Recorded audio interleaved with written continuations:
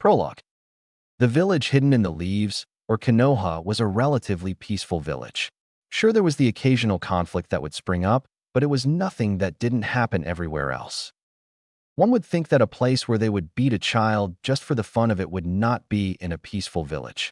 But it so happens that there were some who did do this, and all because the child in question had done nothing wrong other than being born in the wrong place at the wrong time. You see, when the child was born, a great and terrible creature called the Kyubi no Kitsune, or nine-tailed demon fox, had attacked the village the day of his birth. It had ravaged the village until the village's greatest hero had come riding a giant toad carrying a newborn baby, his newborn baby, and sealed it away, sacrificing his life in the process and wishing that his son would be seen as a hero. But it was not to be. The child in question, who was named Naruto Uzumaki, was made into a Jinchuriki, or human sacrifice in other terms. And since that day, he had had a life that was as close to hell as it could be. Even though the third Hokage, who was like a grandfather to him, and had forbidden everyone from talking about his burden, in hopes that Naruto would have some semblance of a normal childhood.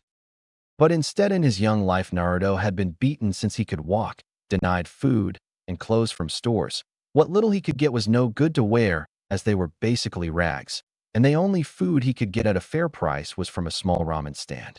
He was small for his age due to not having the right nutrients in his diet. At the moment, Naruto had just gotten back from a special dinner at Ichiraka Ramen the Hokage had treated him to, and had just turned into bed with a small smile on his face. At least not everyone hates me, he thought, thinking of the aged Kage and the family that ran the ramen stand. As he drifted off to blissful sleep, he never noticed two masked figures come out from the shadows. They took one look at the sleeping 4-year-old, turned to each other, and nodded. While one bent down to pick him up, the other took out a bag that was big enough to hold him. When they had slipped him into the bag, they took off through the window. Finally, the village will be rid of the demon brat, one said in a gruff voice as they jumped from roof to roof heading for the village wall. Yes, we will, though not like there are many that would miss him, the other said, and you could practically feel the smirk on his face. The one holding the bag, Naruto, nodded to his accomplice as they jumped over the gate and into the trees. They traveled in silence until they reached the borders of the lands of rain and fire.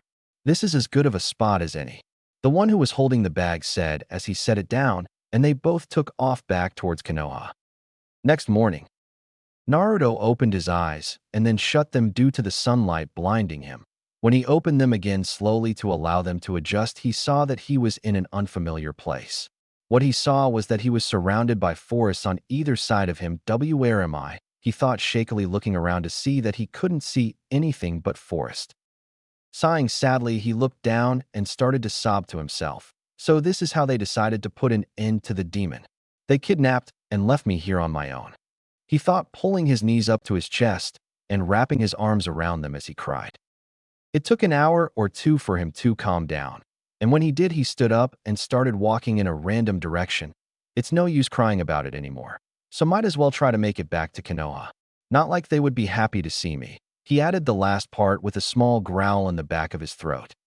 Little did he know, but the direction he was walking in was the exact opposite of Konoha.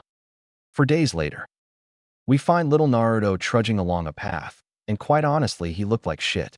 He had been walking for 4 days, only stopping to rest at night. He hadn't eaten anything in that time span either, as he did not have any hunting or fishing skills. The garbage he regularly dug for would look like a king's feast to him at the moment. He sighed sadly as his stomach demanded food again in an almost earth-shaking growl.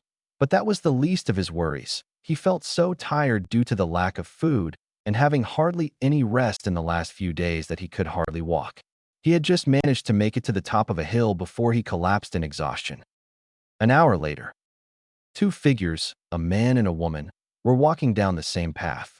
The man had bright orange hair, an angular but round face, and brown eyes, and the girl had dark blue hair, a pale angular face, and orange eyes. They were both wearing the same clothing, that being a plain black cloak. The only difference between the two was that the girl had an earring pierced through her bottom lip and a paper rose in her hair. They were recently wed Yahiko and Konan Harikan, rebels of the Hidden Rain, trying to stop Hanzo the Salamander's rule over AIM and bring peace to the region. They were just about to reach the top of the hill when they saw something lying on the ground in front of them. Rushing towards the person, Conan bent over him to inspect his state. "Okami, Yahiko-kun, it's a child," Conan said in surprise as she did a few hand signs and her hands lit up in green light. She placed her hands just above his chest, running a diagnostic jutsu. She gasped in horror at what she found and burst into tears. Yahiko rushed to his wife and immediately enveloped her into a hug. "What's wrong, Conan-chan?" he asked softly. All she did was sob into his cloak, clutching at him tightly. It was then that he got a good look at the boy, and what he saw appalled him. The poor child was so thin that he could see his bones through his skin. It was obvious that the kid hadn't eaten in quite a while. But that wasn't all he saw. As his eyes ran over the boy's chest, he saw that his shirt was raised slightly and that there seemed to be a seal on it. His eyes widened as realization hit him. This boy's a Jinchuriki. But what's he doing out here? Did someone in the village he belonged to bring him out here and leave him to die? He thought, and if he was right, then this wasn't the only thing that was wrong due to how his wife broke down.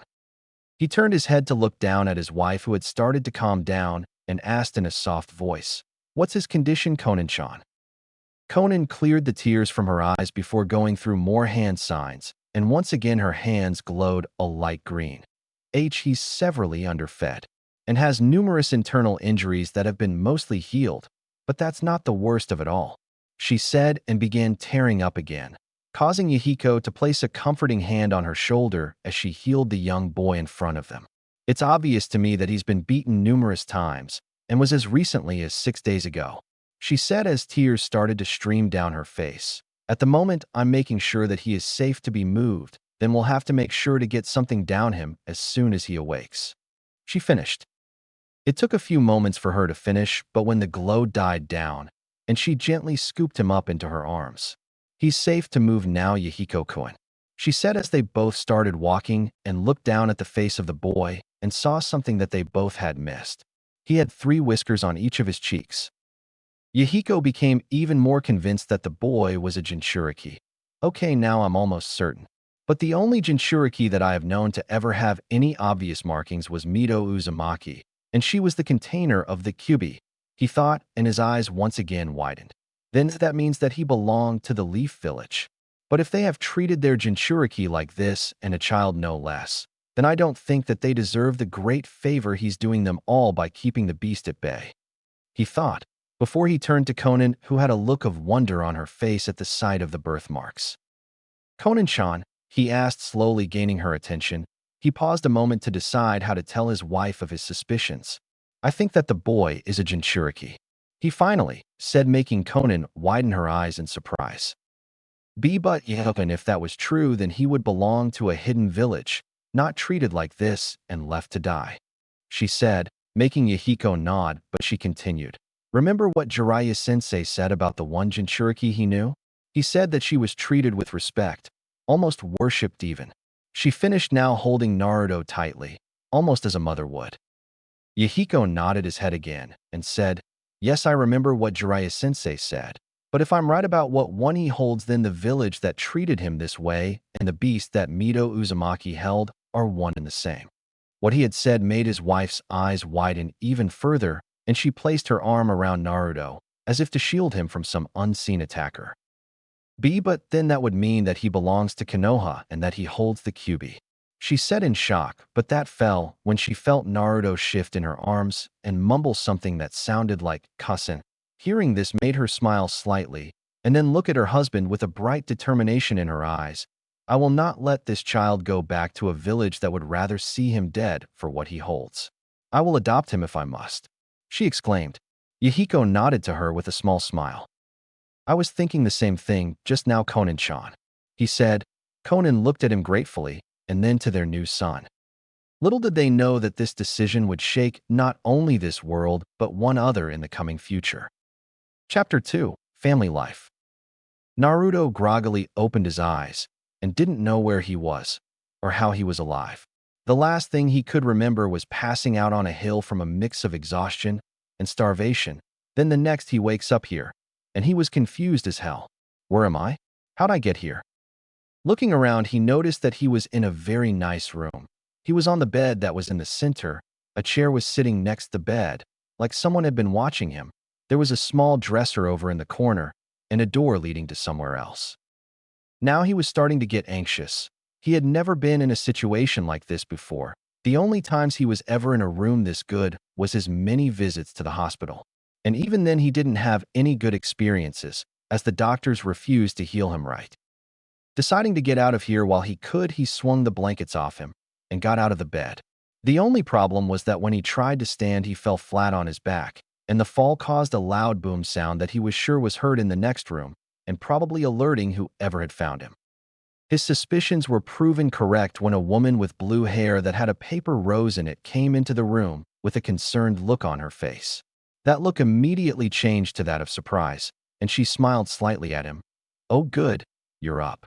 "I had begun to worry," she said, approaching him, only to stop when he tried to back away with a look of fear on his face.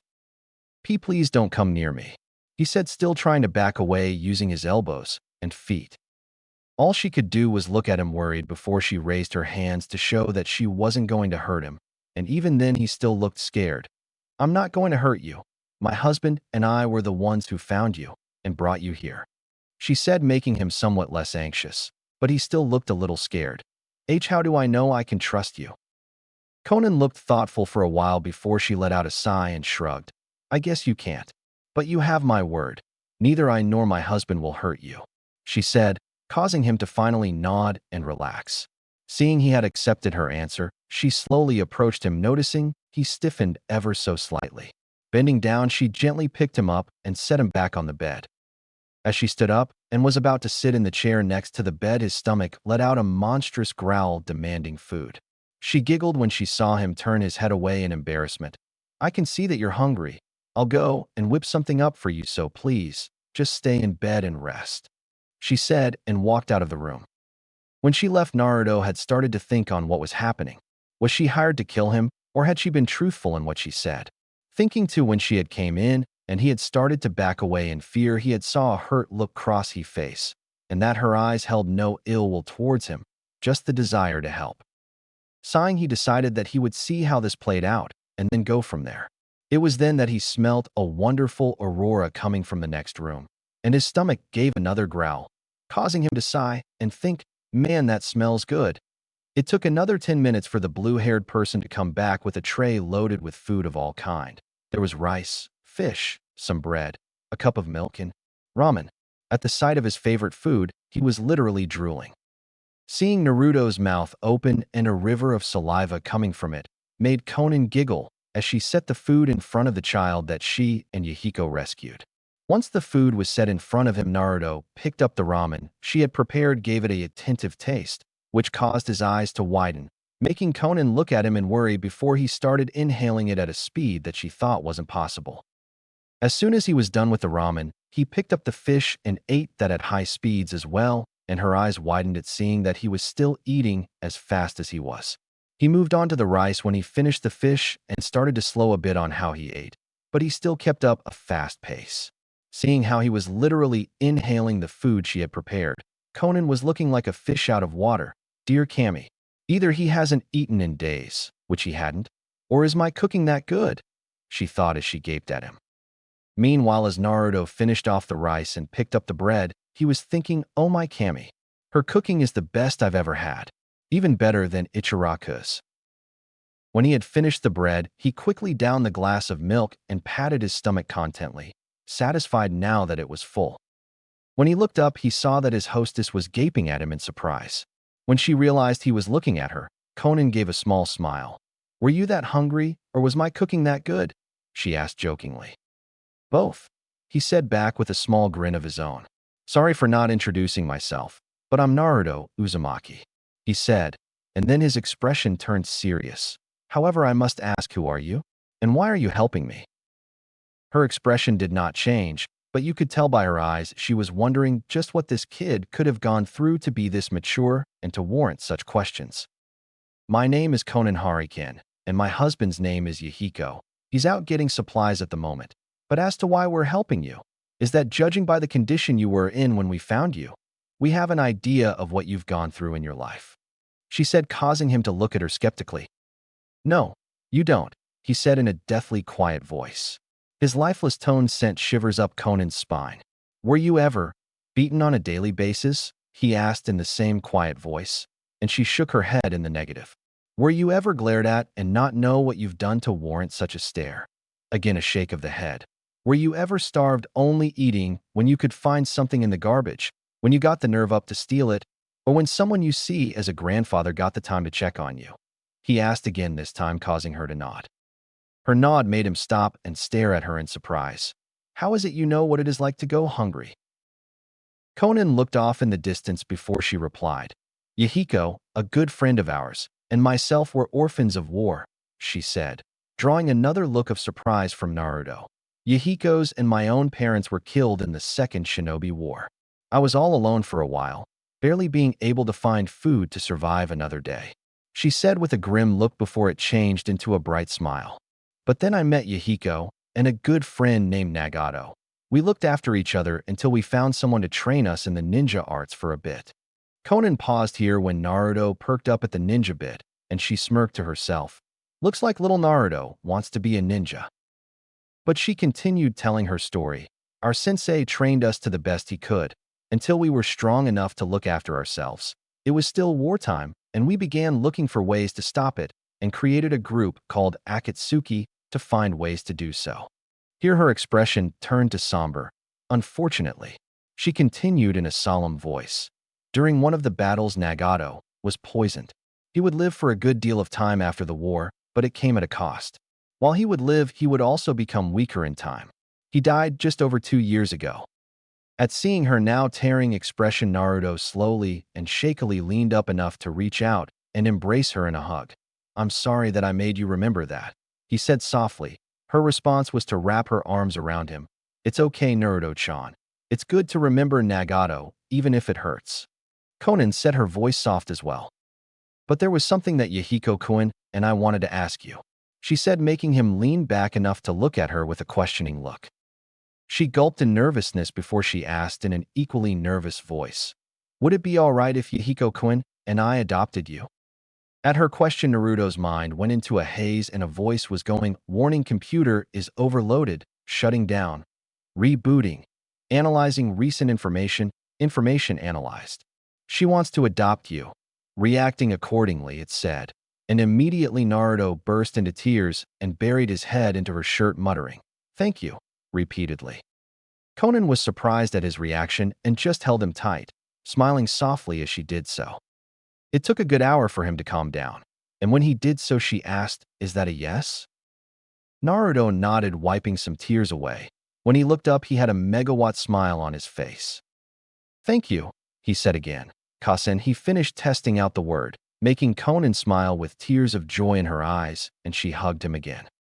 They were interrupted when they heard a door in the next room open and shut, and a male voice called out, Conan-chan, I'm back. When she heard that, Conan yelled back in an extremely happy voice, I'm in here, Yahiko-kun, and I have great news. An instant later, and said man was standing in the open doorway observing the scene before him with a smile on his face. I take it you asked him? He asked, hoping for the best. Seeing his wife nod, Yahiko's smile quickly mirrored that of Naruto's. That's great, he said, wrapping them both in a hug. One that Naruto found a little awkward due to the fact that he didn't know this man, but figured that this was his new Tusan. Feeling Naruto go stiff, Yahiko released them from the hug and grinned sheepishly at him. Sorry, little one, but I'm Conan's husband, Yahiko Hariken. And judging from the scene, and that you're both happy you agreed to be adopted, he said, and Naruto nodded both in understanding and happiness, with a small grin of his own as he sat in his new mother's lap. Yahiko-kun, Conan said, drawing both of the boys' attention. I would like you to officially meet our son, Naruto Uzumaki Hariken. 3 years later. It had taken Naruto a while to get used to family life, but once he embraced it with a bright exuberance. Every morning, he would wake up, shower, and help Conan in the kitchen making breakfast. Afterwards, he would help her clean up, and then they would move on to shinobi training. Now, that was something that had taken some time to get ready for, because his body was so weak. It had taken 3 months for it to get to the level that it could handle a minimum workout. But thankfully, they didn't start him on the exercises right away. What they had done was help him start to calm his mind to access his chakra. What that was basically meditating, and strangely, he took to it like a fish to water.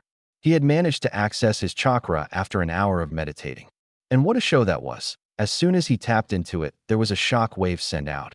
If they hadn't focused their own chakra to their feet to stay attached to the ground, Yahiko and Conan would have been sent flying away, and even then they were knocked back a few feet. When they looked up, they saw that Naruto was literally covered in swirling chakra, but what really surprised them was that the chakra was outlined in red. They took that as a sign to tell him of his Jinchuriki status, now that he could use his chakra, and wanted to make sure that he didn't accidentally use Kyuubi's. When they had gone to tell him, all he did was look at them weirdly and ask what a Jinchuriki was. Once informed of what a Jinchuriki was, how one was made, and how most lived, he had put the pieces together and hung his head low and asked why they didn't hate him. Conan replied while taking him into her arms that they didn't see him as the beast and only as the jailer, and Yahiko had agreed. After getting over the shock of what he held, Naruto had asked them to up his training. When asked why he wanted to, he said that he wanted to become as strong as he could to help them in the civil war that Hanzo the Salamander had caused due to his ruling. And from that day on, training had been the second closest thing to hell that Naruto had experienced, the first being his life before he met his adopted parents. He had learned several chakra control exercises, and now had a fit body that someone twice his age would still be working hard to get, the replacement technique, the transformation, and one extremely helpful jutsu, the shadow clone. When they had learned that he had more chakra than both of them combined, Conan and Yahiko had decided to teach him this jutsu to speed up his training. The key to this jutsu was that whenever he made a clone and sent it to do something while he did something else, when it dispelled, the original would gain the knowledge of what the clone had been doing, though the downside was that it couldn't transfer muscular memory or improvement.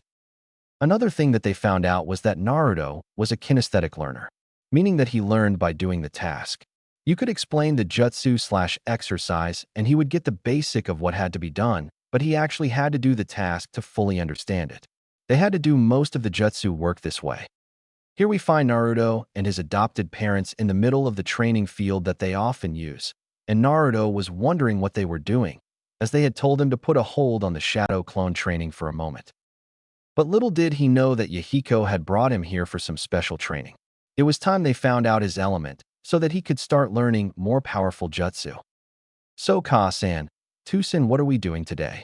Naruto asked curiously, making Yahiko smile at his son's excitement to learn, and decided to humor him. While Naruto-chan, Naruto puffed his checks at the nickname, causing Conan to giggle. "We've decided that it's time that we learn what your elemental affinity is," he said, causing Naruto's expression to morph in one of pure joy. "Really, Tusen? I'm finally going to find out what my affinity is?" he asked in excitement. He had been looking forward to this since the day he learned what elemental chakra was, which was almost 2 years now.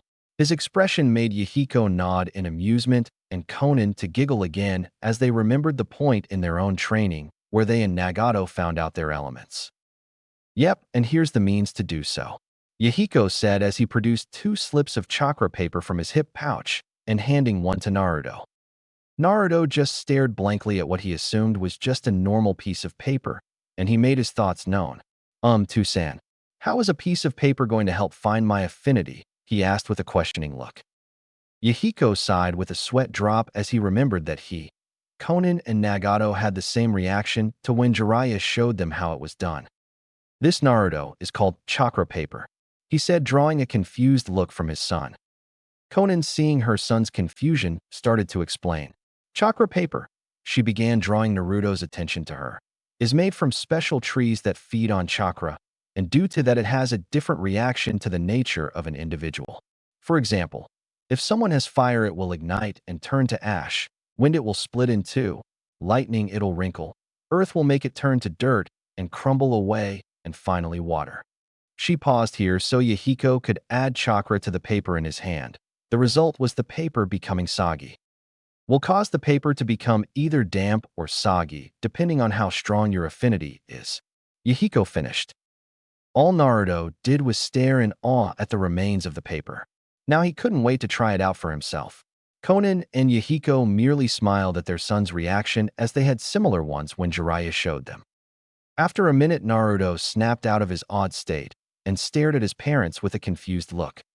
"What's wrong, Naruto-chan?" Conan asked, seeing his look.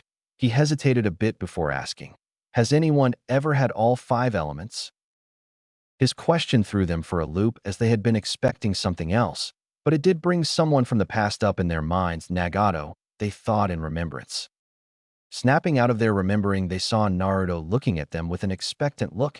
Actually, there was someone who had all 5, but he had a bloodline to do so.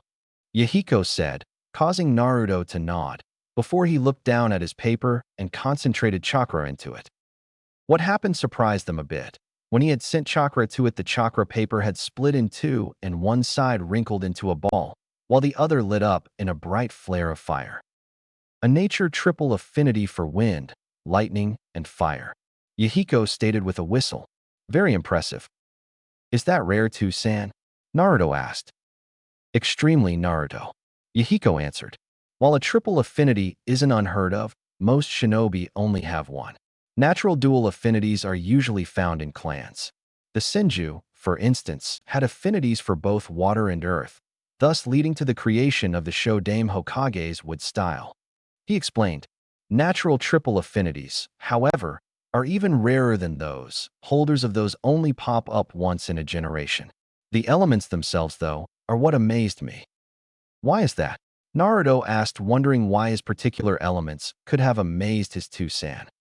Because, Naruto, Yahiko sighed.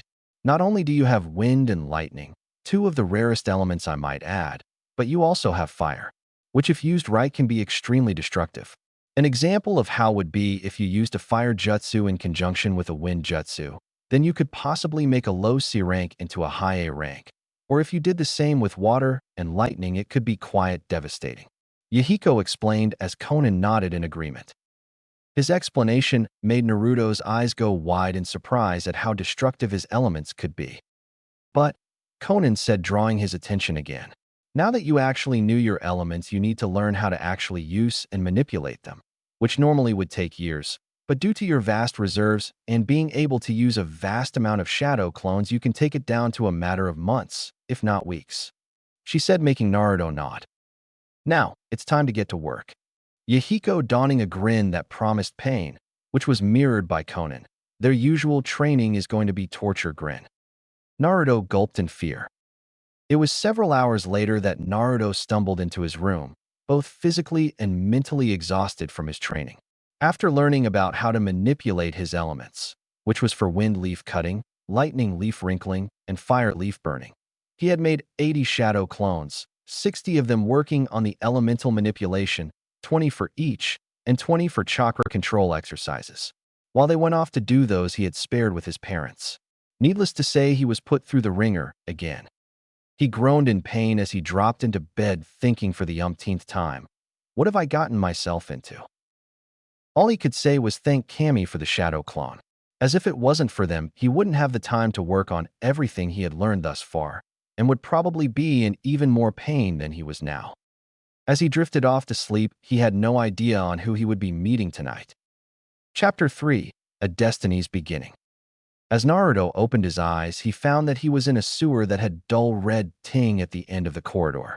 Looking around more, he saw glowing pipes all going, and coming from the same direction. The colors that the pipes glowed were different and varied in size. The smallest was glowing a bright blue and was on both walls going to and from, but almost encompassed the wall going to wherever they did. The biggest was a dark red in color. Its very aura radiated malice and hate, but for some reason those were drowned out by an immense feeling of sadness. Those pipes were coming from the direction of where Naruto figured was the source of all the red.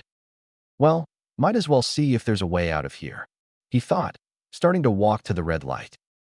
As he started to get closer, he could swear that he could hear the sound of crying coming from wherever it was that he was walking to. The sound got louder with every step he took, and he quickened his pace to see who it was that was crying. As it got louder, the closer he got to the end of the corridor, he broke into a run. As he turned a corner at the end, he caught sight of a giant cage that had bars that reached the ceiling and a seal tag that had the kanji 4 seal in the center. His eyes widened in realization at where he must be and what was inside the cage. This must be my mind. The cage has got to hold the QB, he thought. But what surprised him was that whoever was crying was inside of the cage. And as he stepped closer, he noticed someone, a girl, if he was right, huddled in the back sobbing like no tomorrow. Okay, now I'm confused. Who's this girl, and where's the QB? He thought, trying to figure out what was going on. Hello? He called, stepping up to the cage and startling the girl in the process. Who's there? Came a scared voice in response. I am, Naruto said. The girl turned around, and her eyes widened when she caught sight of him. In Naruto-kun, she said softly as more tears poured from her eyes. Seeing this, Naruto stepped through the bars and wrapped his arms around her, causing her to stiffen. Why are you crying? He asked softly. The response he got was the girl burying her head into his shoulder, sobbing worse than she had been, and muttering, I'm sorry, over and over again. Now Naruto felt a little awkward. He had only once been in this kind of position, and that had been when he first met Konan and Yahiko. So he went on instinct, just holding her tight and rubbing her back softly. Taking a look at the rest of the girl in his arms, Naruto saw that she had bright red hair, from which he saw that there were 2 black-tipped red fox ears. What the? He thought in surprise at seeing them. She can't be who I think she is. Can she? He thought, having a pretty good idea about who the girl in his arms was. Checking further, he saw that attached to the base of her spine were 9 fluffy fox tails, which were laying flat on the ground behind her, signifying that she was feeling sad and depressed. Now he was gaping in shock. This is the QB? He thought in shock. But I thought that it was a creature of mass destruction, not this gentle and vulnerable girl. If this is the QB, then how could she have caused all that damage to Konoha if she was like that? He thought, now figuring that something was up, so he just continued to rub her back and ask his questions when he had the chance. It took her half an hour to calm herself. When she looked up at him and saw that he had a confused look on his face, and she started to get worried. Does he know? She thought nervously. Naruto, seeing that she had calmed, took a look at her face and saw what he could say was one of the most beautiful women he had ever seen. She had a round but angular face, bright blue eyes which were red and puffy due to her crying, and a small button nose. But despite how beautiful she was, he needed to get something straight. Kyubi-san. Her eyes widened in fear as he knew who she was. Why are you crying? He asked as he looked directly into her eyes, and seeing nothing but fear, and sighed as he embraced her again, making her stiffen once more. Please, I just want to talk. I'm not going to hurt you. When she realized that he wasn't going to hurt her like he said, she sighed quietly. I was crying because I just saw your memories of what your life was like, she said in an equally quiet voice. Her answer made Naruto's breath catch in his throat. If she had seen his memories, then that meant that she had seen every beating, every hate-filled glare, everything. His eyes narrowed when a thought struck him. What do you mean by just watch my memories? If you were here the whole time, doesn't that mean that you could watch them as they actually happened? He asked, releasing her so that they could look at each other as they spoke. Kyubi's eyes widened when she heard him ask this and feared for the worst, and decided to explain. Yes, it means that I could have been able to watch them as they happened, she said, making his eyes narrow further. But, she said quickly when she saw this, I wasn't able to, because I just woke up. Now Naruto had a look of confusion on his face. Huh, was all he could say. Kyubi giggled a little at his expression and unknowingly making Naruto blush, before her face turned to downcast again. I better explain the full story, she said. I didn't mean to attack the leaf, she started, causing him to look even more confused.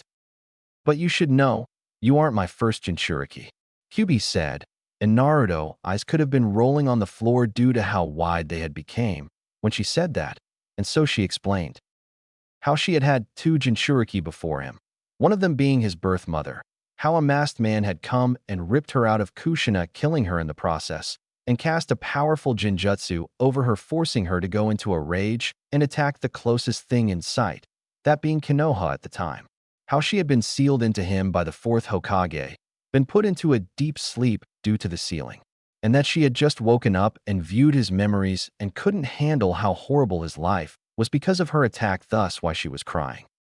Needless to say, after learning all this, Naruto was speechless, and probably for the first time in his life. It took him a while to process the information he had just been given, and when he did, he sighed and rubbed his sore head. Okay, so you were sealed inside my birth mother, he said, making her nod. And when she went into labor with me, someone attacked her and ripped you out of her, another nod. You attacked Konoha due to being put into a jinjutsu, a nod. The fourth sealed you into me and put you into a sleep due to the sealing. Again a nod. And you just woke up and instantly viewed my memories to see what you had missed and saw what kind of life I had. He finished, making her give a final nod.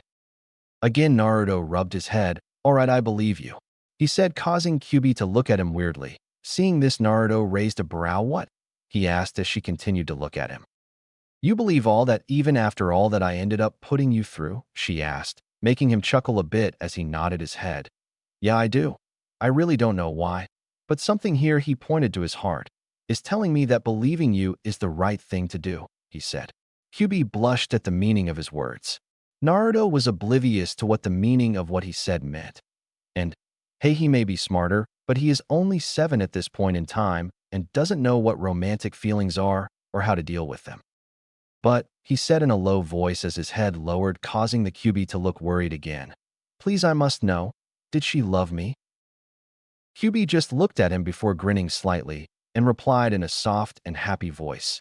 Yes, she did, she said, and Naruto looked up to her with tear-filled eyes, happy to know that he wasn't abandoned and that he had a parent's love even before he was born.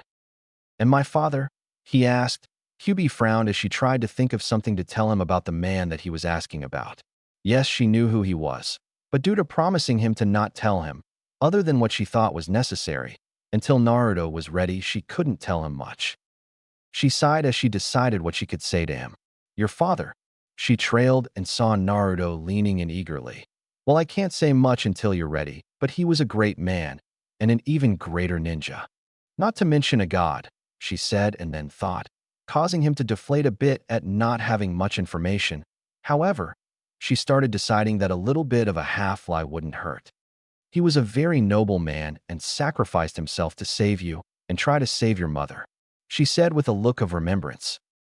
Her answer brought a good deal of happiness to Naruto. While it was true that he now had a happy life with Yahiko and Konan, he had always wanted to know about his real parents. Now I think it's time for you to go, Naruto-kun. It's almost morning. But before you do, my name is Helena, she said, and giggled a bit as he sighed and muttered a soft curse. He looked up and nodded. I'll be back tonight then, Lena-chan, he said with a grin as he vanished, leaving a blushing Helena due to the pet name. Snapping out of her embarrassment, she saw that her host was gone, and she sighed sadly. Hurry back, Naruto-kun, she muttered. Outside the mindscape. When Naruto woke up that morning, he had a wide smile on his face. When asked by either Yahiko or Konan what he was so happy about, all he did was just shrug and say, I just feel this way, and left it at that. He didn't tell them that he had met with Kyubi, or Helena as she liked to be called, because he thought that they wouldn't believe that the attack wasn't her fault. However, unknown to him, Yahiko had talked to Konan about once Naruto got enough training, he could start working with the rebels, meaning that he would start doing the missions that could ultimately save the Rain Village, and this would include killing as well. Konan had been against the notion of her son starting his career like that and this early, but Yahiko had convinced her that it was time for him to see what the world of shinobi was really like. All right, Naruto, Yahiko said as they walked onto the training field that they had been using the day before. Before we begin today, we have something to tell you, he said as his face changed from the usual smile he had to serious. Naruto knew he had better listen to what his father had to say. We believe that it's time for you to begin helping us in the war against Hanzo, he announced, making Naruto look at him wide-eyed. But, Tusan, am I really ready for that kind of thing? He asked nervously. He knew this day would come, but he didn't expect so soon. At the moment? No, Yahiko told him, making him frown, but keep his mouth shut. But with the training that we're going to give you, you will be ready by the end of the month, Konan said, gaining a surprised look from her son. Now the training we'll be giving you is finishing your elemental manipulation, harder chakra control exercises, more physical exercises, and as for sparing, I know we usually have you go against a clone and occasionally with us, but it's time we step things up, she said, and motioned for Yahiko to finish explaining the regime they had thought up. You will be sparing full time against us," he said, making Naruto's jaw drop. He had a hard enough time against his clones, and they were barely high Genin level. So how the hell would he be able to go against a Jonin? And two at that. "You too, San?" he asked nervously. How am I going to be able to hold my own against the two if you?" Yahiko merely gave a sadistic grin, which had Naruto looking worried. "This is what upping your training is for," he said, "because by the end of this month you will be high Chunin to low Jonin in skill, more than enough to beat most of the field agents that Hanzo throws at us. And if you can't beat them, then you will be able to at least hold your own until backup arrives." Yahiko explained, getting a nod from his wife and an even more worried look from Naruto. Naruto sighed as he nodded. "Training is going to be hell, isn't it?" he asked in a dejected voice. Yahiko and Conan just nodded.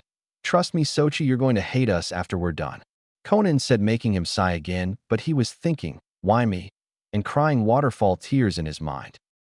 "All right then," Yahiko said, bringing his son from his thoughts. "Now, make as many clones as you can, and then we'll begin," he said, getting that grin back. And it was quickly mirrored by Conan. Now Naruto was really starting to regret his decision to become a ninja, but did as he was instructed and created well over 1,000 clones. 1 month later, when they said training was going to be hell, it was the understatement of the century. It was absolute torture. Over the month, they had Naruto do everything that they said they would. The chakra control included Senbon balancing, which was balancing his fingers on the tips while they were on the ground, and he was supporting his body with them and trying not to puncture his limbs. Shuriken spinning. It involved rotating his chakra in various directions to spin a shuriken in any direction and speed. If he got it wrong, then it would go flying off in a random direction. He lost several clones a day doing that, and several others, and then he had to do them in any random order while he was tree climbing and water walking. The elemental manipulation was easily one of the easiest things he had to do, but even then they didn't make it any easier. They kept him at it until he could cut, burn, and crinkle a leaf with a single thought, and while he was working on his chakra control at the same time, and it was the same with the second step of each nature. The physical training was the worst that they put him through. After having him create as many clones he could the first day, they had given him gravity seals that were twice the normal weight of gravity, and then had him spar with them. It had taken some getting used to the seals he had on, and by the time he went to bed the first night, he was bruised and battered beyond all recognition, and he could swear that several of his bones were broken. All he could do at the end of every day was drag himself into bed so that he could rest and let Helena's chakra do its magic. Speaking of Helena, they had been meeting every night since their initial meeting. They had talked about all the things that they liked and disliked, what their dreams were, what their lives were like before they met each other, Helena mostly on this part, and several other things. She had even started training him in several other jutsu that his parents didn't know, have, or were of her own creation, and had even let him sign the fox summoning contract. Helena could safely say that even though she had just met Naruto a month ago, and even if he was only 7, that she had fallen hard for him, his fun and playful attitude, willingness to protect everyone that was precious to him, and his carefree mind that when in battle turned into an utter serious and strategic one are a few of the things that caused her to do so. Now if only she could find it in herself to confess. Naruto meanwhile could say that she was very precious to him and his best friend. But he was confused as well, because whenever he went to see her his heart would leap for joy and feel like it would burst from his chest. And whenever he had to leave his mindscape his heart would feel as if was breaking. The reason he was confused was that he didn't feel like this for anyone else. Yes, he loved his parents dearly, but he couldn't place just what he felt his heart doing for Helena. He had also changed the mindscape, something that Helena didn't think was possible, from a sewer to a wide open meadow with a forest surrounding it and a pond in the middle. And just so she wouldn't get lonely when he wasn't there, he had made several fox kits to keep her company. So all in all, he was at the levels his parents wanted him to be at when they started his month of torture, and he would start helping in the war tomorrow. As Naruto opened his eyes, he saw that Yahiko was standing over him with a bright smile. "Good morning, Naruto," he said happily. "You ready to start work?" he asked, causing Naruto's eyes to widen as he remembered what this day was, and he nodded eagerly. "You bet too, San," Naruto said in an excited voice and jumped out of bed. All right, then as soon as we finish breakfast we can get started, Yahiko said as he walked out of the room, leaving Naruto to take a shower. After finishing cleaning and dressing himself, Naruto walked down to the kitchen to find that both his parents were sitting at the table waiting for him. Conan, looking worried, and Yahiko had a scroll that had the seal of the Rebels of Rain in front of him. As he sat down, he asked, "So what's the first mission going to be?"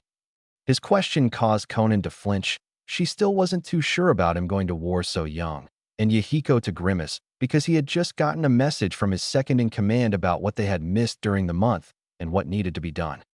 There were several missions of importance, though the mission that had become the most important was that there was information that Hanzo would be meeting with an informant from a different village tomorrow, and he wasn't so sure Naruto could handle it even if they would be going with him.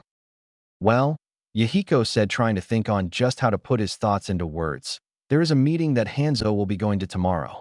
This is our chance to end this war, so we will be going in to assassinate both him and his informant, he said, causing Naruto to freeze as he went to pick up some of the toast that was in front of him, and Conan to look at him wide-eyed. What? They said at the same time. Yahiko sighed and looked at his family with a serious look. Conan-chan, Naruto, I and many others believe that this war of Hanzos has gone on for far too long and that it's time to bring it to an end. This is our chance to bring about a time of relative peace to the Rain Village, he said, and then his expression turned into a more gentle one. I know that this isn't what you expected for your first mission, Naruto, but it's time for this war to end, and I promise you that when everything settles down that I will give you more training to make up for that. He turned to his wife, Conan-chan. This is what Nagato died for. He wanted to bring peace to the world and made us promise that we would stop at nothing to do all that we can to make that dream a reality. And now's our chance to get a real start on that promise, he said with a determined look. His speech made the both of them think about what had been going on. During the last 3 years, Conan and Yahiko had been needed on missions periodically, and it was difficult enough to go through that without a child. But now that they had won, the war was really starting to affect their nerves, as they were worried about not making it home to see their loved ones. Naruto, on the other hand, was surprised to find that he himself was somewhat eager to end the war. While he was excited to finally see what a ninja's life was like, he was also tired of having to worry whether or not he'd be able to see his parents again. Both mother and son turned their heads towards one another, and they saw the same thing in each other's eyes, the resolve and determination to end this war, and they both nodded in agreement before turning back to Yahiko, who was looking at them with the same determined expression on his face. Let's do it, all three said at the same time with a fire burning in their eyes. If one had been looking in on the conversation, they would have gotten the message that one way or another, be it by heaven or hell, this war would end tomorrow. The next day? Okay, here's the plan, Conan said to the group that she was leading. Said group included Naruto and 3 rebel jonin that they had picked up from the headquarters. We will be waiting about 5 meters south of Hanzo and his informant's position. While Yahiko and his group give the signal to start the ambush, we will take out the informant, while Yahiko's group takes out Hanzo. Should things start to go sour, we will retreat and then regroup back at HQ. Any questions? She finished as she was leading the group to their designated spot to await the signal. A jonin raised his hand and got a nod to go ahead with his question. It's not so much about the plan itself, but are you sure that a child is ready to handle a mission of this importance? He asked, only to shrink back due to the glare that was being sent his way by Conan. Are you saying that my son is not ready for this? She asked, causing the man to shake his head. Good, she said as she turned to the rest of the group. Now, if anyone else has any worries that my son is not ready, then I assure you that he is. Yahiko and I have trained him to the best of our abilities, she said as Naruto looked up to her, thankful that she was defending him and not knowing that Yahiko was doing the same in his group. Now we wait, Conan said as she and the rest of the group looked into the clearing that Hanzo was supposed to be in. With Yahiko. Yahiko and his group were standing on the cliff overlooking the place where the meeting was to be held. All right, when we see Hanzo and his informant, we'll begin, he said, getting nods from everyone in the group. And so they waited for an hour before Hanzo showed up with 2 bodyguards. But something seemed odd. All Hanzo was doing was standing still and talking to his guards before he nodded, and they jumped off in different directions. Yahiko's eyes widened as he saw this. Oh no, he thought, standing from his couching position and turning to where his men had been, only to see them all lying on the ground, each with their throat cut, and one of the guards he saw appeared next to him holding a kunai to his neck. We walked right into an ambush, he thought, before his eyes widened as an alarming thought came to him. Naruto, Conan, he thought in alarm before the one holding the kunai spoke with a chuckle. I wouldn't worry about your wife. And the kid in the other group, as they were who Hanzo-sama wanted us to bring to him, the guard said. This did nothing to bring Yahiko any relief, because he only glared at his captor. If any one of you hurt them, you will pay, Yahiko said as threateningly as he could, causing the guard to laugh. And what exactly are you going to do about it? He sneered, as he looked down the cliff, seeing his comrade now holding a bound and struggling Naruto over his shoulder, while a clone was holding a bound, gagged, and struggling Conan. Due to the blush on the clone's face, he had a pretty good idea as to what the gag was for. Now why don't we join your little family down there? The guard said as he tightened his hold on the rebel and body flickered to the group below, with Conan and Naruto. When the guard's Hanzo had jumped away, everyone in the group was alarmed, and one had started to voice his concern before it was silenced. When Conan and Naruto had turned to look at what had happened, they had seen every one of the men in the group was dead, their throats slit, and then they both jumped aside as a guard would have appeared between them. But they had been caught by surprise when he had clones waiting for them, and both had been bound.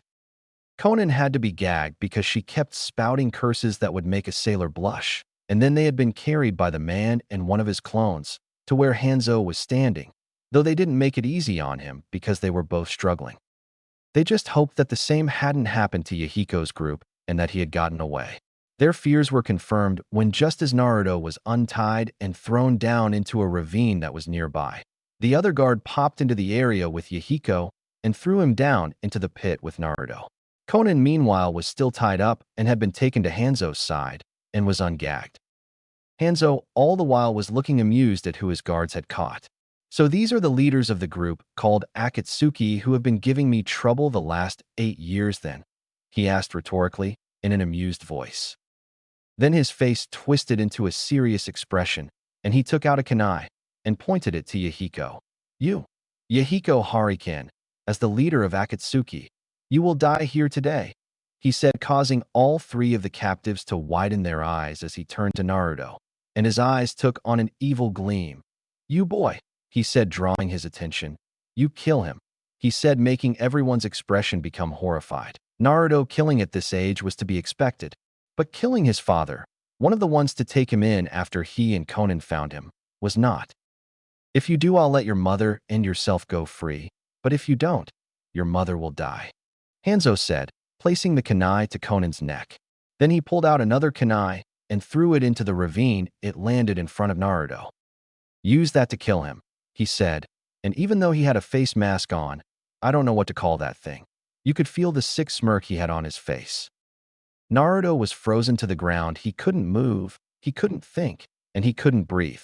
The thought of having to kill his father, even if he wasn't blood, was just too much for his young mind to bear.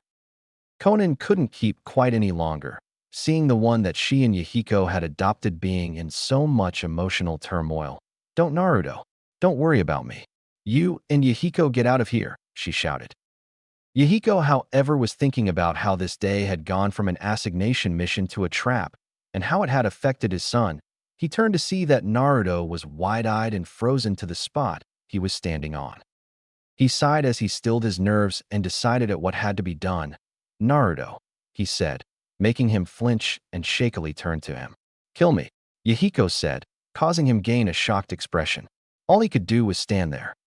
Naruto, Yahiko shouted, trying to get his son into gear. Please, don't do it, Conan shouted, starting to cry as she saw the one she loved in this situation. You'd better hurry up or your mother dies, Hanzo said, getting tired of all the drama that was taking place in front of him. Hanzo saying this got Naruto into motion, and he slowly walked over to the kunai and picked it up. He turned to Yahiko, pointed it at him, and couldn't move. All he could do was stare at the man who had become his father. Yahiko, seeing that Naruto was struggling with his decision, rushed to him and stabbed himself with the kunai. Everything froze. All that could be heard was the splatter of blood as the kunai pieced Yahiko's heart. It was all that Naruto could do to not black out as his father slowly brought his hands up to wrap his son in a last hug. "Please, Naruto, you and Conan, you've got to stay alive somehow." He gasped out through the pain, blood coming from his mouth. "Just do me a favor and look after your mother." And that was the last thing he said before he fell to the ground. "Yahiko," Conan shouted as tears poured from her eyes at seeing what her husband had done.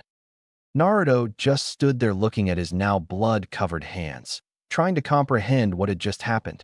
His mother's shout brought him back to reality. He looked up to the now grinning like mad Hanzo. "There, I've done what you've asked. Now please, let her go."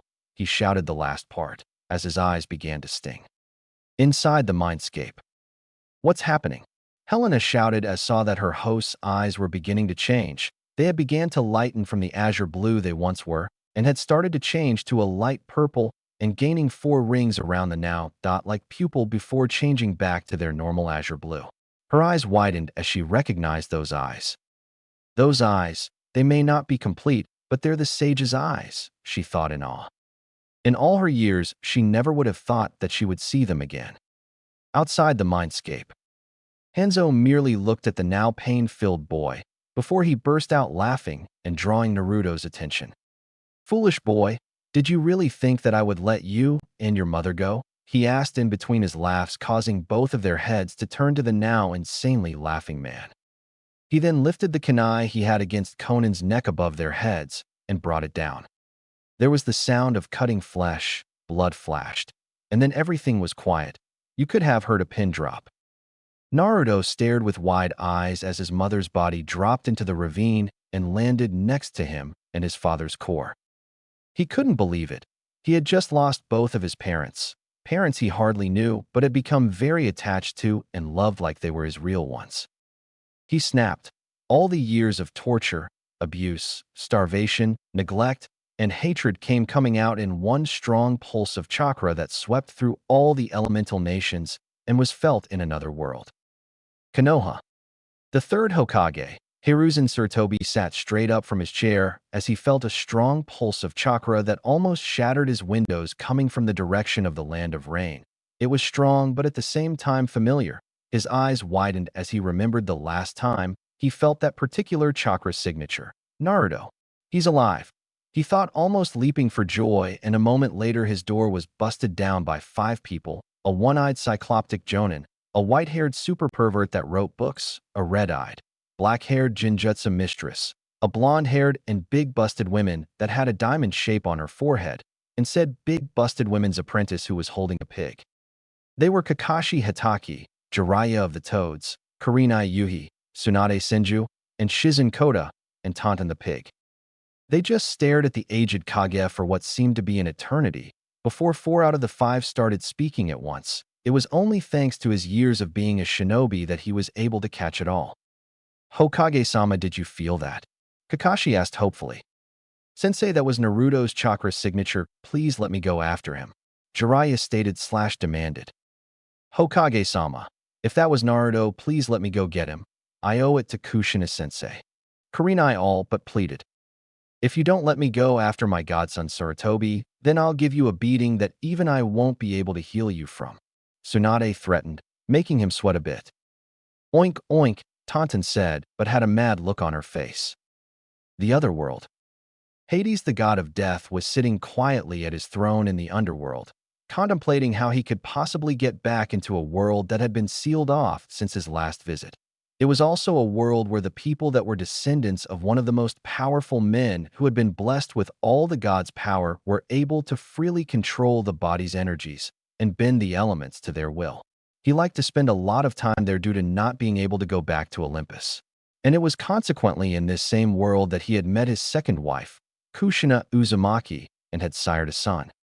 A son that both he and Kushina had been forced to leave behind, when the Kyuubi had broken loose from her and ravaged the village of Konoha.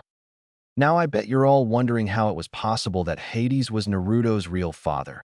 It was simple when you thought about it. He had merely changed into a child version of his human persona and chosen to grow up in the Leaf Village. The name of his human persona, you ask? Well, it was Minato Namikaze, the fourth Hokage, the yellow flash and hero of Konoha. He bolted straight up as he felt a strong pulse of a type of energy that he had not felt in 7 years. That was chakra. Then that means that the seal over the two realms is weakening. But that chakra had a feel of mind to it. His eyes widened in realization as to what this could mean. It couldn't be Naruto. Could it? He thought as he started to fade from this realm into the one he had been trying to get back into for the last several years to finally claim his son. Back with Naruto. When the dust steeled, all that could be seen was a crater. The pulse that had been let loose had been so strong that it had not only destroyed the ravine that they were in, but had also expanded it by several times. And in this crater were the bodies of Yahiko and Konan Hariken, standing several feet away, hunched over and clutching his head in pain. Was Naruto Uzumaki Hariken. A good distance away by the edge of the crater was Hanzo, and behind him was an army of rain ninja. They were all surprised at what had happened when Naruto had let out that huge chakra wave, but nonetheless they were smirking, thinking that he had to be exhausted after letting out that amount of chakra. Hanzo had the largest smirk out of all of them. He raised his hand, "Kill him," he ordered, and all of his troops let loose volley after volley of kunai at the young boy, and Naruto did nothing except stand there still clutching his head. That is until they got within 2 feet of him, and raised his hand up, and the kunai impacted an invisible barrier and went flying back several feet. The rain shinobi could do nothing but stare in shock. He deflected them. One said amazed. "How?" Another asked in shock. Naruto slowly raised his head to revel his eyes. However, his eyes were no longer blue. They had changed to purple and had 4 rings around the pupil.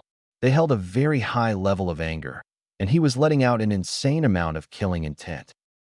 When the shinobi saw this, they could only stare in shock. "The Rinnegan, it is real," one said, now sounding scared shitless. "But how, I thought it was just a myth." Another one said in the same amount of fear.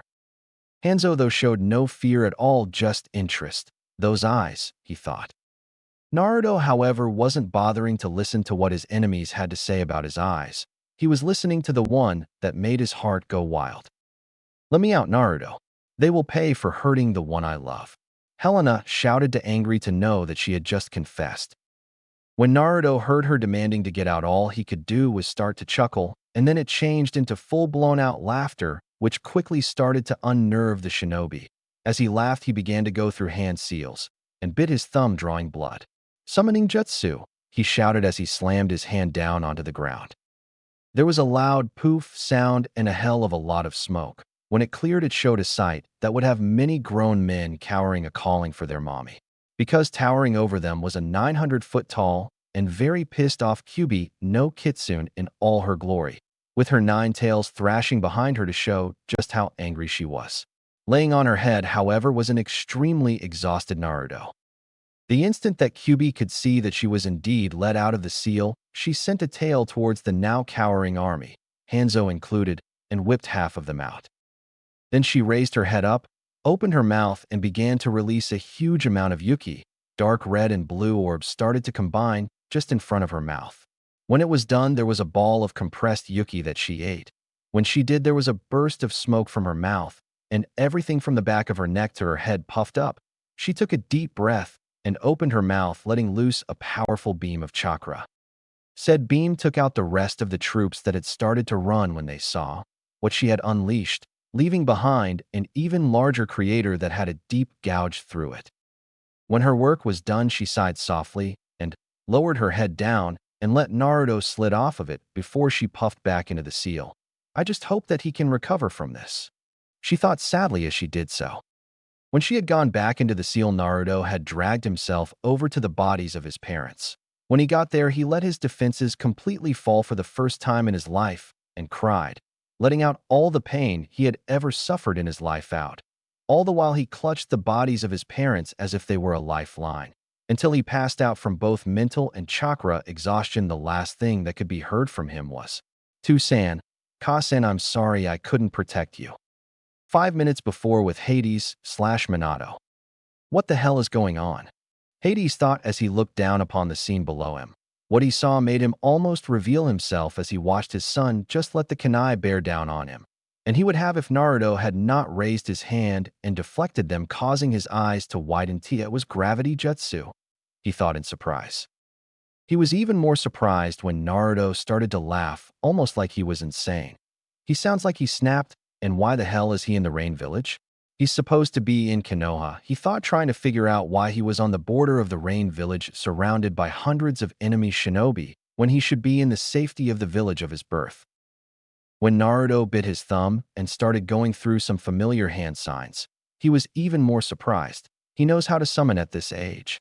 I wonder if Jiraiya-sensei gave him the Toad contract, he thought, now starting to feel somewhat proud at his son. When he summoned not Gamabunta like he expected, but the QB, he almost had a heart attack, if it was even possible for a god to have one. What the hell? He wasn't supposed to meet her until he was 12. The only reason that I had set up for him to meet her this early was, oh, no. His eyes widened in worry, because the only way that Helena could have woken up this early was if he had been seriously mistreated. Hades might not look like it, but he loved his children past and present dearly. He would have taken Naruto to his realm had the other gods not seen fit to seal it, so that certain other beings couldn't get through it and find a new and possibly stronger power to wage war against them. Shaking his head to clear his thoughts, he saw that QB was now charging a tailed beast bomb, and he started to sweat. That technique was the only one that could seriously injure a god. If it was unleashed on mortals, well, you get the idea. As he shielded himself from the shock wave, he couldn't keep from thinking that Helena was extremely pissed off.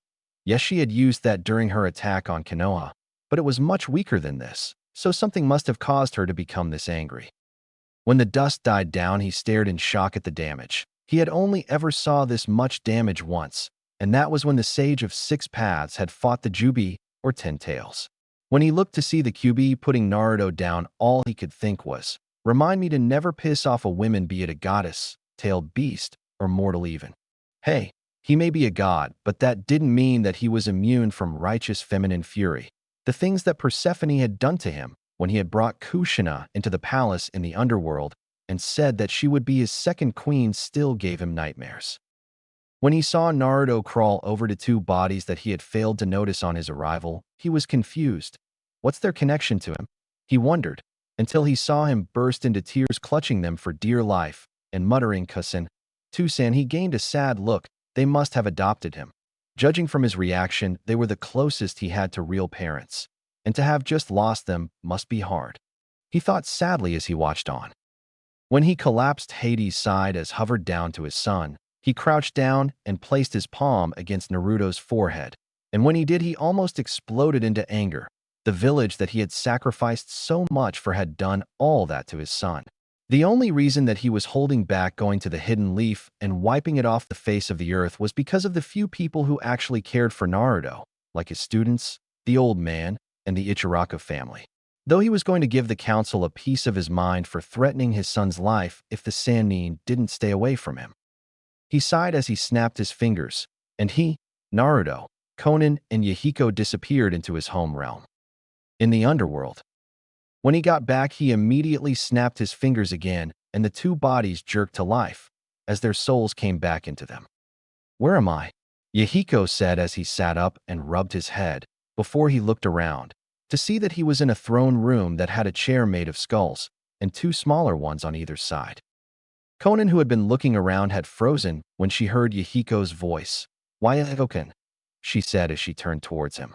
Her eyes widened when she him and burst into tears as she hopped up and grabbed him in a hug that cracked some ribs. As she cried and was simultaneously strangling him, she was shouting at him, "Don't you ever do that kind of thing again.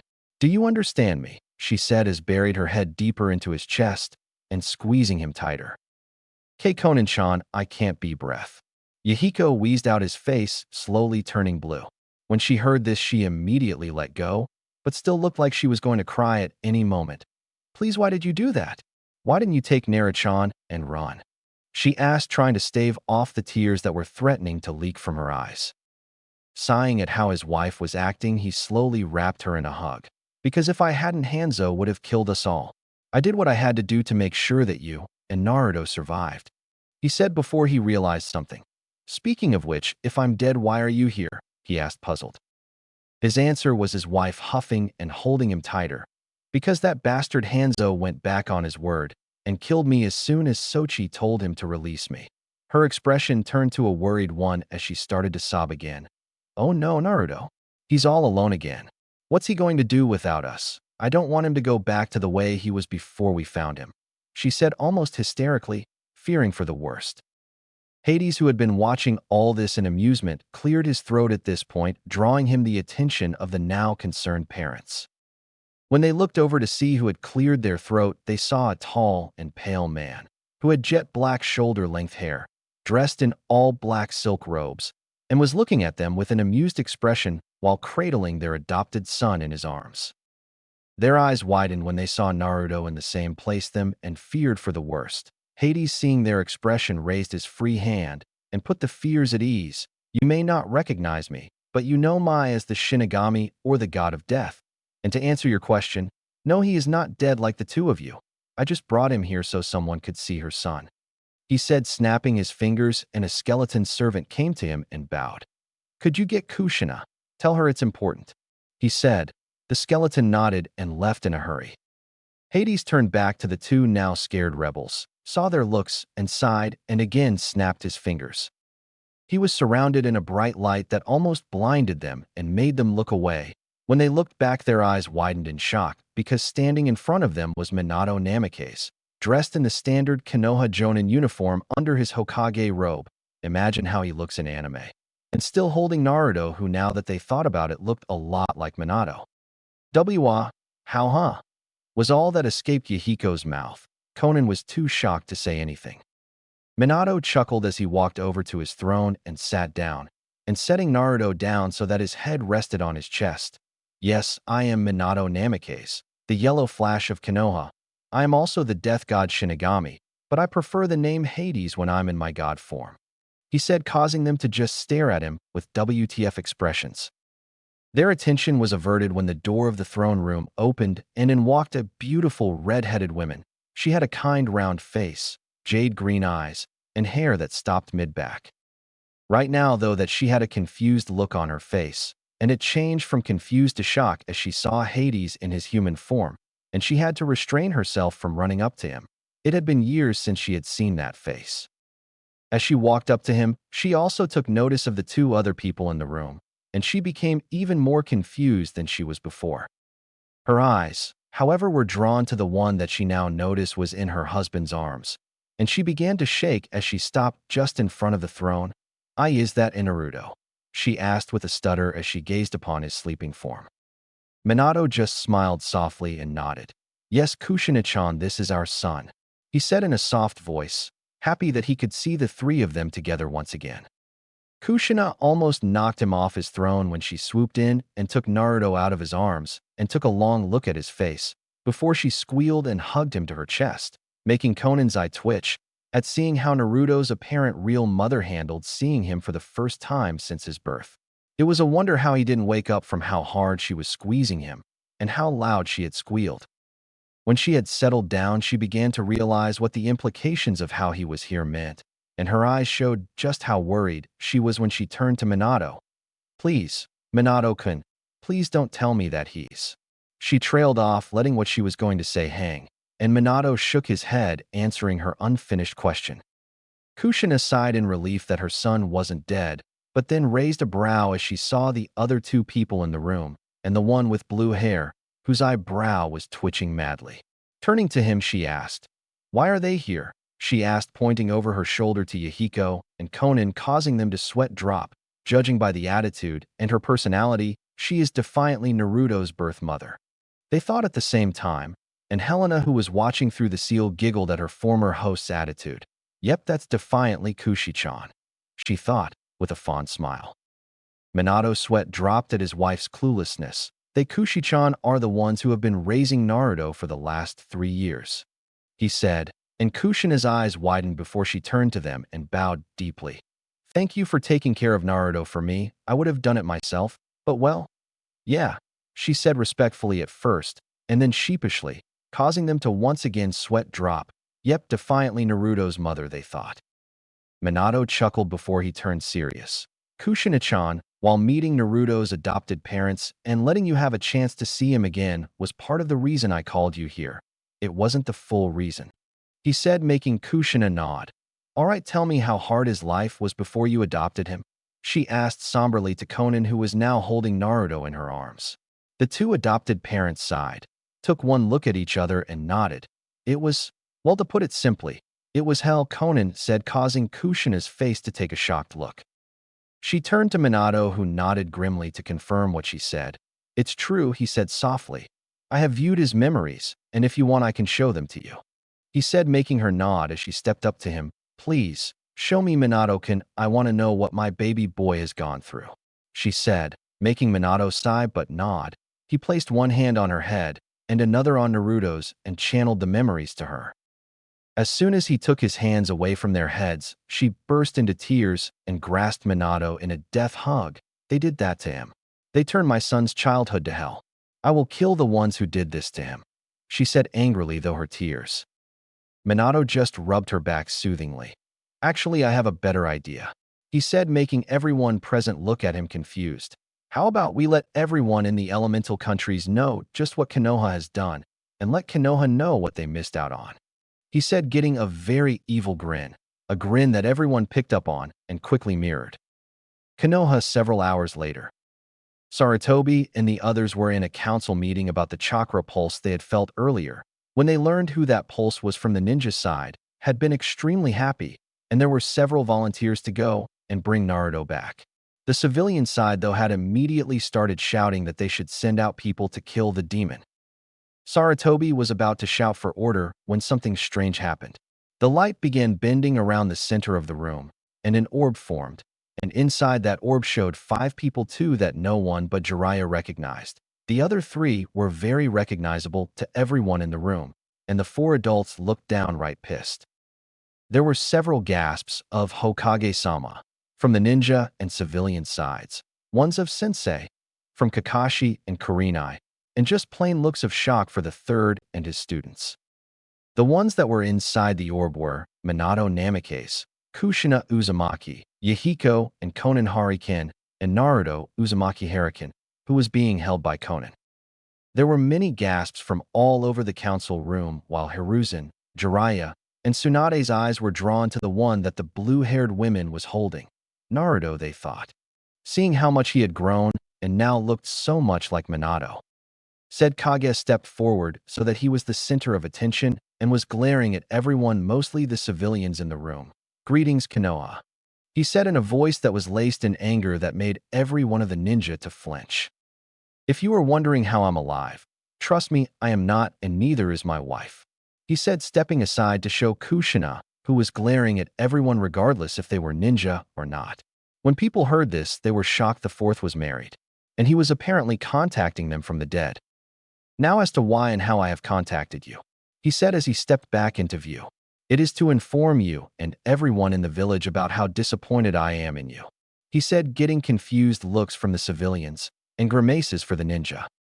Not only did you see fit to disregard my wish that Naruto Uzumaki was to be seen as a hero for becoming the container of the Kyuubi, but you neglected, starved, and beat him, only allowing him to have the most rotten food from your stores at insanely high prices, he said, now glaring at the smug-looking civilians. Before he continued, you see, I had sealed a portion of mine and my wife's chakra into the seal that kept Kyuubi at bay, a seal that was close to breaking recently, he said as he looked down at everyone who now had horrified looks on their faces. I'm sure you all felt that shock wave, he asked rhetorically. The reason that I sealed them in was as a fail-safe in case it ever did get close to breaking, he continued. The seal is now in no danger of breaking. He stopped here to let the information sink in.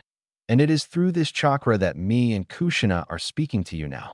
So let me tell you all a little story, he said. There was once this boy who fell in love with a girl. He started. This girl was no ordinary girl, as she held a dark secret within her. He continued, getting wide eyes from the 3rd, Jiraiya, Tsunade, Kakashi, Kurenai, and Shizen. They knew exactly what he was going to say. What this girl held was a demon, held inside her by a powerful seal, and only her closest people knew about it. When she went to tell this boy about what she held, she was scared that he was going to reject her, and start calling her things like demon, demon bitch, or several other names that I will not say. The boy, however, did not reject her. In fact, his respect for her, which was already high, went up, and he embraced her. When asked why he didn't hate her, the boy said, "Why would I hate a beautiful girl as you? As I can see the difference between the scroll and the kunai that is sealed inside." He stopped and looked at Kushina, who was smiling in remembrance to his words. When the girl heard this, she immediately knew that this boy was the one that she would love for the rest of her life and long after. He said as now he was smiling in remembrance at how he and Kushina had fallen in love, before his expression turned back to serious, and he continued. The boy and girl grew up, and because they each had many enemies, they married in secret, and it wasn't long after that they found out that they would be having a child, and they couldn't be happier. He paused here, remembered the night that Naruto was born. But unfortunately, it was not to last. As the night that she went into labor, the seal that held the demon at bay weakened enough that it broke free, and it attacked the closest thing it could see, that being the village they had grown up in. The boy, now a man, who had become the leader of the village, saw only one way to stop the beast, could not ask another family to sacrifice their child if he was unable to do the same. And so it was despite his dying wife's pleas that he took his newborn son and sealed the beast into him, sacrificing his life to do so. He died that night holding both his wife and child, leaving behind a very simple wish. Minato paused when he heard a sniff from behind him and looked to see both Kushina and Conan wiping tears from their eyes, and sweat dropped. Turning back to the now captivated audience, he continued. That wish was for his son to be seen as a hero that would be loved and respected. But the people of the village, having little to no knowledge about the sealing arts and unable to tell the difference between a scroll and the kunai sealed within, spat upon their leader's final wish and saw fit to make the boy their personal punching bag. The man's predecessor, who had grown old, took up the mantle as the village's leader once again and tried his best to make sure that the boy could have a normal life. He did so by making a law to prevent anyone but the older generation from knowing what he held until the boy was ready to know about what he held and who he trusted to know about it. Minato finished as he now turned to glare at every one of the civilians on the council, making them start to sweat. That boy and girl were me, Minato Namikaze, and my wife, Kushina Uzumaki, he yelled at them, causing them to gasp. That son was Naruto Uzumaki. Our son, he yelled again, causing many more gasps to be heard throughout the room. He stepped back to allow Kushina the room's attention, and she did not look happy when they caught sight of her. All I have to say is that you are all very lucky that I am dead, because if I wasn't, I would be in that council room right now killing each and every one of you, she said, raising her fist threateningly and causing many to faint at the threat. She stepped back to allow Minato to speak again. We have viewed our son's memories, and we are absolutely disgusted by how you and everyone in the village has treated him. The only good thing that happened was him being taken out of the village and meeting the ones behind me, whose names are Yahiko and Konan Hariken, who have adopted him and had been up until now training him in the ninja arts. And let me tell you all, you have lost a prodigy in the making. He could even surpass me one day, he said, causing many of the surrounding people, Kushina and the others included, to stare at him in shock. If you are thinking that you can send somebody to convince him to come back to the leaf, then you are sadly mistaken, as neither him nor his adopted mother will be anywhere near the elemental nations anytime soon. You'll notice I said only he and his mother, because Yahiko was recently killed on a mission to stop the war in the Rain Village, and Naruto was on that mission. It was his first as a shinobi, and it was because of seeing the one that had become his father killed in front of him that he lost control of the fox, he said, causing many more gasps to be heard. Many of the shinobi in the room knew that if Naruto had almost broken the seal, then that means that he had gone mad with grief and lost the will to live, and the seal that Minato used was powered by that will. Their eyes widened at what could have happened had Minato not sealed a portion of his chakra into the seal. But if I were you, I would worry about how you're going to save face to the other villages, because by the time this message ends, every village on the continent will know what you have done to my family, your allies included, and they will most likely cut all ties to you, he said as he waved his hand, and several more orbs were made, and through them they could see every allied and enemy village, their streets packed full of people, all looking up at the orb that was in their village square.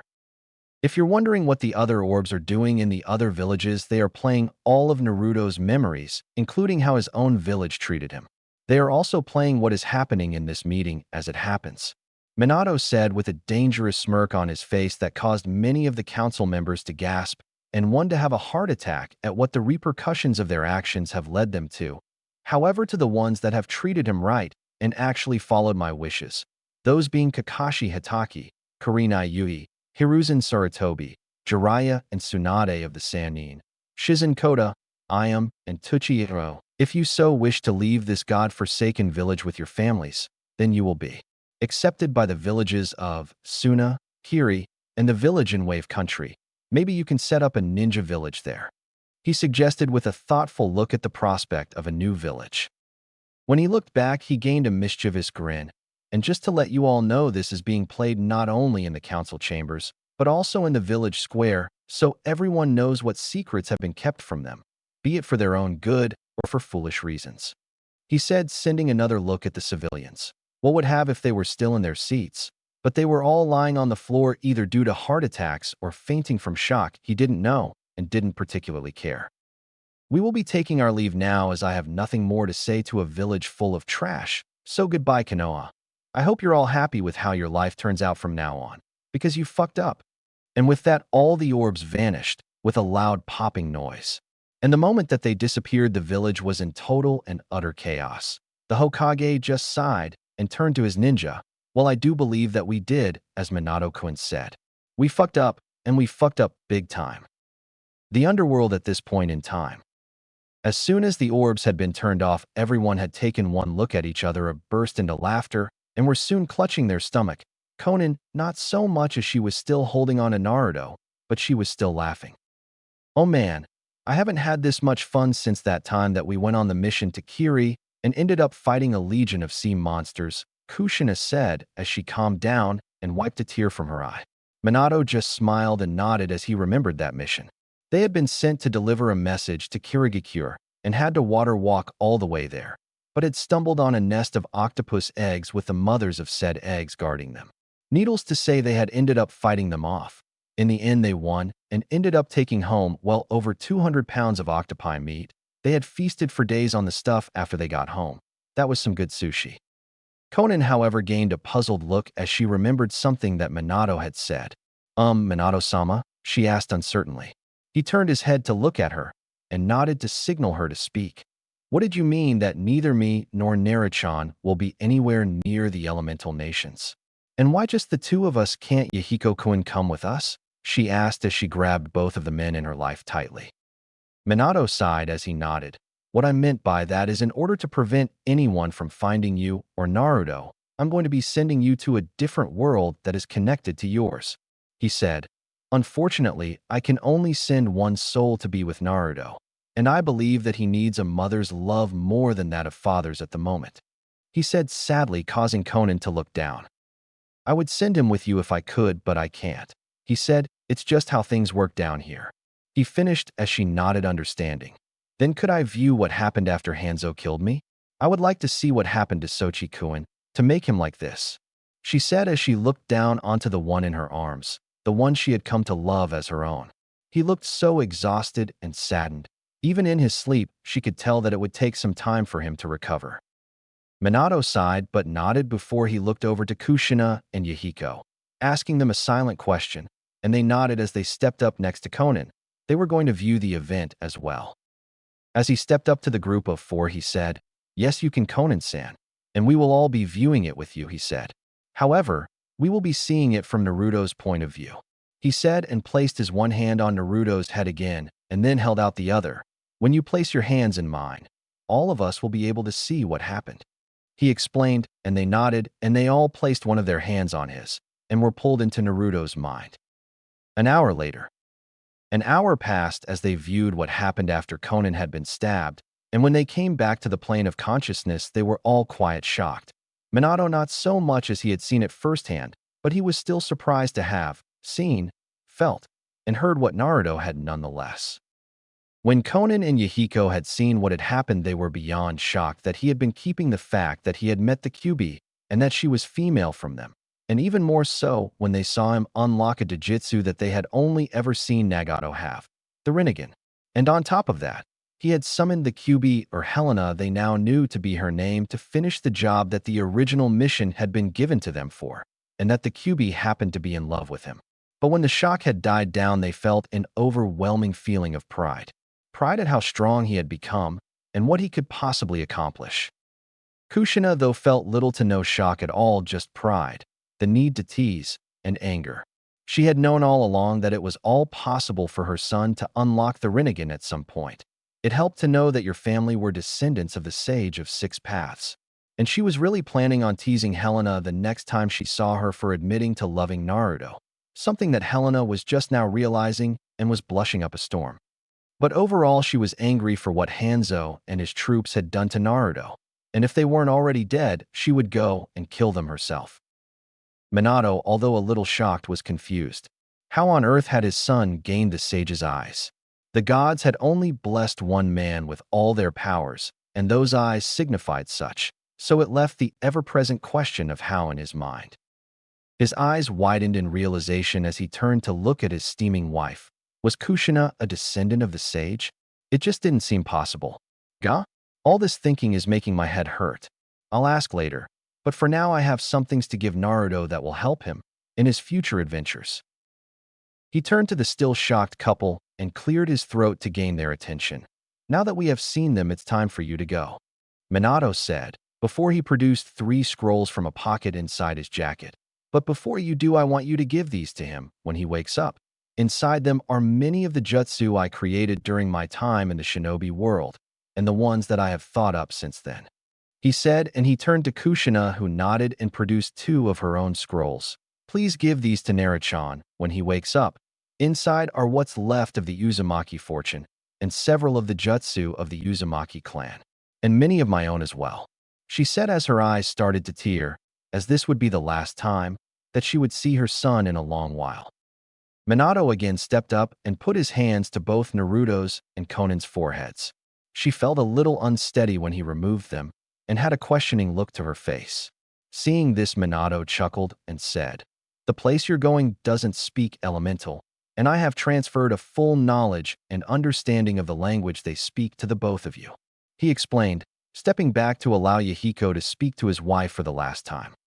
"Conan-chan, I will always love you like I have since the day we met. I just wish that we had more time together, so that we could have made all our dreams come true. I know that I can't really ask you to do this, but please live a good life and take care of Naruto," he said. Conan was on the verge of tears as she nodded.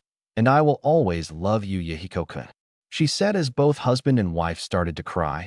They shared one last kiss before Yahiko stepped back to allow Minato to do what was needed to be done.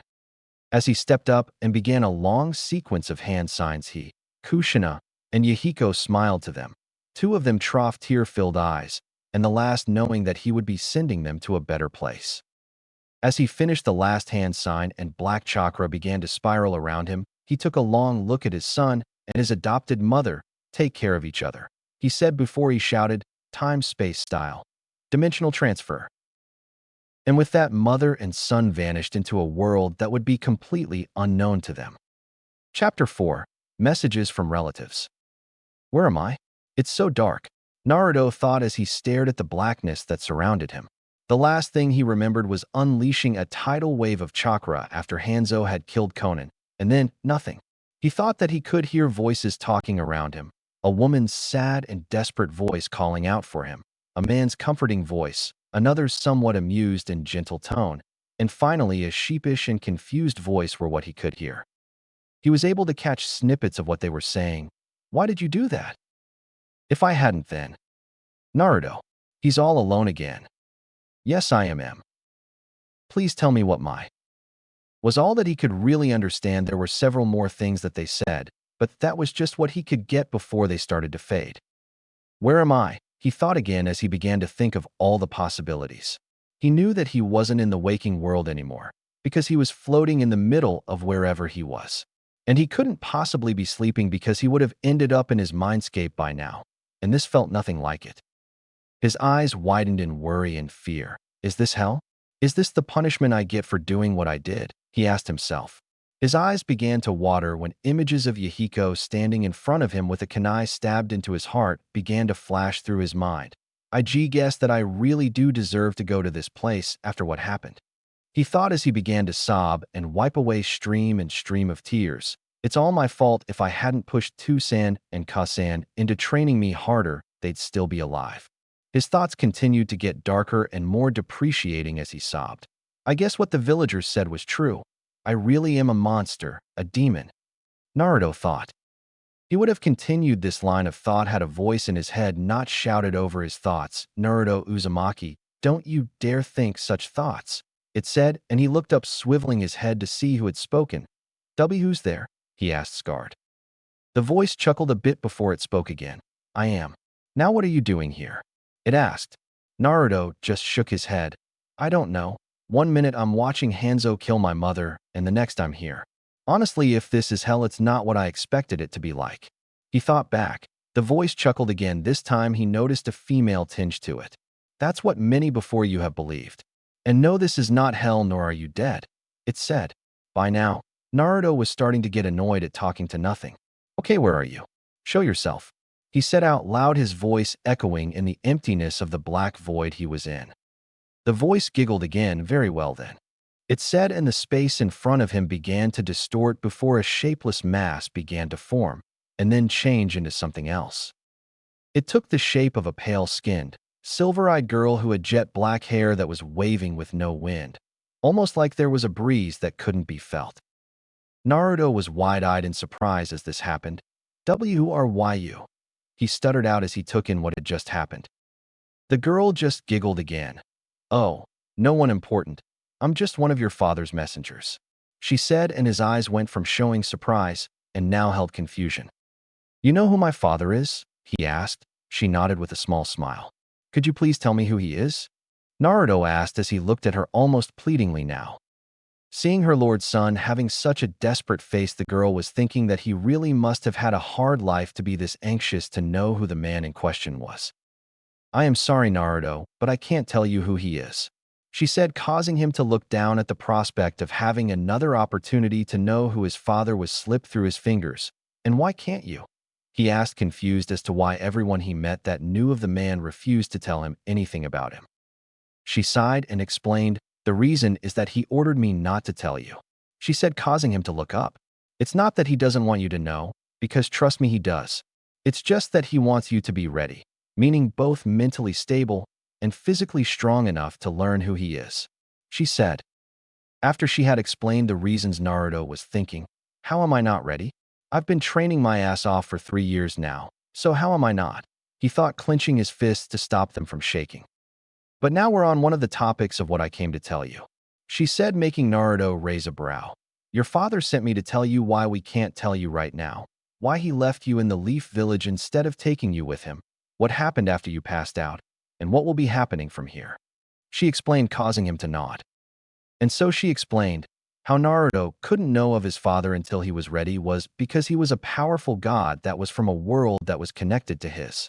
Why he left him in the Leaf Village was because of the fact that the other gods who he learned were 12 major ones in total had decided to seal off the gate connecting the dimensions. And that had he had the chance, he would have taken him from that world and taken him to a special camp that all the children of the gods eventually wind up in, where he would have grown up with people his age and not have been abused like he had been, and would have been trained to fight different types of creatures that hunt the children of the gods, or demigods, as was the official term. She explained about how when Naruto sent that pulse of chakra, it had caused the seal over the realms to weaken enough for his father to feel it and see what had caused it, had come to the scene just after Conan had been killed and watched everything.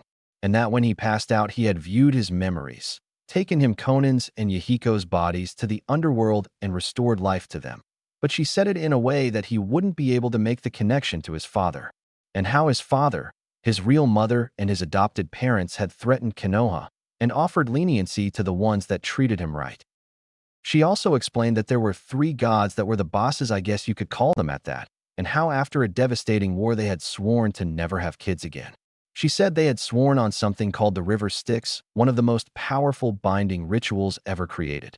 And that vow had only been broken once by the one he learned was called Zeus, god of the sky. And by breaking that vow, his daughter, who Naruto learned was named Thalia, was doomed to being hunted by the worst monsters there were. He also learned, much to his dismay, that she had only recently been turned into a tree when they were almost at the camp that would protect her, and her spirit now being bound to that very tree to guard the borders of the camp. And to his ultimate dismay, that he was a child of one of the big three gods. Finally, she got to the part where they were going to be sent to the other world to protect them, and that both his real parents had left scrolls for him. When she was done, Naruto's eyes had swirls in them due to information overload. She giggled when she saw that, and lightly shook his shoulder to snap him back to whatever reality they were in. When he had been shaken from his daze, Naruto rubbed his sore head and thought over everything he had learned the last few minutes. "Okay then," he said. "I guess I'll have to wait and get to this camp that he says would have raised me," he said, making the girl nod, though she smirked some before saying, "Oh, and you won't be going right away?" This drew a confused look from Naruto. "Why?" "Because if what you say is right, then I should head there as soon as I can," he said, not understanding why he had to wait. Normally, this would be true since because you're the child of one of the big three gods, more than the average number of monsters would go after you. She started, making Naruto nod, those being his reasons, as he didn't want him or his mother to suffer those attacks. "But you should be able to handle yourselves for a few years before your aurora starts attracting the bigger monsters," she said, making Naruto stop his nodding and have a deadpan look on his face. "Besides, there's another child of the big three that needs you to watch out for him until a satyr can guide you both to the camp," she finished, causing Naruto to gain a questioning look in his eyes. "How is that possible? I thought that you said there was an oath that all three took that said not to have any more kids, and here you're telling me that it has now been broken all 3 times," he said/asked in a voice that made it clear that he was somewhat worried. "Technically, it's only been broken twice," she said sheepishly, now rubbing the back of her head. Hearing her say that, Naruto raised a brow in question. The girl, who still hadn't given her name, sighed a bit. "The shinobi world wasn't included in the oath," she said, making Naruto again to look at her questionably. Seeing his unchanged look, she again sighed and explained, "There had never been a child sired by any of the big three in the world of ninja, so they didn't think that it would ever happen and didn't include it into the vow," she explained. "Even though it wasn't, your father, as soon as he found out your mother was pregnant, began to look for ways to make sure that the other two didn't find out, and lo and behold, when he found that they hadn't included your world, he was so relieved that you wouldn't be put to death that he granted your mother the title of his second wife," she said, and seeing Naruto looking at her with a WTF look, she giggled. "Trust me, Naruto, he treats both of his wives like equals. And before you ask, yes, he is a polygamist, but he won't be taking any more wives, especially after what his first one did to him after he told her about Kushina." Though something that she said before clawed itself to the forefront of his mind. "What did you mean that I have to look out for the big three child?" he asked. The girl just shrugged. "I really don't know, but I guess your father doesn't want his brother's kid to go through the same thing that Thalia did. So I guess you can consider this your first real mission," she said with an impish grin at the last part, as a strange light began to shine in Naruto's eyes, and she knew she had pressed the right buttons. The instant that the word mission left the girl's mouth, Naruto had began running through all the possibilities to it and couldn't get it out of his mind. He smirked before he replied, "Well, when you put it that way, then I guess that I could keep an eye on the guy. So what's his name?" he asked, crossing his arms. The girl smirked. She had indeed pushed the right buttons. "His name is Percy Jackson, and he's about a year younger than you," she said, and then the area began to brighten around them. "I guess this is where I take my leave then, Naruto Uzumaki," she said, and her shape began to distort, becoming a shapeless mass again, and then fading into nothing, though before he was blinded by the light. He heard her voice, nothing more than a whisper, but still he heard it say, "We will meet again, Naruto, many more times in the future." And with that, Naruto jolted up from the bed he was laying on and immediately saw the concerned eyes of Conan. An hour beforehand. "Ah," was all that could be heard coming from Conan's mouth as she tumbled through the dimensional tunnel that Hades/Minato had sent both her and Naruto through. Speaking of her son, he was still out of it, and was being held tightly to her chest. When she looked up from the ball that she had unknowingly curled herself into to keep her and Naruto from being separated, she saw that the end of the tunnel was close, because she could see a light ahead. Thank God, she thought, unknowingly starting to change her language into that of this world. As soon as they were through the end of it, she saw that they were now free falling stories above a giant city. Despite the situation, she couldn't help but be amazed. She had never saw buildings so big that they scraped the sky, and had never seen whatever those metal carriages were that people were getting in and out of. Snapping out of her trace, she aimed them for a building that was fast approaching, and in an impressive display of acrobatics, she landed feet first, but on the side of the building. As she started to walk down it, she remembered what Hades had said to her about normal people not being able to use chakra. Remember, Conan-san, almost all the people where I'm sending you will not be able to use their body's chakra. So it is of great importance that you do not reveal anything of the likes to anyone that you meet. He had warned. She smirked to herself at the double meaning to the words. Well then, if they can't use chakra, then they shouldn't be able to sense it either, meaning that I can use Jinjutsu to hide for now. She thought, and just barely shifting Naruto over so she could use her hand, Conan did a half-ram sign and muttered Jinjutsu, hiding in plain sight. With the illusion up, it was only a matter of walking down the side of the building. When she got down, she quickly looked around to get her bearings and sighed in relief when she spotted a hotel just on the other side of the street. Jinjutsu still in place, she put some chakra to her feet and in one massive leap jumped over the street full of moving metal carriages. Getting a room was a simple matter of using another Jinjutsu on the man at the desk, and she easily got what she wanted. After getting into the room, she laid Naruto down on one of the twin beds and began looking him over. His condition overall was good, he just had a big case of chakra exhaustion, which for him wasn't a big deal, as having Helena sealed in him gave him monster reserves that replenished in absurd rate. The thing that worried her, though, was that it had been several hours since he had passed out, and even when he was exhausted after training, he would be fit, as he could be an hour or two after. She did a few hand signs, and her hands lit up in green chakra. She sighed as she placed them over Naruto's head. She almost jumped back when she did, because what she found amazed her. Naruto's brain was full of activity. The reason she was surprised was that she knew when someone usually went through a traumatizing part in their life, and they go into a coma, their mind usually slows down to process the event at a slower speed.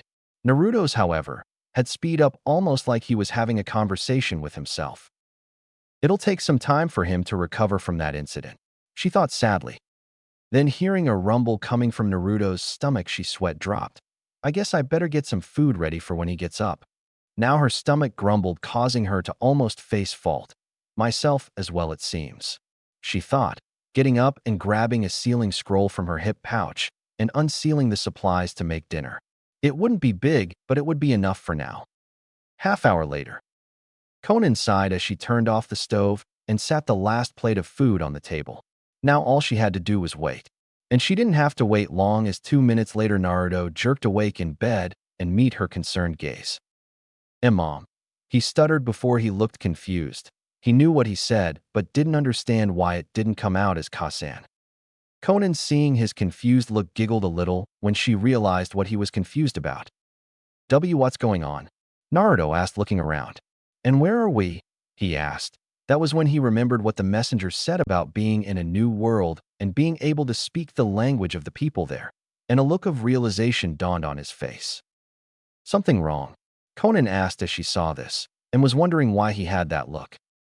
Nothing, just remembering what the messenger said, Naruto said as he sighed, and tried to sit up, but found he couldn't. Messenger? She asked as she helped him sit up. Hades hadn't said anything of a messenger. Nodding, Naruto explained what had happened. When I was unconscious, I was in well, it looked like a void. While I was there, I was going into self-pity, and I was calling myself a monster. He said, looking away at this part as Conan glared at him for calling himself that. But when I started to call myself that, there was this voice in my head that told me to get it together and snap out of it. It turned out to be a messenger from my dad. He said, looking at Conan, she told me about what happened after I passed out, that you and Dad met my real parents, and that my real dad is a god, and he took my mom for his second wife. He said, causing Conan to widen her eyes, that he knew all that. I know that you can't tell me who he is, but I'm at least glad he saw me once, even if I couldn't have met both him and Mom in return. He continued with a small grin. I also know that he left me some scrolls of both his and Mom's jutsu, and their personal letters as well. He said before his stomach growled, and he blushed and turned his head away. Conan giggled again and just shook her head. Come on, Sochi-kun, I made dinner, she said, her talking going back to elemental when she did. But then her look turned dark, and you had better explain the rest of what happened and what exactly you've been hiding from me for the last month. Hi, Ka-san, Naruto said, snapping into a scared salute, his speech also reverting back to elemental. Later that night, while they had eaten, Naruto had explained everything of what happened in that void place and what skills Helena, who was strangely quiet right now, had been teaching him. When Conan had heard exactly what Naruto and that mysterious girl had discussed and what he had been hiding from them over the month, she was understandably surprised. After that, they moved on to Naruto's mission. Honestly, Naruto, I can understand why he wouldn't want his brother to lose a child. But why does he want you to look after him? Conan asked, confused.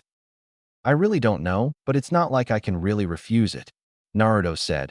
Besides, this Percy guy is family when you think about it. Distant, but still family. He continued, drawing a look of understanding from Conan. Okay, so what's the plan then? I mean, you can't just track him down. We don't even know the first thing of this world, she said, getting a nod from Naruto. I was hoping that my father, whoever he is, would have left a hint in one of those scrolls he left me, he explained, and maybe he did. They ate the rest of their food in silence. When they had finished, Conan looked at Naruto and sighed as she pulled out the scrolls that his parents left for him and handed them over. Naruto nodded his thanks as he looked them over. They looked like regular scrolls, but two had the Uzumaki swirl on the side, and the others had a strange-looking helmet on their sides. He just shrugged the helmet off as he picked up one of the two Uzumaki scrolls. When he tried to open it, though, it wouldn't budge. He looked up to Conan for an explanation as to why it wouldn't open, just to see her holding back a giggle. Haha, laugh it up, Ka-san, he said, still trying to open it. Actually, Naruto, the way you're trying to open the scroll is wrong, Conan said as she tried not to laugh. Her statement drew a confused look from Naruto. What do you mean? He asked, confused. Conan sighed as she took out a scroll with a blood seal on it that she had packed before that mission and began to explain. This, Naruto, she said, pointing to the seal, is called a blood seal. It's used mostly by clans to make sure that their enemies can't get their techniques, so it can't be opened by just anybody. It has to be a family member. You open it by swiping some of your blood onto the seal, she explained, and then showed him what to do by biting her thumb and wiping the blood on the seal. Naruto nodded and copied her actions. The next thing that happened was that the scroll fell open in his hands with 3 seals on it. Though what fell out of the blood seal was a note. Picking it up, Naruto read what was on it. Dear Naruto, I bet you're wondering who I am, aren't you? Well, my name is Kushina Uzumaki, the red-hot-blooded habanero of the leaf, also known as the second Jinchuriki of the Kyuubi no Kitsune, or as you may know her, Helena, but you may know me by a different name. That being Ka-san. First off, I want you to know that I am sorry that I wasn't able to be there to watch you grow up and become the great man I know you will one day. But there were complications during the birth, and with Kyuubi escaping the seal, my body wasn't going to hold out from the stress. I didn't want to leave you alone and to the life of a Jinchuriki. I did everything I could think of to stop your father from making you a Jinchuriki. I even begged him, and you should know I never beg anyone for anything, to seal her back into me. But I guess what's done is done, but I want you to know I love you with all my heart. So please don't doubt for a second that I don't. I first met your father in the academy when I was being picked on by a bunch of kids. They were calling me tomato, something you should never call me if you value your life. Here there was a threatening fist drawn, and Naruto started to sweat a bit as he felt a shiver go down his spine, due to my at the time round face and bright red hair. Needless to say, I beat the shit out of them, both figuratively and literally. Afterwards, your father approached me, and I, thinking that he would start picking on me, as well punched him and ran. 2 months later, I was kidnapped from my home by Kumo shinobi, who were going to take me back to their village due to me having a unique kind of chakra and could use a rare trait called chakra chains, thus controlling Kyuubi's chakra. But back to what happened. I was being dragged away in ropes and was leaving strands of my red hair in hopes that someone would find them and by proxy find me. Someone did, though not who I was expecting. Your father, who had been taking an evening stroll, had seen my red hair and tracked me down. I initially thought that he was a wimp because he usually stayed away from violence during the academy. But I was proven wrong when I saw him fight. When he had heard their plan for me, it was like someone unleashed a dam of anger. Because he was just starting to learn ninjutsu for the first time, he wasn't very good with it. But it was his taijutsu that was amazing. He was taking out the Kumo shinobi left and right. It all happened so fast that I couldn't really see it, but I heard the screams. I won't go into details, but it wasn't pleasant. It was during that night that I started to fall for him. And I confessed 2 years later, after telling him about Helena. I was so afraid that he would start to hate me and call me names. But he didn't. All he did was embrace me and tell me that he knew the difference between a kunai and a scroll. I confessed right after that, and he did the same for me. It was 8 years later that we were married, and not long after we had you. I was so happy that I was going to become a mother. I rushed home and told Minato-kun the news, and you should have seen him. He was bouncing off the walls with happiness. It was 10 months after that you were born. Yes, you read right, 10 months of pregnancy. It's the side effect for being a female Jinchuriki, and all what I said before happened. When I got to the place he ruled and found out that your father was a god, I couldn't believe it. The man I had fallen for was a god. I almost strangled him for not telling me that he was married before when I found out about that. Turns out that his first wife is bi, and as it turns out I am too. Naruto began blushing at this. It was a bit of a surprise when I found out that particular fact, but that didn't stop us from beating him until he was nothing but a lump on the floor for not telling us. His sweat dropped here. I guess Kasan doesn't like to have secrets kept from her, he thought. In the other scroll that I left you is the rest of the Uzumaki fortune. There isn't much, but it should keep both you and Konan-sen going for a while since it was converted into the currency of that world. But in the one you found this note, and there are several of my own water jutsu, my main element, and several more common ones. There is also information on the Uzumaki bloodline in the scroll with an eye that has rings around the pupil. The bloodline is called the Rinnegan, and you, my dear boy, activated it during that mission and are now the proud wielder of the most famous Dojutsu. Now he was gaping about the information that had just been given. But don't let that fact go to your head, because if it does, I will personally drag you back here and beat it out of you. Naruto's eyes went wide, and he gulped in fear. However, I can't tell you what god your father is, just know that he is one of the big three, and that until you get to that Camp Half-Blood place, he won't reveal who he is.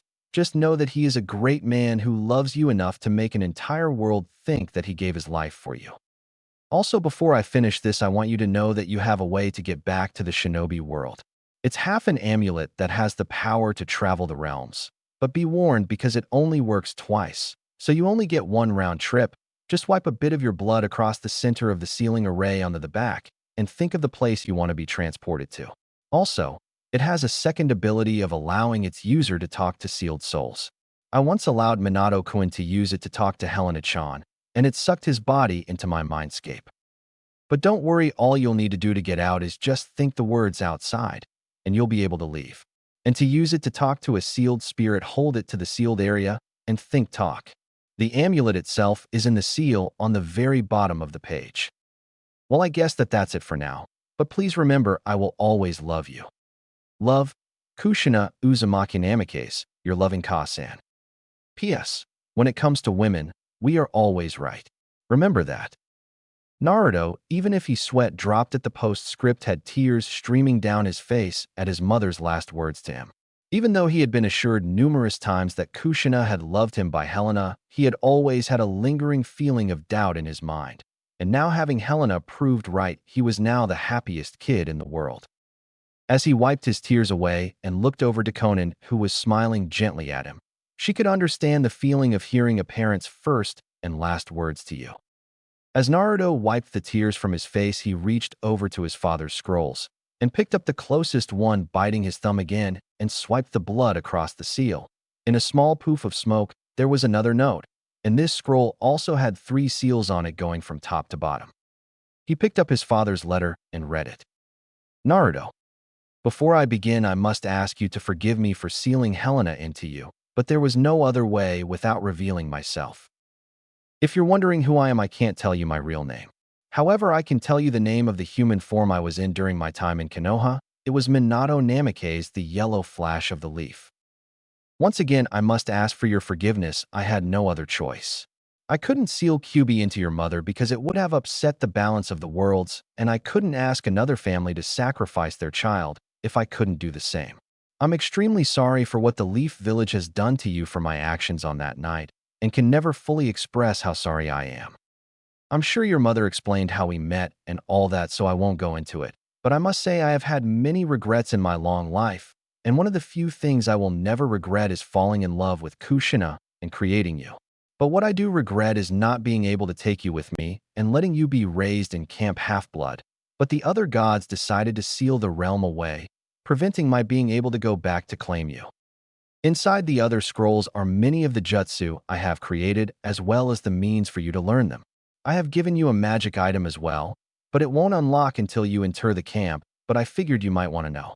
I have also included since you have unlocked the Rinnegan, and since can thus sign numerous summoning contracts. Naruto's eyes widened at the prospect of signing other contracts than the Fox clans, several contracts that I think would be useful to you. Be warned though, many of them, such as the dragons, can be very temperamental, so be careful in how you greet each of the clan leaders. The ones I have given you that are sealed into this scroll include the Dragon Clan. The Basilisk. No, this is not the Snake Clan that Orochimaru has. The Eagles.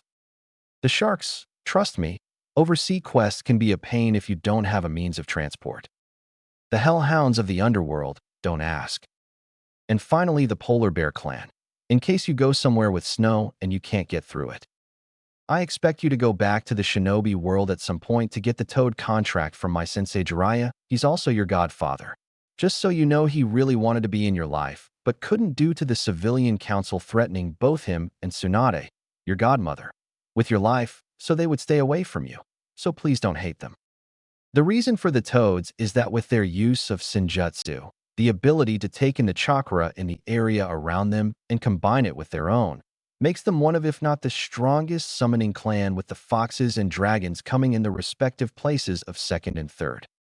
The last of the scrolls contains the small fortune I made during my time in the Leaf. It's not much, but it should hold you and Conan-san for a while.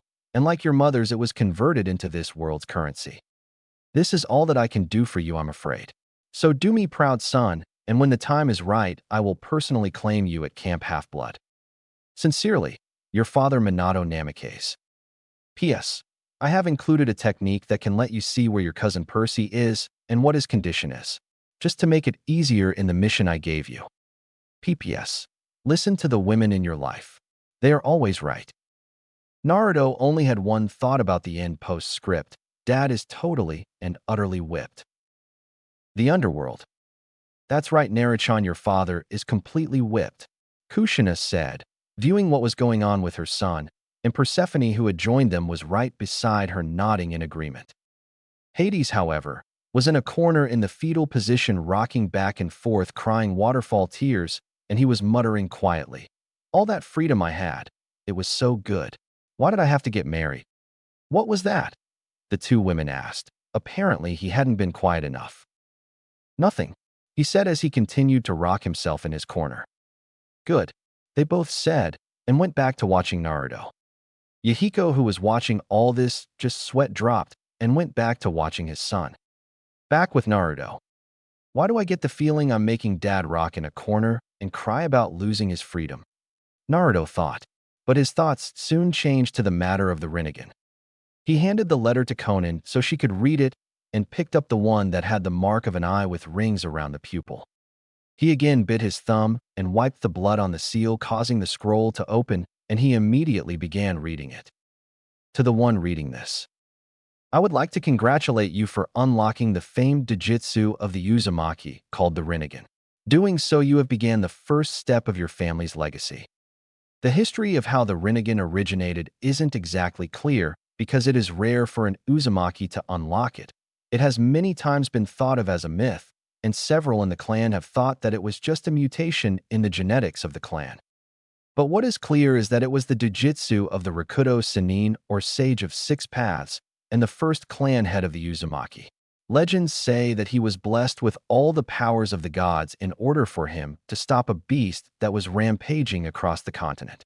The beast he supposedly stopped was called the Ten Tails, and was supposedly split into the 9 creatures that would later be called the tailed beasts.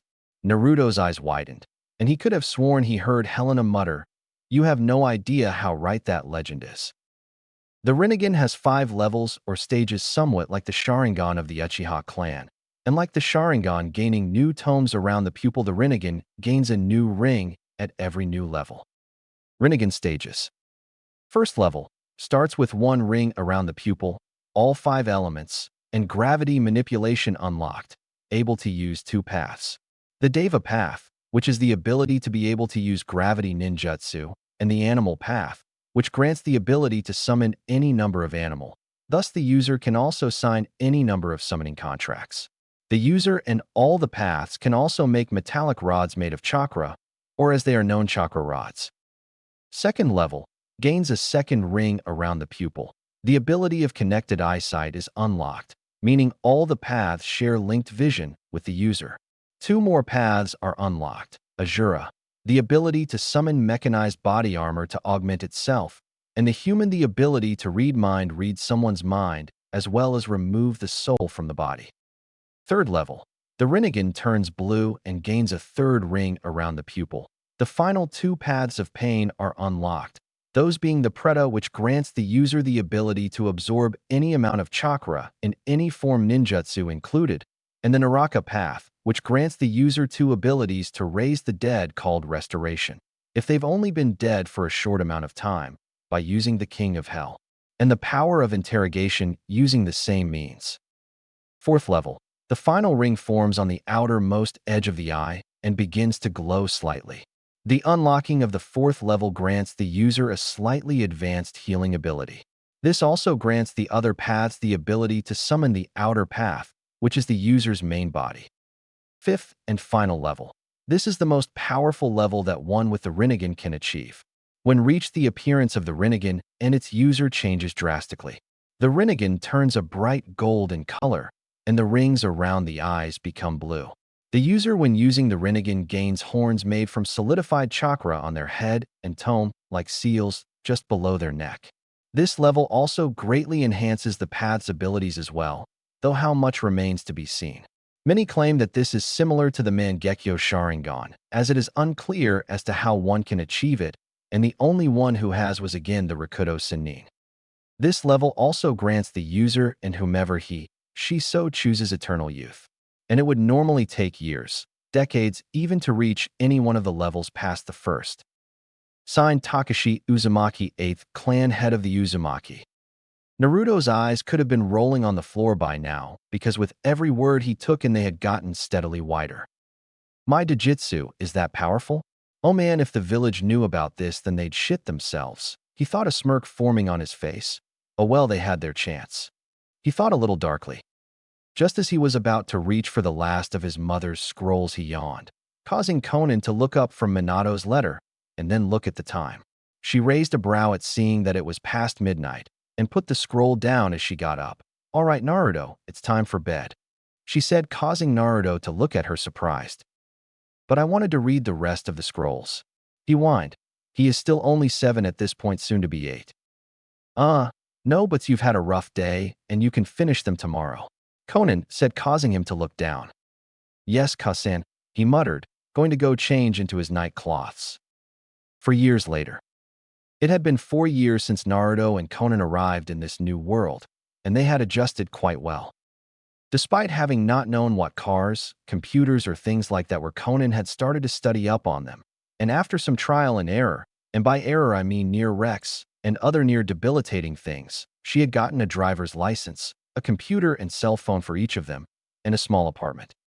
The apartment wasn't that big, but it held 2 bedrooms, a bath, a small kitchen, and other suitable appliances. The money that Minato and Kushina gave them hadn't lasted long, and it was mostly used in buying the apartment and what they needed for it. So Conan had found a job in a place called Grand Central Station selling candy in a shop called Sweet on America. It was through this that they discovered Naruto's sweet tooth the first day that she had brought home a bag of free samples. It was also through this that she had met the target's mother, Sally Jackson. She was a beautiful woman of the age of 30, had brown hair and eyes that changed colors depending on her mood. They had also found out that Naruto had a knack for gambling because the first time Conan had played poker with him, she had heard that it was a fun game of cards. She had been utterly defeated, and then again and again, one loss after another. They had even gone to a casino once, transformed of curse, and taken home a good portion of what was inside the safe. So it goes without saying that they were pretty secure financially. The training that Naruto had been doing since arriving had been worse than it was before, and the worst part is that he was doing it to himself. Conan, being busy with work most of the time, could only train him on her days off and her vacation days. So he had taken the liberty to train himself. He had increased his gravity seals to 4 times what normal gravity was, and was now starting to lift boulders while he had them on. The chakra control exercises had to be redone because when he had activated the Rinnegan, his reserves had become even more monstrous than they were already. The elemental exercises had been going well. His wind, fire, and lightning affinities were stronger than ever, while his water, earth, and gravity manipulation were following close behind. He had learned the Rinnegan and several others of the ninjutsu his parents had left him. He was working on getting the Hiraishin down and could use it to some extent, but not to the level Minato could in the elemental nations, and for some reason his version of it flashed black with flickers of red. The path training was a little better than the Hiraishin. It was a miracle that through sheer will and the mass spanning of shadow clones that he had gotten his Rinnegan to level 2. So he was able to use the Deva, animal, Asura, and the human paths. He was good in their use and was getting better with each passing day. He had also found something in the Rinnegan scroll that greatly intrigued and disturbed him at the same time. It had said that one could separate the path's abilities to different bodies, while the main body could still use them on its own. Though that was the part that was intriguing, the disturbing part was that it also said that one could use dead bodies for the technique as well, and that at least 2 of them had to be such if he were to do that. Naruto, after some convincing on Conan's part, had decided to use Yahiko's and Nagato's bodies as the Deva and animal paths, while the rest were blood clones. It took some getting used to, and he normally kept the 2 bodies in a scroll sealed inside his arm. The linked vision also took some getting used to, especially with all the headaches he had until he did. As for Naruto's schooling, he had been attending Yancey Academy for the last few years. He was a few months older than the rest of his class due to having just turned 8 when he started there. He was also the mystery student of the class, as he wore a mask over the lower part of his face. To prevent questions, he claimed to have a bad scar across it and didn't want to show it. He was also late by 20 minutes to each class. When asked why, he usually had a bad and unbelievable lie, and would then proceed to take his seat and pull out a bright orange book. But it was his personality that had everyone confused. Sometimes he would act clueless and hyperactive, but other times he would be calm, collected, and downright lazy. Yet despite all this, he still got decent grades. They weren't the best, but hey, whose is these days? All this combined with the mystery that was his face, Naruto had quickly become that class. The school heartthrob. While most guys were jealous of him, for Naruto himself, it was an absolute nightmare. The girls of the school would oftentimes try to ask him out, try to pull his mask down when they were on the bus. They almost succeeded once. And one time he had even caught a few of them trying to follow him into the showers after gym class. It was the start of another school year at Yancey, and he was sure it would be just as nightmarish as ever when he started to feel a very high chakra signature. He and Conan had found that while chakra existed in this world, it was mostly used by demigods, and half the time, they didn't know that they were using it. But this chakra felt big, almost as high as his own was before it had been increased by the Rinnegan, and the weird thing is it felt like it was flowing like water. And not as high as he had. It says almost because it higher than Jonin, but lower than Kage. Thinking that it might be his charge, Naruto decided to take a detour into the restroom and locked himself in one of the stalls. He did a few hand signs and whispered, "Detection of the target jutsu." And almost instantly Naruto knew where Percy was. Little did it surprise him that it was indeed Percy's chakra that he was detecting, and it was in his first class of the day too, that being algebra. Though he also felt a foul chakra coming from there as well. Looking further with the jutsu, he saw that it was the teacher of the class, a new one, a Mrs. Dodds if he was right. And if he was right, then Mrs. Dodds was a monster, a high-level monster as well. So not only do I get to meet Percy today, but I'll end up meeting my first monster too, he thought before he smirked. It's been a while since I played a prank, let's see if I still got it. 20 minutes later. Nancy Bobofit, the voice of Mrs. Dodds called, getting a girl with red curly hair to raise her hand and say here. Grover Underwood? She called with a little disdain. And she got a reply from the scrawny kid with curly brown hair. Percy Jackson, the teacher called again with an almost venomous voice, causing said boy to look up from his desk and call out here. She glared at the boy a bit before turning back to her list. Naruto Uzumaki, she called out, making the room go deathly silent as there was no answer.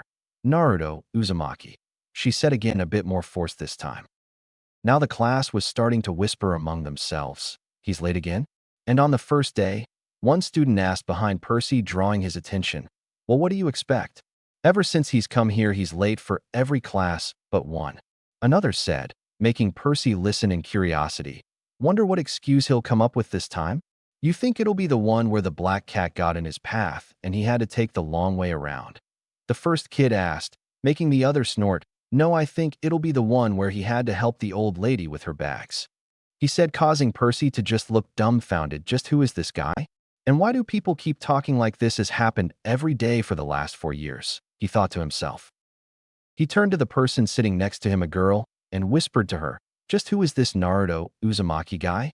He asked, causing the girl to look at him a bit before she gained a dreamy look. Only the most mysterious guy in this school. He wears this mask claiming to have a scar on his face he doesn't want people to see, and is always 20 minutes late to every class except for Greek mythology for some reason. Every time he's asked why he's late, he just shrugs his shoulders and tells a really lame lie, but the teachers don't press the matter anymore. She said before snapping out of her funk and turning back to the front of the room. Percy, getting the message to not talk to the girl anymore, just shrugged and turned back to the front as well. Just as the lesson was about to start, the door opened, causing everyone to look over at it. And who everyone saw walk in was a tall, spiky, blonde-haired, blue-eyed kid who had a mask on the lower part of his face. He also had his hair down to his neck and looked a little lazy. And just who are you? Mrs. Dodds asked, angry that her lesson was interrupted before it could even start. Naruto Uzumaki, he said, staring at her lazily. Then would you mind telling me why you are 20 minutes late? She asked, making all the students minus Percy hold their breath. I ran into a nice old lady who had trouble with her bags, and being the nice person I am, I just had to help her with them. And then as I was walking from there, a black cat crossed my path, and I had to take the long way around. He said, causing the two boys who had bet on which of the two he would use jaws to drop and hit the desk. And with that, Naruto went to his desk, which just so happened to be on the other side of Percy, sat down, and took out his orange book. The Shinobi World. And tell me why I should help you find this boy that you say went mission 7 years ago. A 13-year-old blonde-haired, purple-eyed priestess asked to a group of shinobi with whirlpool headbands. These shinobi were Kakashi Hatake, Kurenai Yui, Jiraiya, Tsunade, Shizune, who had Tauntaun in her arms like always, and Hiruzen Sarutobi, the new Shodan Yuzukage. Because we have looked everywhere else that we can think Shiindano, we are getting desperate to find him. Sarutobi said with a worried look. It was true they had, and they were beginning to lose hope. Shine, however, could have cared less if it was a day ago, but earlier this morning she had had a vision of a blonde-haired kid with whisker marks on his face, fighting with someone with red hair who also had whisker marks, so she was somewhat curious of the blonde one and how he could be so powerful. She sighed as she nodded. Very well, if I'm the only one left who can, then I'll try to find him. Though I have a good idea to where he is, she said, and then thought the last part as she began going through hand signs. There's one place that has recently been giving me more visions than normal, so I'll check there first, she said, making everyone nod. Meanwhile, everyone was having their own thought as to what Naruto would look like now and how well he would be. Please let him be like me, and having followed in the way of the perviness. Kakashi thought. He was the one out of them all that had spent the most time near and with Naruto in his Umbu days. I just want to know if he's all right, Hiruzen thought. Please, Konan-chan, let him read my books, Jiraiya thought, since for some reason it was Konan who had enjoyed his books when he was training the 3 orphans. Please don't let him be like all men and having fallen into the ways of the perviness, the women thought. Oink, oink, Tauntaun thought. Dimensional viewing jutsu, Cheyenne called out as she finished her hand signs. Then a circular bubble appeared in the middle of the room, and they saw the inside of a classroom. And the teacher was going through the roll call. They heard a bunch of names they didn't recognize until they heard one that was very familiar to them, Naruto Uzumaki. The teacher called, and got no response other than the room getting quiet. The teacher called for Naruto again, and didn't get a response then either. She went on with the other names on the list. When she had finished, she had just turned to begin the lesson, the door opened, and in came a figure that was familiar to the shinobi, but he was masked.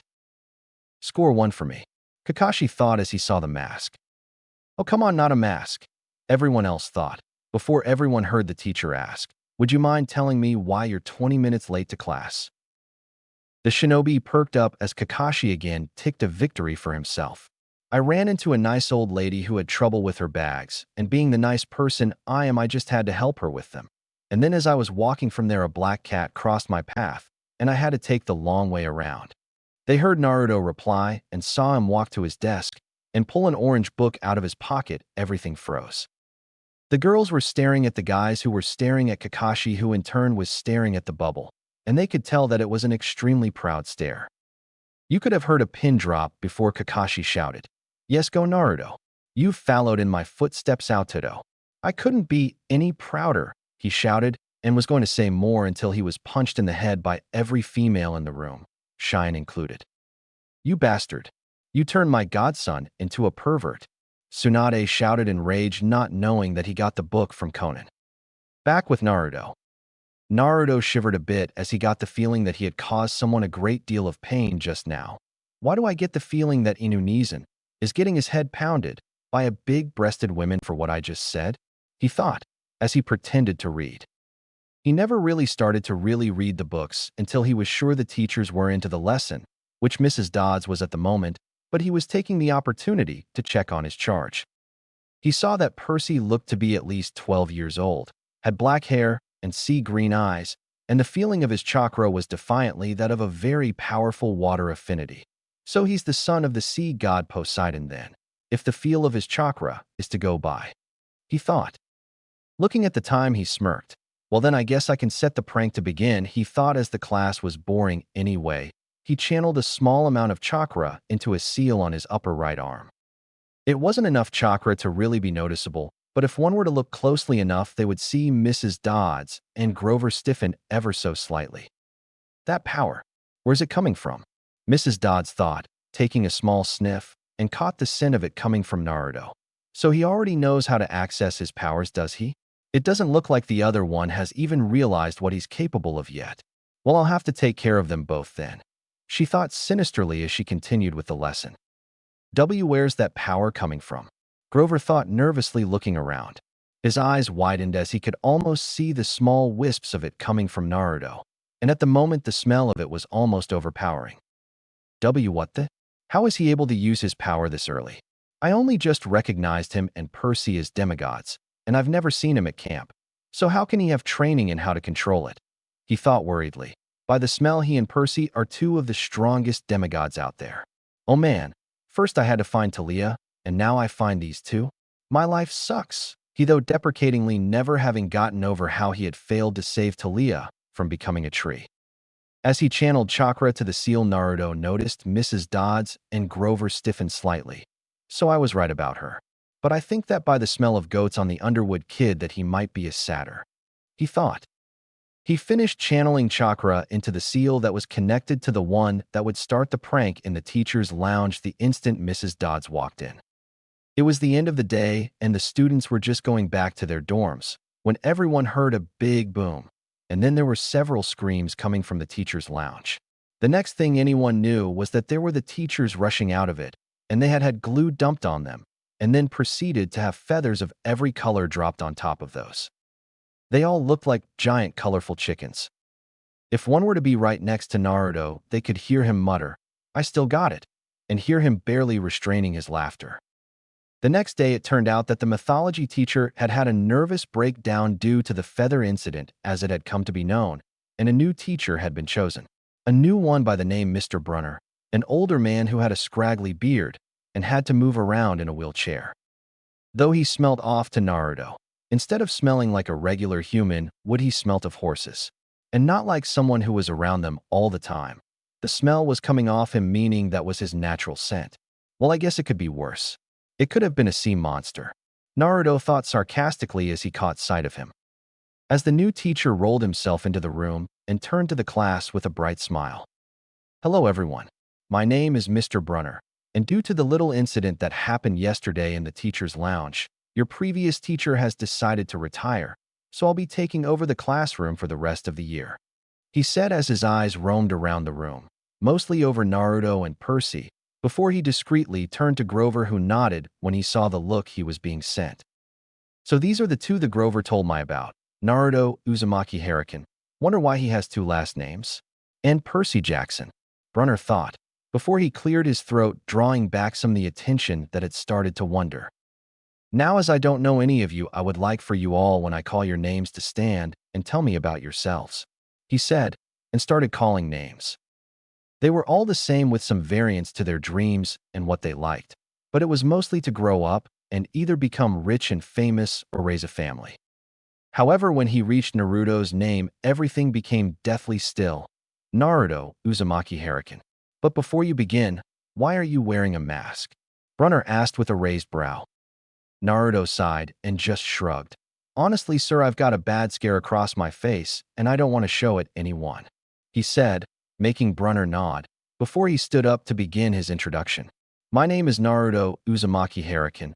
Knowing anything else about me wouldn't help you understand me, because I have gone through pain like no other time and time again. So you wouldn't understand what my life has been like, and even if you did go through my pain, you still wouldn't understand me, because everyone deals with pain differently. So there is no way you'd be able to understand it and still be sane. I guess my dream would be to make my fathers proud of me, whoever one of them may be. He finished with a pointed look to Brunner that clearly said, I know I'm a demigod. With that, he sat down and brought his orange Ika book out and ignored everything else. After Naruto's introduction, everything was quiet. Many of the male students in the class had questions running through their heads, wondering just what he meant by that, while the girls had hearts in their eyes at his way of introducing himself. To them, it added the hurting warrior thing to his mysteriousness. Okay, I was not expecting that. But what could have he gone through to cause such a dark outlook on life? And how in the 9 levels of hell does he know? Brunner thought, somewhat panicked at the end. That look, it's the same one I have sometimes. He's gone through a hard life. Percy thought, deciding that he had to get to know this kid. Grover's thoughts were unreadable to anyone. After class, Naruto and Grover stayed behind, the latter looking a little nervous at the former. Brunner, seeing that he still had some students left, smiled. What could I do for you two? He asked, playing clueless. Naruto saw through the act immediately and frowned at the teacher. You can drop the act. I know that both you and Grover are here to watch over me and Percy Jackson, Centaur, he said with a pause at the end before he let the last word through his mouth. Now they were both surprised at the fact that Naruto knew about them. I don't know what you're talking about, Brunner said, and he looked a little nervous, Grover being too shocked to say or do anything. Seeing that he was playing stupid, Naruto blasted him with a quick dose of killing intent, startling them both, making Brunner widen his eyes and Grover to almost faint. Don't play stupid with me, horseman. I will have you know, anyone with a heightened sense of smell can tell that you smell of nothing but horses, and Grover smells like goats, he said with a glare to the now somewhat scared teacher.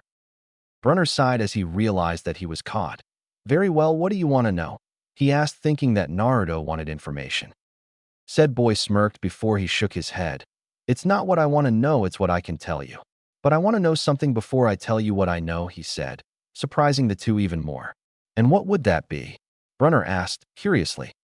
What do you know of the shinobi world?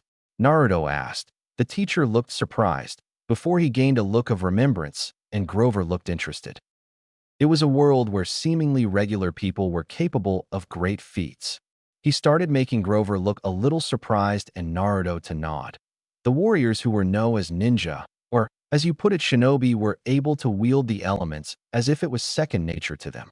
The gods were able to travel between this world and the shinobi world, and they sired children there as well. He continued, further surprising Grover and making Naruto nod again. The children of the gods mixed with shinobi were able to become even stronger than the shinobi of that world and the demigods of this world. But for some reason, the energies that the ninja could use called chakra mixed strangely with that of the gods, and some of the ninja developed what were called Kekkigan-kai, or in English bloodline limits, and created an even more powerful breed than what was the norm in that world. Those bloodlines created ninja clans, like the Uchiha who had the Sharingan, a Dojutsu able to copy just about anything. The Hyuga whose Byakugan I could see almost 360 degrees around them and through just about anything. Senju who had perfect chakra control and could control the wood element, and the Uzumaki. He trailed as his eyes widened comically in realization. Naruto merely smirked and nodded his head.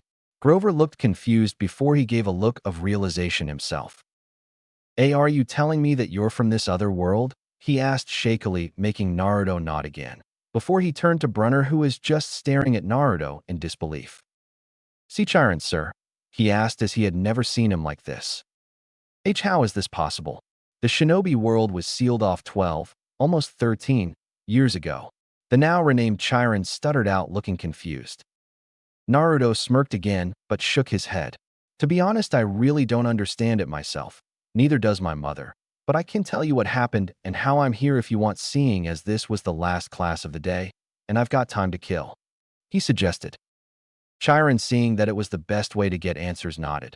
But before they could continue, Naruto went to the closed door and placed a piece of paper that had a weird symbol on it, and stuck it to the door and focused chakra into it. The room glowed blue for a moment, and when it died down, Naruto turned back to the now remembering / impressed Centaur and stunned Satyr. While all this had gone on, they were thinking, so he's good at sealing arts then, just like a true Uzumaki. Been a while since I've actually felt chakra being willingly used by a mortal though. Most demigods force their powers to work, but Naruto, it seems, can expertly manipulate his. Were Chiron's thoughts. That power, it was the same as yesterday. Is this the chakra thing that Chiron was talking about? Grover thought as he looked between the two, to see that Chiron had an impressed look and Naruto, who was looking confused at them. What? Naruto asked, getting a little tired of the looks. Nothing, it's just been a few millennia since I've seen a ninja at work, Chiron said, and Grover didn't say anything, still too stunned to do much. Naruto, before you tell your story, I know that shinobi were trained to kill their enemies, and if you're from that world, then I must ask, have you ever killed? Chiron asked in utmost seriousness, drawing a look of shock and surprise from Grover. Satyrs valued all life, be it human or nature life, and found it repulsive to kill anything but the monsters of the underworld because they would reform given enough time. So he couldn't understand why someone would willingly take a life. Naruto didn't answer right away as the question brought up bad memories of that mission, and he seemed to be lost in the past. Eventually he sighed and looked at Chiron sadly. If I answer that, what your opinion of me be? He asked. Chiron looked at him and saw that this was possibly a question that was related to his introduction. He sighed as it obviously brought up bad memories, but if Naruto was a possible camper, he needed to know if he had or not. To tell you the truth, depending on why it was you killed, if you have that as I, it would either tell you to get out and never show you face to me again, or I would give you my sympathies and give you some advice a ninja once gave me, he said, making Naruto flinch a bit, but sigh and nod nonetheless. Yes, I have killed, he said in a quiet voice, making Grover widen his eyes. But Chiron nodded and asked in an equally quiet voice, what led you to do so, and who did you kill? Before I tell you who it was, you must know that we were captured by the enemy, and he tricked me saying that he would spare both myself and my mother, who was part of that group, if I did it. Naruto said sadly, making Chiron nod. I understand, but please, who was it? Chiron asked. Naruto flinched again, and tears began to well in his eyes. It was my father, he said, and looked away. Both of the listeners were stunned. Naruto had been forced to kill his father? Well, not his real father, but the closest thing to it. Thinking it over, they really couldn't blame him, since he had been tricked into it by being told that he and his mother would live if he did so. Naruto, Chiron said quietly, causing him to slowly turn his head to him. You have my sympathies, he said, causing Naruto to quietly sigh in relief. If you want it, I have some advice so you can sleep easily at night, he told him, making Naruto shake his head. It's all right, sir. My mother told me as long as I don't start enjoying my kills and still feel remorse for the ones I do, then I'm still human. It helps with the nightmares. he said, causing Chiron to nod. Now your story, he said, getting Grover to look interested, and Naruto nodded before he told them his tale. Half-hour later. After he was done, they stared at him amazed that he had gone through so much and could still be like he is today. Wow, was what escaped Grover's mouth, and getting a nod of agreement from Chiron. Wow, indeed, he said. It amazes me that all that would happen to you in so little time, and that you wound up here after that chakra shock wave weakened the seal over the realms enough for your father to feel it and bring you and your mother here. He had told them everything except that he had unlocked the Rinnegan. Trust me, I was just as surprised as you were to learn that my real dad was a god, and that his human form had been the leader of the village I was born in. Naruto chuckled. Even though I wish that I was told which one, I can tell you this, Naruto said, making them lean in anticipation. Both me and Percy are children of the big three, he said in complete seriousness. Their eyes were wide now. If they were both children of the big three, then they needed to get them to camp as soon as possible. Naruto, seeing what they were thinking, glared at them. I know what you're thinking, and you will not be taking us to camp just yet, he said. His statement made Grover stare at him. But Naruto, if what you say is true, then we need to get you both to safety, he said, not understanding what Naruto was doing. Chiron, however, had an idea, and he voiced it. You're trying to see what Mrs. Dodds wants, aren't you? He asked, making Naruto nod. Yes, I know she is here for a reason, and it's defiantly not to teach. But if you'll excuse me, I have training I need to get to, he said as he turned to the door, but stopped before he took the silencing tag down. Oh, by the way, while I don't have a clue as to which one my dad is, I have a feeling that based on Percy's chakra, he might be Poseidon's son, he said, and ripped the tag off the door and walked away, leaving them to their thoughts. After he had left, Grover turned to Chiron, who looked thoughtful, and asked, Is it possible that Percy really is Poseidon's son? He asked, making Chiron nod. It is all but impossible now that I think about it, Grover. I mean, look at his hair, it's black, just like Poseidon's. His eyes see green like Poseidon's. He even gets that brooding look that Poseidon gets at times. Chiron explained. And from what I remember about one's chakra with the limited knowledge I have of the subject, its affinity is usually decided by what one the father of the child has. It's still rare to get the same one, but it is usually an element that is close to the father's own, or, if they have the same, it is usually weaker than the father's. He finished, making Grover nod but sigh. First I find Thalia, and now I find Naruto and Percy, and all three children of the big three. What is it with me? He asked, depressed. Chiron merely chuckled at Grover's turn of luck. I must say you do have an unusual gift for finding strong demigod, Grover, he said, drawing a deadpan look. Form said sadder, that doesn't help, sir. With Naruto. Well, it could have been worse, Naruto said as he walked into the forest that surrounded the school. Most of the kids that came here lived on the campus, him and Percy included. Naruto because he wanted to be there in case Percy was ever attacked, and Percy because his mom always put him in boarding schools. He sighed as he detected a presence a few feet behind, darting from tree to tree. Does he really think that I'm that stupid? He smirked slightly as he came to his usual training field he used when he was at school. It wasn't all that big, but it had what was needed for his purposes. He put his hands in the seal for his most used jutsu and made 40 shadow clones. He smirked again when there was an audible gasp from behind him, but he ignored it in favor of giving his clones orders. Alright, I'm feeling a little tired today, so it's just chakra and elemental control for now. You all know what to do, so get to work, he ordered before he disappeared from sight. 5 minutes beforehand. Alright, time to get some answers, one Percy Jackson thought as he saw Naruto walking out of Mr. Brunner's classroom, with a tired look on his face, well, from what he could see of it anyway. So he followed him out of the school and over to the surrounding forest, and began using the surrounding trees for cover. He smirked a little when he hadn't been noticed, so he thought. He followed Naruto until he saw him stop and make an odd gesture with his hands. There were numerous poofs of smoke, and when it cleared, all he could is stare in shock. There were clones of the blonde, clones, damn it, clones. And quite a few of them too. What the hell? He thought in shock.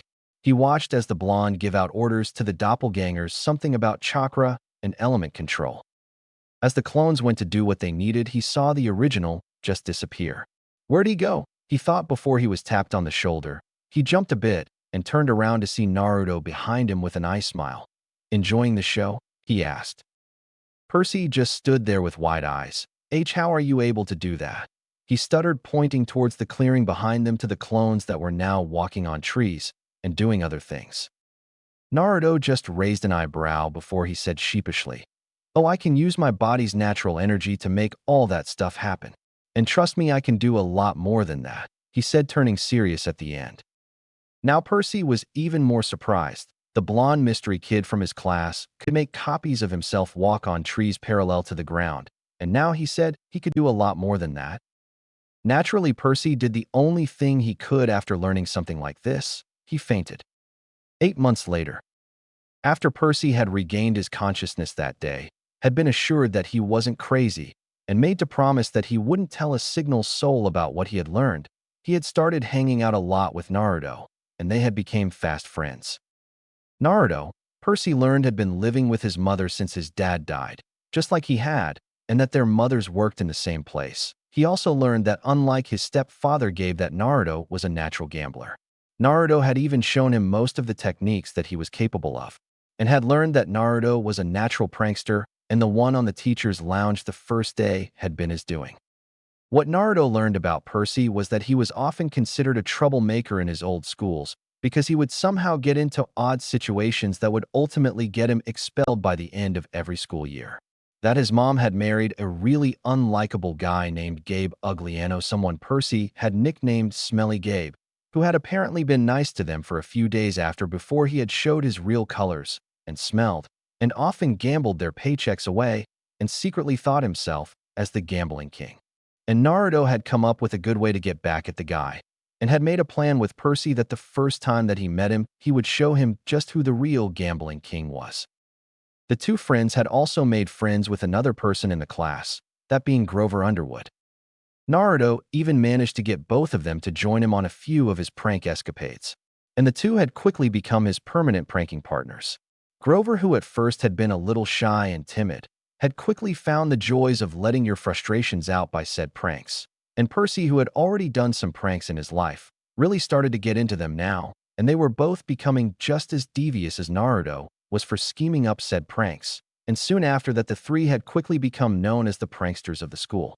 Though even if everyone knew it was them, no one was ever able to prove it was them. The two of them had at first been envious about his large number of fangirls, but after seeing what they had been trying to do to him, they had helped get him away from them, and said that if he ever needed their help again to just tell them. They had to do this on more than one occasion since then. Though currently they were on a field trip to the local mythology museum, and were standing in a crowded area with their class and two escorts, Mrs. Dodds and Mr. Brunner. Currently, Mr. Brunner/Chiron was currently lecturing the class on the stele or grave marker for a girl that had died over 2,000 years ago, and what the carvings on the sides meant. Naruto, knowing that they were no myths, tried to listen, as had Percy and Grover, but Nancy Bobofit and her friends kept making snide remarks about the pictures. Naruto, having already had his patience running low due to her snide remarks, snapped and rounded on her. "Would you just shut up?" he said fiercely but quietly, apparently not quietly enough, as everything turned quiet in the room. "Mr. Uzumaki," Mr. Brunner said. "Do you have a comment?" he asked. "No, sir," Naruto said indifferently, and Mr. Brunner pointed to a picture on the stele. "Then could you tell the class what this picture means?" he asked. Naruto took one look at it and said, "That would be Kronos, the king of the Titans, eating his children so that they wouldn't rise against him like he feared," he said, causing many of the ones who were listening to look at him blankly, and Mr. Brunner to nod before he turned to Percy. "Would you mind explaining what his actions lead to, Mr. Jackson?" he asked him. Percy, never having been good at anything school-related, raked his brain for anything that could be of use. Well, his actions lead his wife to hiding their youngest son, who was ZEUS, and instead gave Kronos a rock to eat instead. And while ZEUS was in hiding, he was trained so that he could defeat Kronos, which he did after tricking him into barfing up his other kids. There were several girls muttering about how disgusting that bit o information was, and that ultimately lead to a war between the gods and the Titans, and the gods won, right? Percy asked nervously at the end, not sure whether or not he had gotten it right. Mr. Brunner nodded in acceptance. That's right, Mr. Jackson, though you get half credit because you left out a few important details. He checked his wristwatch. Now I do believe that it's time for launch. So Mrs. Dodds, could you lead us outside? As everyone filed out, he called Naruto back, signaling his friends to go on ahead. Naruto turned back to Chiron. I believe that Mrs. Dodds will reveal her intentions on this trip, he said, causing Naruto to nod. I know. I've felt her anger spike the last few days, he said. I don't think it has anything to with me, though, since most of it's directed at Percy, he said, causing Chiron to nod. So any doubts about Percy being Poseidon's son? He asked, getting a shake of the head from the centaur. I believe that it is very possible that he could be. After all, he does look a lot like him. But to be sure, we'll have to wait for him to be claimed at camp. However, if he is, ZEUS will not be happy, Chiron said, getting a snort from Naruto. As if he has room to talk. He sired Thalia, and neither of the other gods were happy with him either, he said, making Chiron look at him worriedly. Naruto, it would be best if you showed the gods some respect, he said with a worried glacé at the roof. Naruto shrugged his shoulders dismissively. They want my respect, they'll have to earn it.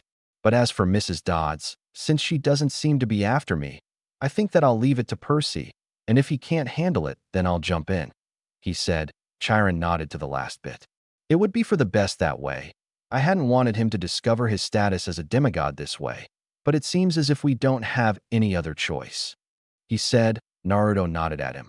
If that's all, sir, I would like to go to lunch now, he said, getting Chiron to agree with him. When Naruto got outside, he noticed that Nancy Bobofit had dumped her lunch on Grover's lap and was currently arguing with Percy about it.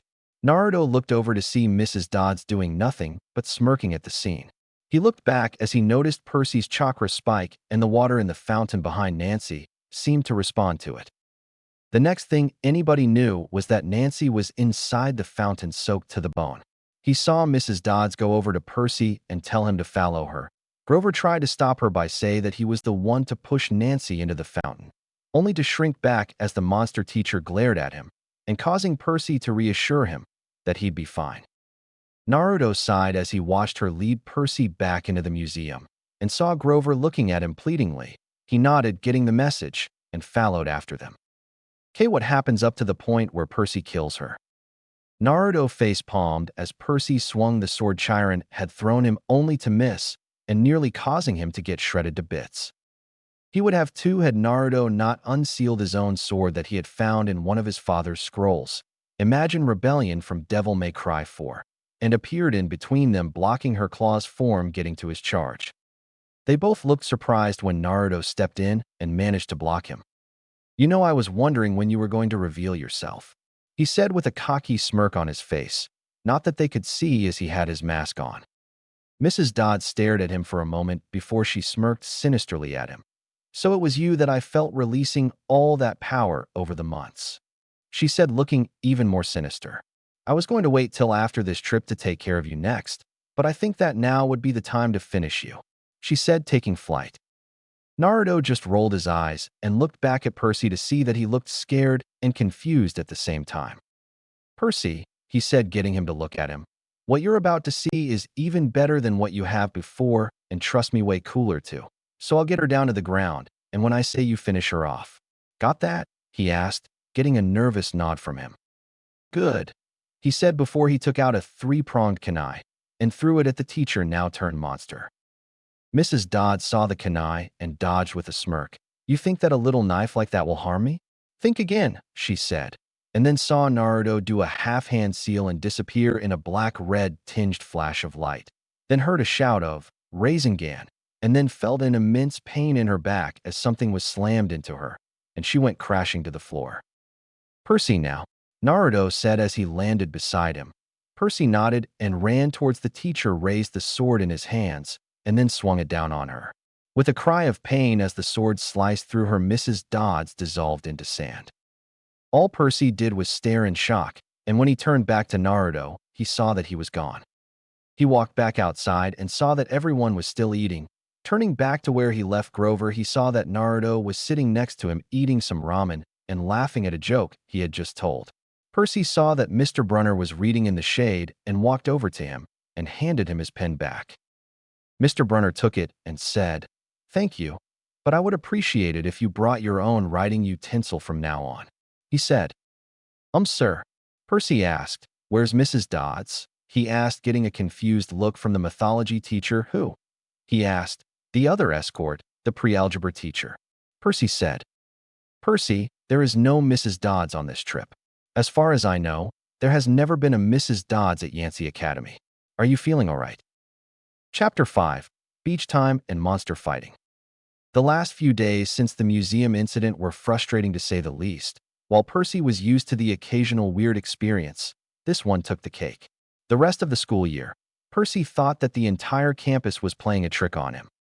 Everyone acted like there had been no Mrs. Dodds ever at Yancey Academy, and that Mrs. Curray, women who he had never seen in his life, had been the pre-algebra teacher since the first day that year. Whenever he would spring a question of Mrs. Dodds on someone, they would stare at him as if he were crazy. The only reason he hadn't been convinced that Mrs. Dodds hadn't been a hallucination was the reactions of his friends.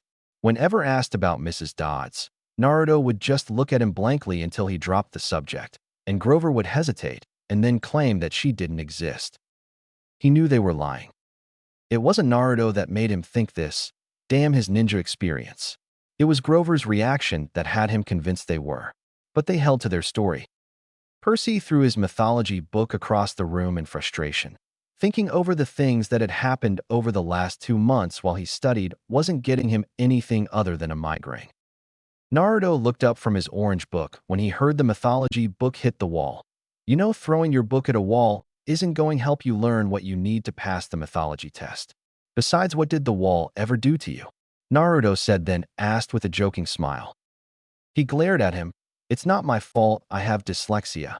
Mr. I used shadow clones to study for me, he said, looking over to the clone that was indeed studying Naruto's own Greek mythology book. Naruto just shrugged. What can I say? The things are useful and it helps that I can make thousands of them, he said before looking up to Percy when he heard him snort. Then why not go to Mr. Brunner and ask for help? I, on the other hand, am going to bed. Training wiped me out today, he said as he marked his place in his book and put his head down and closed his eyes. Percy just shook his head as he walked out the door. All you did was work on your sword and fighting stances, while your clones worked on everything else, lazy bastard. As he approached the office, Percy could hear muffled voices and saw a light coming from the slightly ajar door. Coming closer, he heard a voice that was defiantly Grover's. Worried about Percy, you guys? He froze. While he wasn't an eavesdropper, he couldn't turn away when he heard one of his friends talking about him to an adult. He inched closer. Alone this summer, he heard Grover say. I mean, a kindly one has been teaching in this school all year. Now that we know for sure, and they know too, you will only be worsening matters by rushing us. Now it was Naruto's voice say. Now I wouldn't mind going to camp, but damn it, Grover, give us at least till the end of the school year. He continued, I've been training my whole life in the ninja arts, so I can take out almost any monster. Percy, though, hasn't even realized what kind of potential he holds. Naruto's voice stopped as Percy heard something that sounded like a horse's hoof stamping the ground. We need to be sure that both Naruto and Percy are ready. Mr. Brunner's voice came into play. But they may not have time. The summer solstice deadline . What's this about the solstice? Naruto asked. Nothing you need to worry about, Naruto. The original is in your room, right? Mr. Brunner asked. There was a sigh of annoyance. Yeah, boss is in the dorm. Probably left a clone to study for him while he sleeps tonight. The now identified clone said before muttering something Percy couldn't hear. But anyway, the deadline will have to be resolved without Percy, Grover. Just let him enjoy his ignorance while he can, Brunner said. But he saw her. His imagination, Brunner insisted. The mist is a powerful thing. Casting it over the students and staff was enough to convince him of that. Chiron, I can't fail again, not after . You haven't failed, Grover, Brunner assured kindly. I should have seen her for what she was sooner. Now, let's just worry about keeping Percy alive until next . The book that was in Percy's hand dropped and hit the floor with a thud. Everything went silent. Heart-hammering, Percy picked up the book and rushed down the hall. He looked back to see the shadow of something a lot taller than his wheelchair-bound teacher pass over the window of the door, holding what looked like an archer's bow. Percy stumbled some and slipped into a nearby room. A few seconds passed before he heard what sounded like a horse shuffling outside the door he was hiding behind. A dark shape passed over the window and then moved on. Brunner's voice spoke moments later. "Nothing. My nerves haven't been right since the winter solstice." "Mine either," Grover's voice said. "But I could have sworn dash. Will someone please tell me what happened at the winter solstice?" Naruto's agitated voice spoke, interrupting Grover. There was silence for a moment before, "Not now, Naruto. Dispel, and Grover get back to the dorm. You both have a long day of exams ahead of you." "Don't remind me." They both grumbled. The lights dimmed in the office after a poof sounded signaling that Naruto's clone had dispelled as ordered. Percy slipped out of the room he was in and headed back to the dorms. When he arrived back at the room, his sweat dropped. The reason he did so was because there in front of him were 4 girls picking at the lock that was on his and Naruto's door. "Hurry up, we don't want to wake him," one of the girls said. "Don't worry, I'm being as quiet as I can. But we got everything," the one who was picking the lock said/asked. "I've got the ropes," the third said. "And I've got the drugs. All we need to do is put this in his mouth, and he won't wake up for 5 hours. Naruto's body is all ours." Another, and by far the oldest of the group, said, laughing creepily at the end. Percy stared at them with a deadpan look. "I think I figured out why Naruto changes our locks every day. And to make things worse, the one who said that Naruto's body would be theirs is the reading teacher." He thought in alarm and then hurried back to Mr. Brunner's office. When he got there to see that the door was now shut, Percy knocked. After a moment, he heard a muffled "come in," and he walked in. Mr. Brunner looked a little confused when he saw Percy come into his office. Mr. Jackson, what is it that you need of me this late?" he asked with a smile. Pushing the recent conversation, he overheard a way Percy started to explain. "Well, at first I was coming here to ask for help to study for the finals when I remembered I had forgotten my notes back at my dorm," he said, making Mr. Brunner nod, slightly confused. "But when I got there, I saw why Naruto has been changing the locks of our room every night," he said with a sigh at the end. "And why is that, Mr. Jackson?" Mr. Brunner asked curiously. The teachers had been trying to figure that out for a few months now. "There were 4 girls, one of them being the reading teacher, picking the locks to our room, and it sounded like they were planning to rape him," he said, sweat dropping. When he heard this, Mr. Brunner just stared at him, thinking he was joking. "Excuse me? This isn't a joke, is it?" Percy just shook his head. "I'm not joking, sir. If you don't believe me, then check for yourself," he deadpanned. Mr. Brunner nodded as he allowed Percy to lead him to the dorm room he shared with Naruto, and saw that they were still there picking at the lock. When he saw this, Mr. Brunner's sweat dropped himself. "I do believe trying to break and entering into a fellow student's dorm in the middle of the night is against school rules," he said, making them jump, and slowly turned to see both him and Percy standing, sitting in Mr. B's case, there, and knew that they were busted. Mr. Brunner looked at the group and shook his head in disappointment. "I never would have expected this of any of you. You should be especially disappointed in yourself, Mrs. Insert random name," he said to the reading teacher, making her nod in shame. "Now every one of you will follow me to the principal's office. I'm sure you'll get a stern lecture on how to properly behave there," he said, making the girls and one teacher nod before he turned to Percy. "Now, I do believe that you should get to bed, Mr. Jackson. Sorry I couldn't help you study, but this needs to be taken care of," he said, making Percy nod in understanding before he led the group of 4 to the office. Percy just shook his head as he went back into the room to see that Naruto's shadow clone was still studying, and the real one was sprawled on top of his bed.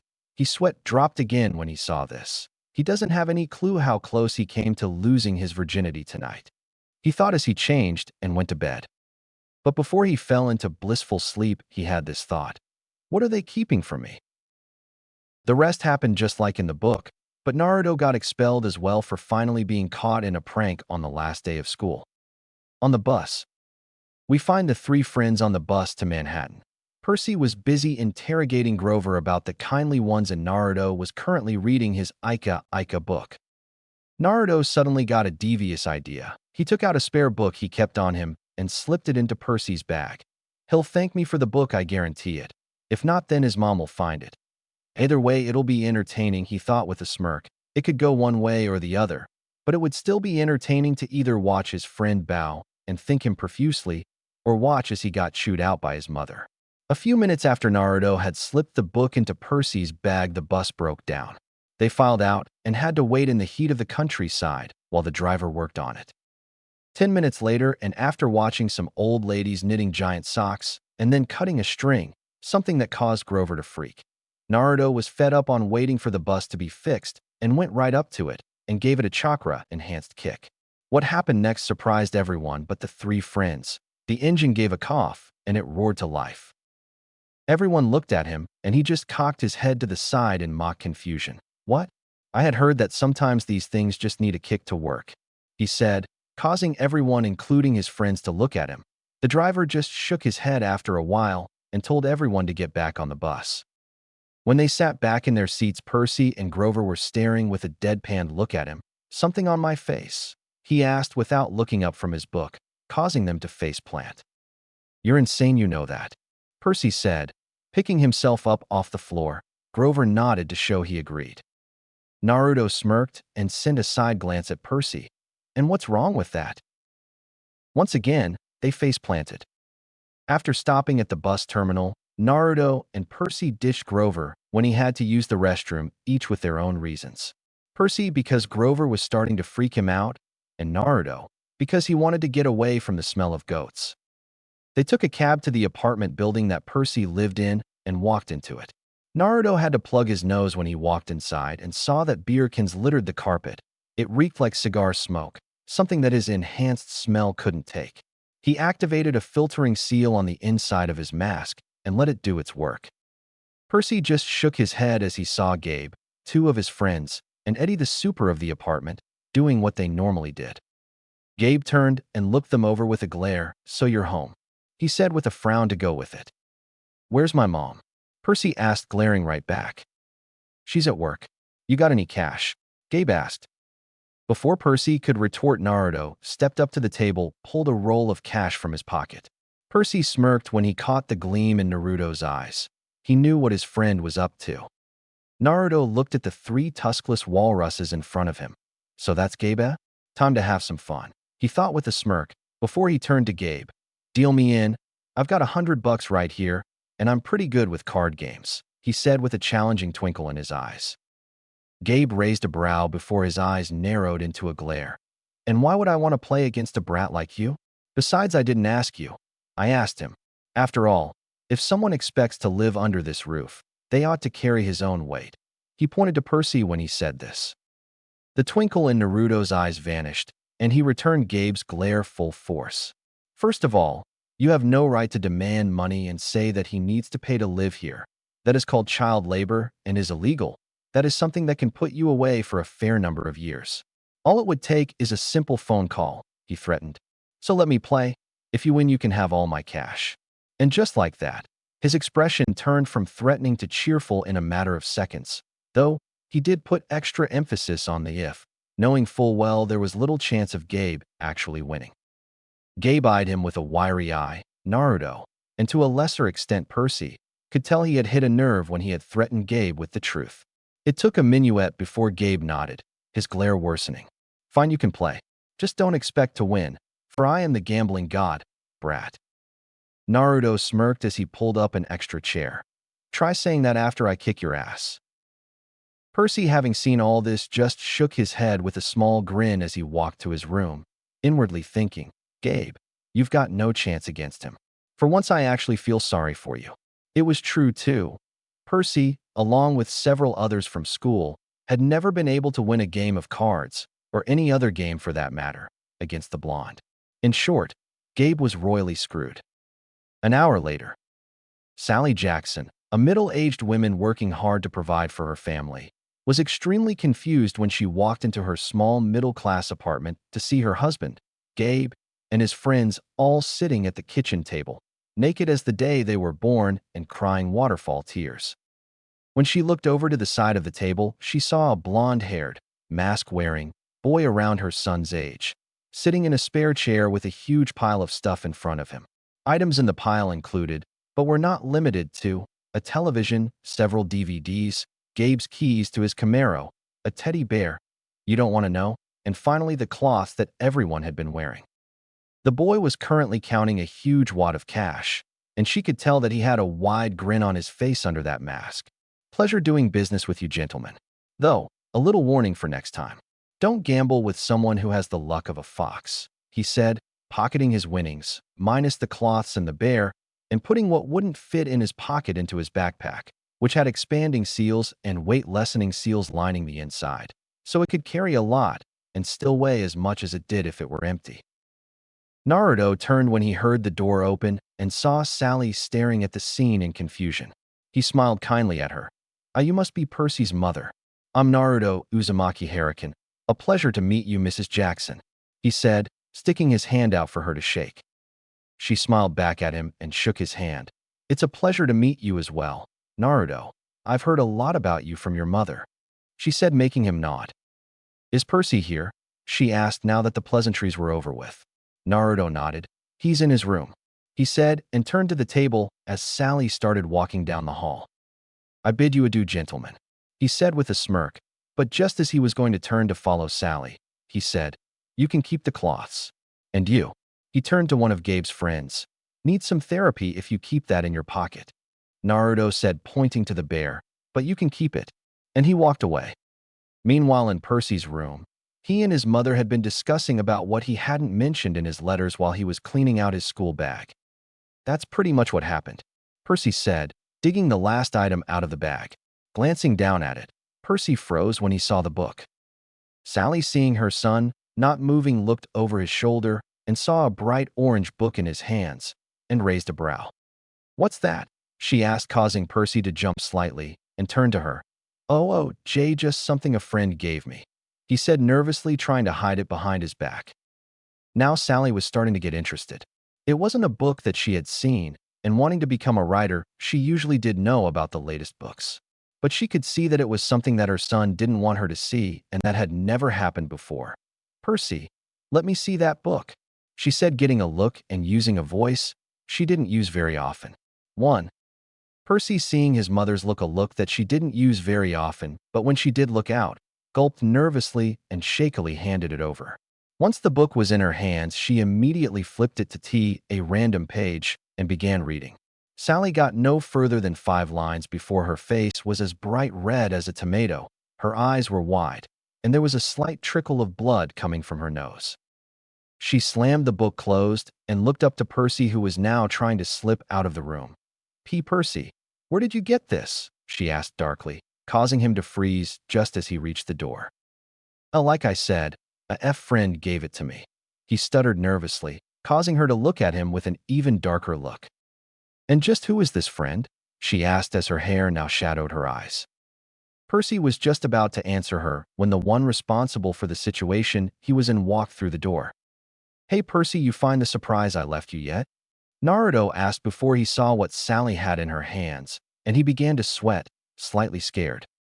Percy, seeing his friend like this, gained a dark gleam in his eyes. Actually, Mom, Naruto was the one who gave it to me, he said, drawing a look of betrayal from his masked friend. He gave him a look that said, if I go down for this, you're going down with me. Sally turned her head to the now shaking in fear Naruto and asked, is this true? Naruto, seeing as he had no other way to get out of this situation, shakily nodded his head in confirmation. What happened next surprised them both, because instead of unleashing a dosage of feminine fury on them like they had expected, she had taken Naruto's hands into hers and was eye level with him, making him blush and causing Helena to growl. Let him go, you bitch, he's mine. Only the ones I approve of can be with him. When Naruto heard this, he felt the blush on his face become deeper and was inwardly thankful of his dad for leaving him his mask. Don't worry, Lina-chan. You and anyone who loves me like you are the only ones for me, he thought to her. Yes, they had gotten together, but only in the last 2 years. Reason being was that once Naruto had matured enough to recognize when a woman was in love, had seen how she was acting around him, and had discussed what he felt about for her with his mother. Then he had confronted her about her feelings, and after she had confessed, I guess it would be reconfessed, seeing as she already did during the Hanzo mission, he confessed his own feelings. But what had surprised him was that she was willing to share him with others, and had secretly admitted to being bi. That had sent him flying back with a massive nosebleed. But she had said that only those who really loved him and those she approved of could be with him, and Naruto could see her reasoning. But back to the story. You bet your ramen that is true, Helena said, making Naruto send a mental nod, but he silently prayed he wouldn't have to bet his favorite food on anything ever. It's be his luck his first loss at gambling would be when he did. Please, Naruto, who gave you this book and where did they get it? This is a work of art, Sally said/asked with the dreaded puppy eyes. Oh, come on. I thought that no one in this world knew how to use that jutsu. Naruto shouted in his head. Underworld. Hades and Yahiko were in despair when they saw this. I can't believe the look is in this world too, Yahiko exclaimed, crying anime tears at the sight of Naruto being subjugated to it. I thought it was only in the shinobi world, Hades said, and as the two males went up to the closest wall and began banging their heads against it. Why? Why? They grunted as their heads impacted the stone wall. Seeing them doing this made Kushina and Persephone sweat drop. Should we tell them it's a technique all women and small children have in their genetics, no matter what world they're from? Kushina asked her sister wife. Persephone looked thoughtful for a moment before shaking her head. Nope, I don't know about you, but I'm rather enjoying the show, she said, making some popcorn appear between them and started eating. She was quickly joined by Kushina as they continued to watch the males in the room hitting their heads. With Naruto and the others. Naruto, having given up on trying to resist the look Sally was giving him, sighed in reluctance. I got it from my mother. She got it from an old teacher of hers, and it is, isn't it? He asked with a large smile as he pulled his hands loose. Sally nodded excitedly in agreement as she stood back up. Yes. You wouldn't happen to know this teacher of your mother's, would you? She asked curiously. Naruto shook his head. Sorry, but I don't have a clue who he is other than that he was my godfather, he said, making her nod, and then turned to Percy. I've got a surprise for you, Percy, she said, making him raise a brow. We're going to the beach. Percy's eyes widened in Montauk. 3 nights same cabin. When? Just as soon as I change. Percy couldn't believe it. They hadn't been able to go to the beach the last 2 summers, mostly because Gabe said they didn't have enough money. But looking past his mother, he saw Naruto, and could tell he was smiling softly at the scene. He got an idea. Hey, Mom, he asked, getting a raised eyebrow from Sally. Could Naruto come too? He asked. Out of all the things they thought he was going to ask, this was not one of them. They both looked confused. Why would you want me along? It's your time with your mom. I'd just be a third wheel, Naruto asked/said. Percy shook his head when he heard his friend say this. No, you wouldn't, man. And you're my friend. I wouldn't let you spend the summer with nothing to do besides training, he said. The response got wide eyes from Naruto and an even more confused look from Sally. Training? She asked. Both boys looked a little nervous, realizing the slip up. Yeah, Naruto's a big martial artist and practices every day, Percy said. Why, yeah, I like to do a little kung fu every now and then, Naruto said, doing a few mock moves. Sally looked a little suspicious for a moment before she sighed, and then nodded. All right, I guess that he can come with. Besides, it's not very often that we can go, and it would be nice to have a guest for once, she said, before she added, but only if Conan says you can. And she went to change. An hour and a half later. After Sally had changed, assured Gabe that the expenses would be coming out of her own pocket, and gotten the okay from Conan, they were on the way to Montauk. Though Gabe, it seemed, had forgotten that he had gambled away his Camaro and had spent a half-hour looking for the keys, only to be reminded by Naruto himself that he was now the owner of the car, a fact that had Gabe once again crying in shame. Now they were in Naruto's new car, something that still greatly confused Sally, heading towards the ocean. Ha ha ha. Did you see his face? Percy asked Naruto from the back seat through his laughs. Yep, priceless. Naruto chuckled as he rode in the passenger seat. Someone mind telling me what's going on? And how did you convince Gabe to give you his car, Naruto? Sally asked, confused as she drove. The boys looked at each other and just shrugged. We decided to teach Gabe not to gamble so much anymore, Naruto said, causing her to look even more confused. "And you got his car how?" she asked. Naruto's sweat dropped a bit. "Long story short, he put it up for a wager, and I won," he said, now getting a nod from Sally. "I hope he learns his legion then," she said, drawing confused looks from the boys. "Huh," Percy said. "I figured you'd be mad." Sally shook her head, a small smile forming. "I'm not.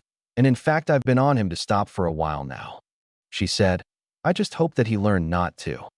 They talked some more as they drove.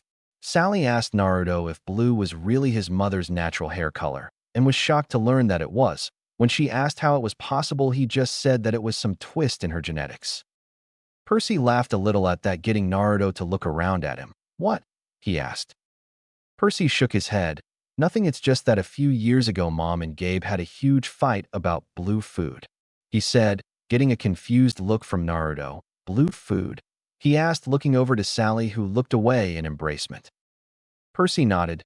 "Yeah, Gabe claimed that it didn't exist, and since then Mom's been making most of our food blue birthday cakes, blue smoothies, blue corn tortilla chips, and brings blue candy home from work," he explained, somewhat enjoying that his mother's face was becoming redder with each word. Just as Naruto was going to ask more, Sally said, "Oh, would you look at that, we're here." And indeed they were.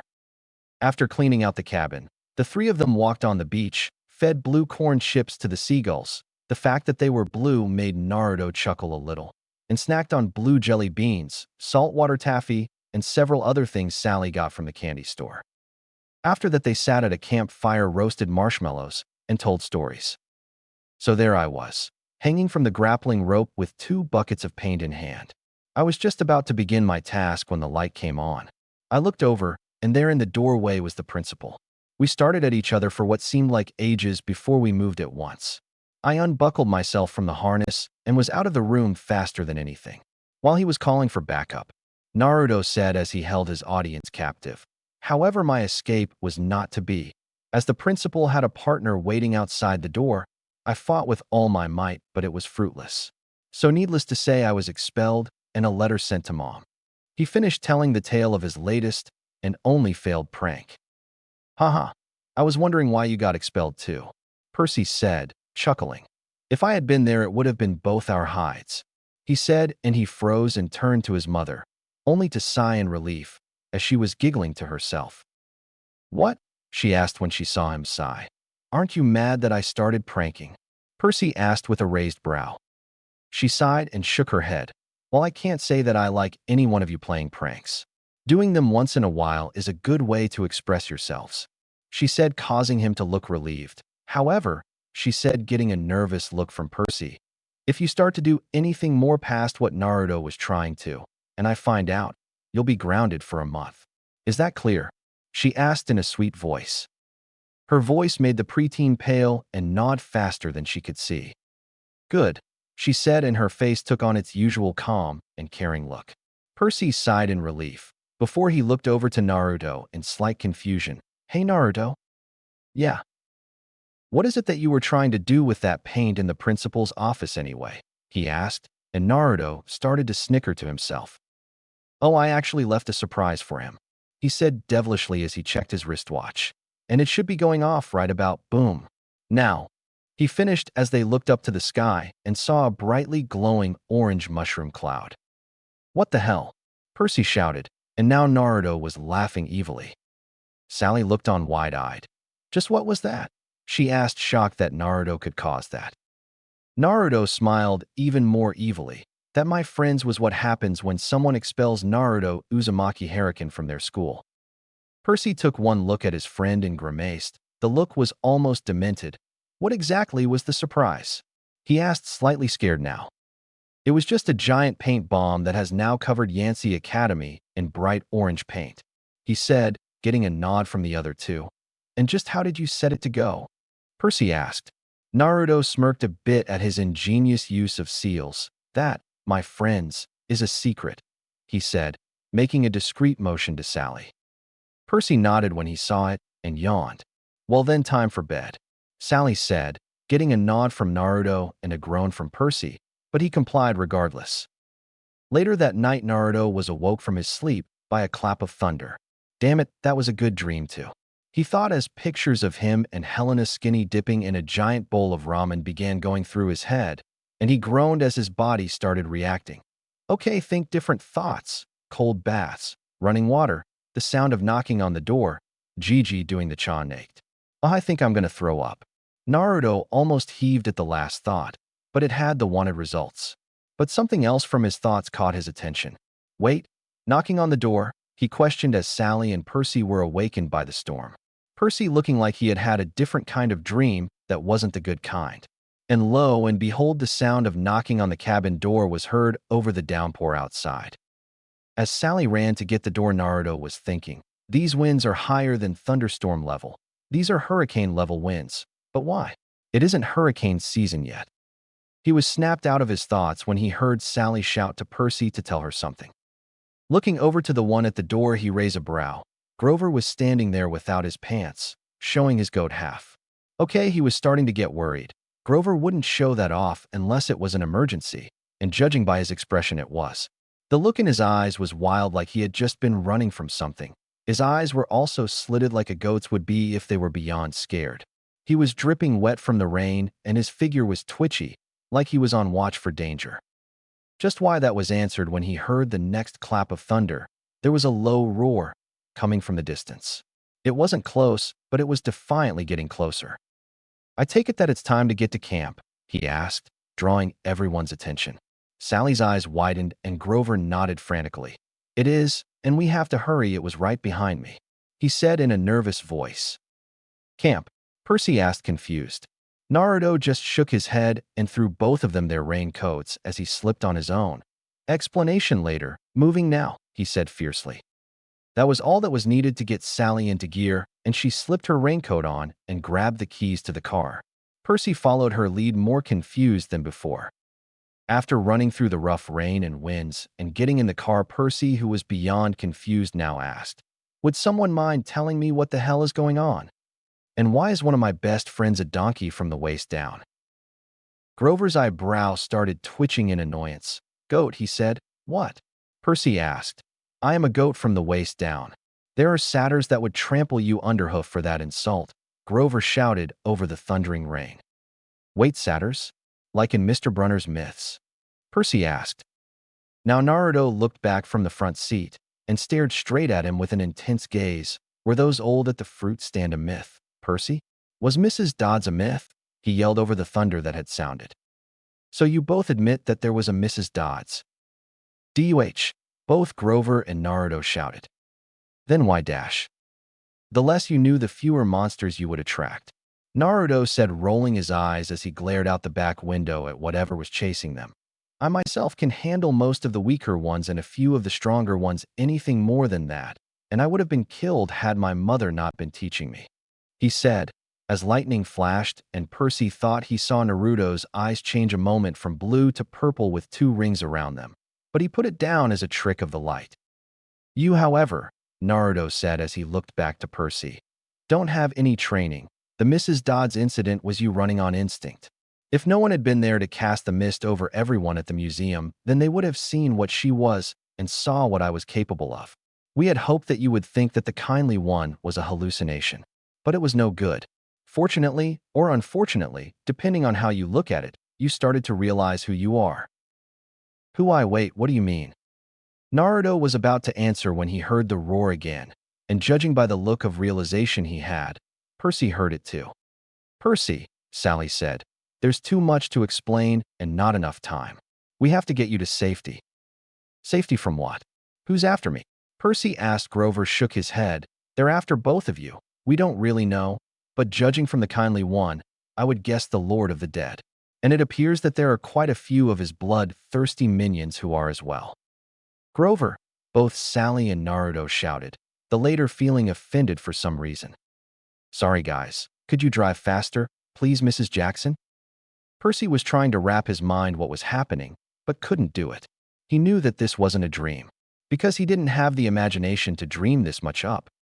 As they turned a corner, they could see farmland and pick your own starberry signs on the fences. Where are we going exactly? Percy asked. Grover and Naruto exchanged a look and said as one, someplace safe. You guys think that we're in danger all because some old ladies cut yarn? He asked. Those weren't old ladies, Grover said, and Naruto continued. Those were the fates. Them cutting yarn in front of you means that someone's about to die. He explained. Percy raised a brow. The way you said someone sounds like you were meaning me. Naruto shook his head. That's not what I meant. I meant someone as in anyone. No, you meant someone as in me. Percy insisted. That doesn't mean that it'll be you that's going to die. Just someone you know. Naruto said, irritated, turning around to face the front. Boys, Sally shouted. She pulled the wheel to the right hard to avoid something.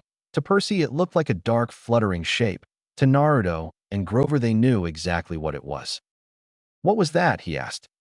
We're almost there, Sally said, but in her head she was thinking, just another mile. Please, please, please. Percy, not knowing where there was, began to lean forward in his seat in anticipation. A few moments later, there was a jaw-rattling boom, and the car exploded. Percy felt weightless, almost like he was being crushed, and several other things all at once, before he found his face smashed into the back of the driver's seat. Ow, was his intelligent response as he peeled his forehead from said seat. Percy, Sally shouted in concern. I'm okay, you all right, Naruto? Other than being upside down and my back aching, I am, groaned Naruto's voice from the front. Trying to shake off the daze, Percy looked to see that his friend was indeed upside down. His head was in the seat and his legs were hanging in the air and down by his head. Imagine the crumpled heap Ichigo was in after they crashed the bubble thing during the mission to rescue Rukia. Despite the situation, Percy snorted in amusement. Haha, let's all laugh at the guy who can kick your ass 10 ways to Sunday. Naruto grumbled as he straightened himself out. Is Grover all right? He asked, making Percy look over to his other friend. All he saw was a crumpled heap of fur. Grover, the two boys shouted, and Percy began shaking his furry hip. Grover gave a soft moan of pain and muttered out food weakly. They knew that there was hope for their friend yet. Sally, after checking them all in a matter of seconds, said, Boys, we have to. Her voice faltered as lightning flashed. Looking over to where her gaze was locked, the boys saw a big figure slowly trudging towards the wrecked car. It looked like a football player who looked to be holding a blanket over his head. His upraised hands made it look like he had horns. Though those were Percy's thoughts, Naruto knew exactly what that thing was, and that those were really horns on the thing's head. Boys, get out of the car, Sally shouted as she began to throw her weight into the driver's side door. The doors were jammed shut because of the mud. It was the same for the other three as well. They couldn't take the roof because the hole in it was jagged and still sizzling. It's no use, Percy shouted as he was banging on his door. Naruto sighed as he knew what had to be done. Everyone get back, he shouted. They couldn't see his face, but they could tell by his voice they knew whatever it was he was going to do, it was going to be big. After clearing away as far as they could in the cramped space of the car, Naruto held out his hand. What happened next surprised no one but Sally. At first, there was a small glow in his palm, then small wisps started to appear, and after that he held a palm-sized glowing and swirling blue ball of chakra. What the hell? Sally muttered. No one heard her though, because as soon as Naruto had formed the ball, he had thrust it into the passenger side door with a shout of Rinnegan, and the door went spiraling off the car and into the storm. Shaking of her shock, Sally shouted, Everyone out! There was a flash of lightning, and they all saw a huge pine tree at the crest of the nearest hill. Boys, Sally shouted as she climbed out of the car, urging them to get out. Naruto nodded and slung Grover over his shoulder and climbed out, Percy close behind. See that tree? Sally asked once they were all out. The boys nodded. That's the property line. You need to get past it and head to the big farmhouse and yell for help. Whatever you do, just don't stop till you reach the door. They could hear the man's grunting and snorting noises getting closer. Looking back, Percy realized that he couldn't be holding a blanket over his head because his hands, which were huge and meaty, were swinging at his sides. There wasn't any blanket, meaning that the fuzzy mass that was too big to be his head was his head, and that those were really horns on his head. You're coming with us, Naruto shouted, causing Percy to look back and nod his head to show he agreed. No, it's you two he wants. Besides, I can't dash. I don't care, you are coming with us, Percy shouted. His mother looked stunned for a moment before she sighed and nodded. We don't have time to argue, so let's go, she said, and took Grover from Naruto and put one of his arms around her shoulder while the other went around Naruto's. As they started their way uphill, Percy glanced back again and got his first clear look at the monster behind them, and he recognized it. It had been in one of the first stories that Mr. Brunner had told the class. That's the Min Dash, don't say his name, Sally warned. Names have power. Everyone glanced back to see that the bull man was bent over the car, sniffing or nuzzling the side of it. Percy wasn't sure why he bothered, since they were only about 50 feet away. Food, Grover moaned weakly. Shoo, Naruto shushed him. Mom, what's he doing? Doesn't he see us? Percy asked. His sight and hearing are terrible, Sally explained. He mostly goes by smell, but he'll figure out where we are soon enough. Naruto finished for her. As if it was on cue, the bull man roared in rage. He picked up Naruto's Camaro by the torn roof, the chassis creaking and groaning in protest. He raised it over his head and threw it down the road. It slammed into the wet cement and skidded in a shower of sparks for a half-mile or so before coming to a stop. A moment later, the gas tank exploded. Oh, come on, Naruto shouted. I just got that. Oops, Percy muttered. Percy, Naruto, Sally said, drawing their attention. When he sees us, he'll charge. Wait until the last second. He can't change directions very well once he's charging. Understand? Naruto nodded as he continued to glare at the bull man. Percy, however, looked slightly confused. How do you know all this? I've been worried about an attack for a long time. I should have expected this. But dash, there was another bellow of rage, and they looked back to see the bull man heading towards them. Clearly, it had smelt them out. The pine was only a few more yards away, but with Grover slung between Naruto and Sally, and Percy right beside them, they wouldn't make it. Another roar ripped through the night, closely followed by several more. He's calling for reinforcements, Sally warned, a worried look clearly on her pale face. Naruto shook his head as he made another decision, a very stupid one at that. And he stopped, drawing their attention to him. Naruto, what dash? You guys go on ahead, I'll slow these guys down. Mother and son stared at him with dumb looks. Huh, they said together. Naruto sighed as he began to turn away from them. I said, for you to go on ahead of me. I can buy enough time for you both to make it to the top and get some help. Now go, he shouted as 100 or so forms began to rise from the earth. Percy and Sally continued to stare at him, but didn't have time to argue as now he was fully turned and trudging down the hill towards the Bill Man and his reinforcements. Percy nodded reluctantly as he slung Grover's arm around his shoulder and started pulling them uphill. Percy, what are dash? Mom, Naruto's powerful. I've seen what he can do. Believe me, he can take them, Percy said, but in his head his thoughts went along the lines of, what the hell is he thinking? He doesn't stand a chance with those numbers. With Naruto. Naruto stopped and stood his ground as the last of the monsters rose from the earth. Despite his decision to send the others on and take the whole horde on himself, he wasn't as confident as he had portrayed, and his girlfriend was letting her displeasure be well known. Naruto, Uzumaki. What the hell do you think you're doing? Helena shouted. Sighing, Naruto unsealed his sword. I'm sorry, Helena, but this is something I must do. Do what exactly? Get yourself killed? She asked in worry. Naruto, not only are you facing the Minotaur, but you're going against 100 other monsters at the same time. Even a child of ZEUS couldn't do that, she shouted. Don't worry, Lena, I'll be careful. Naruto reassured before cutting their mental connection, not giving Helena time to reply. She wouldn't have had the chance anyway as the monsters surrounding him all roared as one and prepared to attack. Smirking at the obvious challenge, Naruto raised his blade. The celestial bronze metal glinted dangerously in the flashing lighting. At the sight of the blade, the monsters roared again and charged to battle their prey.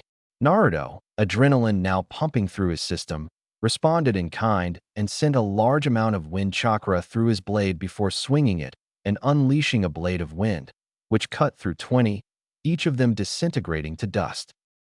The rest of the monsters were only encouraged by this and charged all the more faster at the blonde.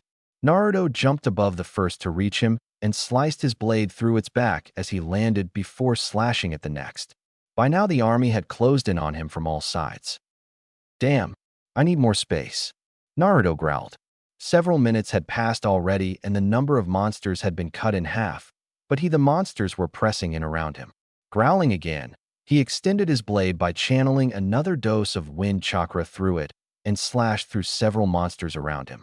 Quickly making use of the small window of time he bought, Naruto resealed his sword and channeled a bit of chakra to his right forearm, and in a small billow of smoke a pair of kunai appeared. If one were to look closer, they'd be able to see that these were not regular kunai. No, these were tri-pronged and had a seal formula across the handles. These were what had made his father famous in the shinobi realm. The very keys to the Yellow Flash's success. The only difference was the fact that they were made of celestial bronze, the only metal capable of destroying a monster. And in this situation, Naruto's only hope in defeating this horde of monsters. Smirking lightly, Naruto threw one of the kunai into the air and disappeared. The only thing remaining was a quickly fading bit of red light. The monsters stopped and stared at the scene, all of them wondering where their prey had gone. That question was quickly answered by a wave of fire bearing down on them from above. Fire style, Great Flame. The jutsu quickly caught what remained of the monsters and incinerated them all in much of the surrounding area in one sweep. Naruto landed in the center of the field of devastation, panting and with sweat dripping from his brow. That last jutsu still takes a lot out of me, he thought before he turned to view a sight that had his blood running cold.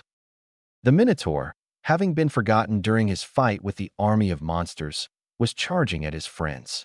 Sally and Percy still carting the unconscious Grover up the hill. Acting quickly, Naruto threw the kunai in his hand, angling it in an arc so that it would land in front of the Minotaur. If he did it right, he'd be able to get to his friends before the Minotaur did. Locking onto this kunai beacon, he flashed away, just as the Minotaur reached the spot his kunai landed. The last thing Naruto saw was the black, fur-covered chest of the Minotaur before it impacted him, sending him spiraling into the backs of the others. Everyone this point in time. What the? Percy asked as he felt something impact him and sent everyone sprawling. He looked to his side and saw, much to his concern, that Naruto was laying there with swirls in his eyes and out cold. Naruto, he shouted and started to shake his friend, fearing for the worst. He only stopped when he heard him mutter, "Oh, look at the pretty lights, mommy. Can I have some ramen?" Tasai, what's with the ramen? It's like he's addicted to the stuff, he thought. He looked over to see his mother getting up and coming over to him. Is Naruto all right? She asked upon seeing who he was bending over. Yeah, just knocked out, he answered, and she nodded. They heard Grover moan about food again right next to the tree, and they knew that he was all right. Sally looked over after she had examined both the boys, and her eyes widened in fear at seeing the Minotaur bearing down on them, with its arms spread wide. Percy, get back, she shouted, shoving him and Naruto's unconscious form away, but getting caught in the Minotaur's meaty hands. Percy looked up after recovering to see his mother in the monster's hands, kicking and pummeling the air, but at the same time getting the life squeezed out of her.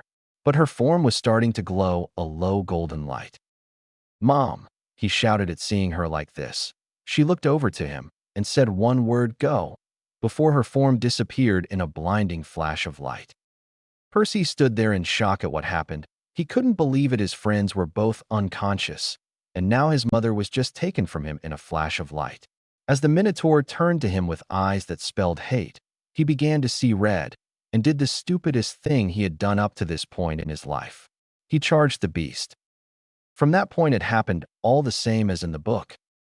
After the Minotaur had disintegrated, Percy felt like lying down and crying, but he knew that his friends needed his help. He managed to somehow hoist his friends over his shoulders and staggered down into the valley, towards the lights of the farmhouse. He was crying and calling for his mother, but he held on to his friends. He wasn't going to let them go. The last thing he could remember before he passed out was collapsing onto a wooden porch, looking up at a ceiling fan circling above him. Moths were flying around the yellow light bulb hanging from the fan, and the stern faces of a familiar bearded man and a pretty girl who had blonde hair curled like a princess's. They were both looking down at him. These are the ones. They must be, the girl said. Silence, Annabeth. The man said. He's still conscious. Bring them inside. The void. Naruto opened his eyes to see a place he hadn't in years. This place again? He asked himself with a sigh. Yes, child, you're back it seems, said the voice of the person he met last time. Naruto nodded. Yeah, I guess I am. Though hopefully on happier matters, he said, as the girl began to form like last time as well. It is, she said, giggling. Okay, then why am I here again? He asked, getting to business. The girl nodded. I have a message from your mother, she said, getting a surprised look from Naruto. My mother? He asked. The girl nodded again. It seems that she either forgot to mention something in her letter to you, or she just realized it, she said, getting him to sweat drop. Well, at least I know where I get that from, he thought. What was it? He asked. It seems that the amulet that she told you about has another power other than those that she mentioned, she said. And that would be, he asked. The amulet can let one sealed spirit live inside of it, she said, surprising him. Huh, he asked. She giggled again. You heard me right, she said. Naruto had to think for a moment on what he had just learned. The amulet that his mother left him that could not only travel the two realms and allow him to talk to sealed spirits, but it could also let the spirit live inside it. And this was an amulet that he hadn't even been able to look at, because when he had gone to take it from the seal, he found that it was locked. A note had appeared after that, though, telling him that it would unlock after he got to camp, like his father's gift to him would. Okay, he said. Is there anything else that I should know about it? She nodded. What is it? He asked. The amulet, by letting the spirit live inside of it, can by proxy let the spirit use their powers, the girl said. Say, for instance, if you let Helena live in it to see the world from her eyes instead of yours, she would be able to use whatever tailed beast power she so chooses. Or if I had someone who had lightning powers, they would be able to shoot electricity out of it, right? Naruto asked, starting to get an idea. Yep, the girl replied in an excited tone. She was sure she knew what he was thinking. Naruto, however, had another thing to ask. How would they be able to get into the medallion? The girl giggled again and said, just have them place their right hand on it and say, they put their name, except to live in the Uzumaki amulet, and then the amulet will do the rest, she explained. Naruto smiled and bowed to her, something he hadn't done since he was in the elemental nations. Thank you for letting me know this, and please let Kasen know that I say thanks, he said, speaking elemental. The girl nodded with a smile, and she began to fade, but before she did, she said, Oh, I almost forgot. Your father said to tell you he'll be visiting soon. And she disappeared. Naruto was a little surprised, but smiled a happy smile when he heard this, and he disappeared from the void as well. Outside the void, Naruto opened his eyes with a groan. Ow, what the hell hit me? He asked. He was not expecting to get an answer. What hit you was a seriously pissed off Minotaur, going full speed. A familiar, somewhat amused voice said off to the right. Naruto looked over and saw a familiar face with the start of a small wispy beard on the chin and a small smile above that. The face belonged to one Grover Underwood. Hey Grover, how you feeling? Naruto asked, his face breaking into a small pained smile of his own. Grover's face lost the smile and he grimaced a bit. I'm doing okay, but Percy on the other hand. He trailed off and pointed to the bed to Naruto's left. Looking over, Naruto saw that Percy was paced out on the bed. His face was bruised, but it was healing at a rate that Naruto could swear that Percy had a healing factor like his. He also noticed that Percy was muttering something about his mom in his sleep. He looked over to Grover for an explanation and saw that he had his head down. After you passed out, Percy's mother was caught by the Minotaur. I think you can do the math about what happened after that, he said, getting wide eyes from Naruto, and he looked down. I see, he said in quiet voice. They stayed that way for a while, before they heard a clopping coming from the hall outside the door. A few seconds later, the door opened to reveal Chiron in his full centaur glory. The instant he saw Naruto, his grim face broke into a smile. You're awake, that's good, he said, and then looked over to Percy's sleeping figure, and he shook his head. I guess Percy needs some more time to recuperate. Naruto smiled a bit when he saw the horseman. Chiron, it's good to see you. Chiron smiled again as he took in Naruto's form. It was almost like the last time he saw it, A little tired and sore maybe, but the same nonetheless. It's good to see you too, Naruto, he said before his face turned serious. However, I must ask you what exactly happened. Grover has already explained up to the point of the crash, but after that it's a blank for him. So what happened? He asked. Naruto nodded and began to explain. One explanation later. That's what happened, Naruto finished. Up until I was knocked out at least. Anything after you'd have to ask Percy. He added sheepishly to Chiron, who nodded and rubbed his chin in thought. While you did well against that horde, you were lucky to survive, Naruto, he said, getting a raised brow from said blonde. Had you been any other half-blood, you would have gotten yourself killed. He finished, causing Naruto to sigh and nod in depression. Yes, sir. However, Chiron started making Naruto raise his head. You valiantly stayed back to fight the adversaries to give the others enough time to get help. So I must applaud your courage and resolve to fight for others, he said with a smile and a kind look in his eye. Thank you, sir, Naruto said, bowing his head. No need for that, Chiron said, but I do believe that it's time for you to see Camp Half-Blood, he said, making Naruto nod somewhat excited, and he got up and followed Chiron out the door and into camp. The tour consisted of seeing the forest, which he learned was stocked with monsters. Naruto had gotten a small gleam in his eyes at the training possibilities. The armory, all he could do was whistle in amazement. They had thousands of weapons in there. The stables, he had seen stranger things than winged horses. The volleyball pit, he shivered when he saw several of the girls in the area blush when they saw him. A few of the people there stopped to look at him, and one nudged another and whispered, "That's him. The one who defeated a whole horde of monsters." This got a raised brow from Naruto. After that, they saw he was shown the strawberry fields where lines of campers were picking the berries while several satyrs were playing reed pipes that were causing the bugs to fly away in lines. Next was the arena. Chiron explained that it was mostly for weapons practice, but they did hold the occasional grudge match between cabins. The archery range was next. Chiron said that if he ever wanted to learn how to shoot a bow, then that was the place to learn how, as he was the teacher. The canoeing lake, then the amphitheater, and finally the cabins. 12 bizarre-looking cabins arranged in an inverted U. In the center there was a stone-lined fire pit. Even despite the fact that it was a warm day, the hearth smoldered. A girl about 9 years of age was poking at the flames with a stick. She looked up when she sensed Naruto and Chiron nearby, and blushed when she saw Naruto wave, and went back to poking the fire. Chiron raised a brow, but said nothing. The cabins faced a commons area, which consisted of Greek statues, a flower bed. Naruto had a green thumb, so that perked his interests, and a few basketball hoops. After the tour, they had ended up at the big house again, and were waiting for Percy to wake up. While they waited, Naruto was looking over to the hills, and spotted the pine at the crest of the hill. So that's Thalia's tree, he muttered in a low voice. But Chiron still heard him, and he nodded grimly.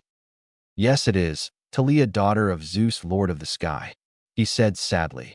Hunted since her birth, died fighting a horde of monsters atop that hill, but turned in the tree before her soul could pass to the next world, and now guards the camp's borders, he explained, making Naruto nod. She's not dead, he said, surprising Chiron. What do you mean? Naruto sighed and started to explain. What I mean is that since her soul hasn't been able to pass on to the underworld, then she's not technically dead, just in suspended animation where she's frozen in time as she was at that moment. And time is either passing slower or faster for her than it is for us. Chiron was gapping at him by the end of the explanation. He shook his head to clear it. How do you know all this? He asked. Naruto smirked a bit. I don't really. But if that is the case, then I intend to either wake or free her spirit, he said, pulling out a scroll from a pocket. How? Chiron asked curiously. Naruto smirked as he unrolled the scroll to reveal 3 seals on it. He bit his thumb and wiped the blood on the bottommost seal. There was a poof of smoke, and something dropped out into his waiting hand. After the smoke appeared, they saw that there in Naruto's hand was half of a golden amulet. It had what appeared to be a blood-red eye with lines and tomes on them. It also had what appeared to be an upside-down triangle surrounding it. And running through the top of it was a thin chain that someone would use to wear it. Naruto smirked. With this. Chiron, meanwhile, was staring at the amulet in shocked surprise. That's the amulet of the sage. It said that it went missing centuries ago. How on earth did it find its way to Naruto? He thought in shock. He snapped out of it when Naruto started to walk calmly down the steps towards the pine that was Thalia and Naruto. He called, getting his attention. He turned back to look at him with a slightly confused look. Where did you get that? Chiron asked. My real mother. She left it for me in that scroll. Naruto said and turned back to the hill and began to walk the steady incline. Chiron now right behind him. Reaching the pine at the crest, Naruto placed the amulet against the trunk, took a deep breath, and looked at Chiron. Wish me luck, he said, and thought talk, and he was pulled into the tree. Chiron gulped a bit as he saw Naruto's body get sucked through the medallion and into the pine. I wish you luck, Naruto. May the gods be with you. And thunder rumbled across the valley. Inside the tree. So this is what Thalia's mindscape looks like. Naruto thought when he found himself in the same place that he had left just a moment ago. He looked around and saw the surrounding area to be an exact replica of the camp, just desert. As he looked around more, he heard what sounded like crying coming from down by the cabins. He sighed. Why is it every time I meet a sealed spirit they're crying? He asked himself, not really expecting an answer. Really now, Naruto-kun, is that how you feel about how we met? A feminine voice jokingly asked behind him. He froze and slowly turned to meet the blue eyes of his girlfriend. He stared at her shocked. How? He asked, his eyes wide. Helena giggled. Don't be so surprised. The same thing happened when Kushina went to meet another Jinchuriki and their tenant. She said, amused by his shocked face. Naruto shook his head after a moment to clear it. Next time, Kasen should warn me about this. He muttered in elemental. Underworld.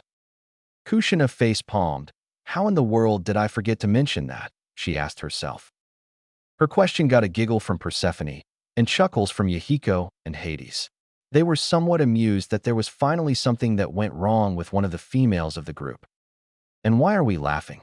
Kushina asked with a dangerous glare in their direction, a glare that had them both huddled in a corner for dear life. That's what I thought, she said, and turned back to watch the events in her son's life. Persephone sighed and shook her head. Men, she thought, and turned to watch her stepson. Naruto would be that, right? Back to Naruto. Naruto, for the second time in his life, felt that his question had both his dads cowering from his mother. He shook his head again and looked over to Helena, who was still looking amused. So should we go and meet Thalia? By the sounds of it, she's already awake. He asked. Helena nodded. We should. With that, Naruto pocketed the amulet, and they set out into this deserted version camp. It took an hour or two to find Thalia. Reason was that they searched all the cabins to be sure before they went to search the biggest that was labeled number 1.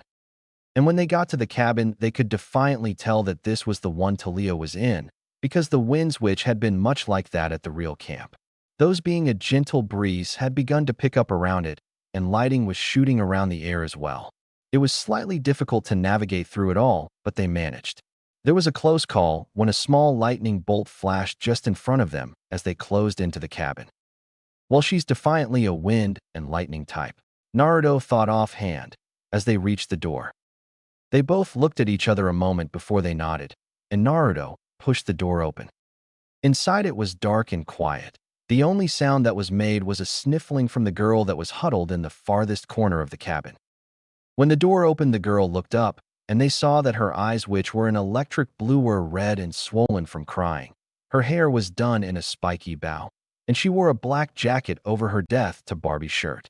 She looked to be 12 or 13 years old. All in all, she looked the definition of a mix of punk and goth. Who's there? She asked in a hoarse and scared voice. To Naruto and Helena, it sounded like she was hopeful that she would get a reply, but scared that she wouldn't at the same time. Naruto, seeing her in this state, felt a tug on his heart, which somewhat confused him, but he pushed it aside to step into the dim lighting of the cabin. We are, he said. Thalia's eyes widened when she saw that there was actually someone there with her for the first time in what felt like decades. More tears spilled out of her eyes, and she began sobbing harder and buried her face into her knees. When he saw this, Naruto went over to her and knelt down to make eye contact with her. Hey, what's wrong? He asked softly as he gently took hold of her chin and made her look him in the eye. Thalia, seeing his concerned face and feeling that his touch was real, embraced him and held him tight. Naruto was surprised when this happened, but held her gently when he heard her muttering, "Please be real," to herself. "It's all right. I'm here," he said softly. Helena smiled softly at the scene. "Well, if things go right, I think I found another mate for him," she thought mischievously. After an hour or so, she finally calmed enough to lean back and take a good look at the one to find her. She blushed at seeing his concerned and caring eyes, but that was all she could see due to the mask that he was wearing. Sorry about that." She stuttered shyly and turned her head away to hide her blush. Naruto raised a brow at seeing this, and Helena smirked. "It's all right," Naruto said, smiling at her and causing her blush to deepen. "I'm Naruto Uzumaki." Naruto introduced himself. He pointed to Helena, who gave a friendly wave when Thalia turned to her. "That's Helena of the Fox clan." Thalia nodded to her and gave a weak smile to the both of them. "My name's Thalia Grace," she said with a small grimace at her last name. Naruto, seeing it, filed the question forming in his mind for later. "It's nice to meet you, Thalia," he said, holding out his hand for her. She smiled softly and shook it. "It's nice to meet you too, Naruto," she said. Naruto smiled at her again, and unknowingly making her blush again, and asked, "Why were you crying?" Thalia regained the sad look. "It feels like I've been here so long," she started. "It feels like it's been years since I saw another person," she said as her eyes began to water again, and Naruto wrapped his arms around her, showing that he was there for her. "I sometimes think that I can feel people around me, but I can't hear what they're saying," she continued as she clutched onto his shirt, afraid that if she let go he would disappear. "It gets so lonely here. Can you imagine what it's like to be alone for so long? Never being able to see anyone, never hearing anyone, never knowing where you are, never eating, never sleeping. Only existing," she asked, crying harder than she was before and burying her face into his shoulder. Naruto now was holding her tightly as he heard her speak. He could feel her pain deep in his heart, and looking over to Helena, he saw that she had tears of her own in her eyes. She could feel her pain too. She had gone through the same thing Thalia had. "Yes, I can imagine what it's like," Naruto said softly as he started rubbing her back. Thalia's eyes widened and she leaned back, sniffling when she heard him. How?" she asked as she wiped some tears away. Naruto sighed and leaned against the wall as he thought how to answer her. He looked over and thought to Helena, "What do you think? A toned-down version or all of it?" he asked. She looked to be thinking a moment before she replied. "Give her the full version, just not all of it." She thought to him. He nodded, showing he understood. Naruto turned back to Thalia, who was looking at him with a curious look, waiting for his answer, and he sighed as he started his story. "Well, I was born in a village called Konoha, or in English, the village hidden in the leaves," he began, and Thalia nodded. "The village I'm from wasn't part of this world. It was in another dimension, I guess you could call it," he said after a pause. "The people of my world were capable of great feats. They could use their body's natural energy, which is called chakra, to do these things," he said in remembrance, looking to the roof of the cabin. Thalia's eyes widened in surprise, but that changed as soon as she saw Naruto's face. That look that he had wasn't of happiness or pain, just pure comfort. It was a look that made her blush more than she had before, but he said, snapping her out of her embracement, "The night I was born, a great and terrible beast attacked the village," he said, and Helena, unnoticed to Thalia, flinched a bit. The name of the beast was Kyubi in my language, but is said as Nine Tails in yours. But anyway, Kyubi attacked just after I was born and was destroying the village and decimating the shinobi forces. So my father summoned a giant toad, something someone could do provided they had the right summoning contract, and fought against the Kyubi. He explained, now starting to gain tears of his own. Thalia was crying again now, but was too enticed by the story to do anything. What happened next?" she asked, hoping that it didn't lead to a situation similar to her own. Naruto wiped his eyes and continued. "He was able to save the village, but at a price," he said. "What was the price?" Thalia asked. Naruto turned his head to her and continued. "He sealed the Kyubi into me, at the cost of his life," he said. Now Thalia's eyes were wide open in surprise. "Naruto's father of all people did that to him. And you, mother?" she asked. He sighed and looked away. "Died in childbirth.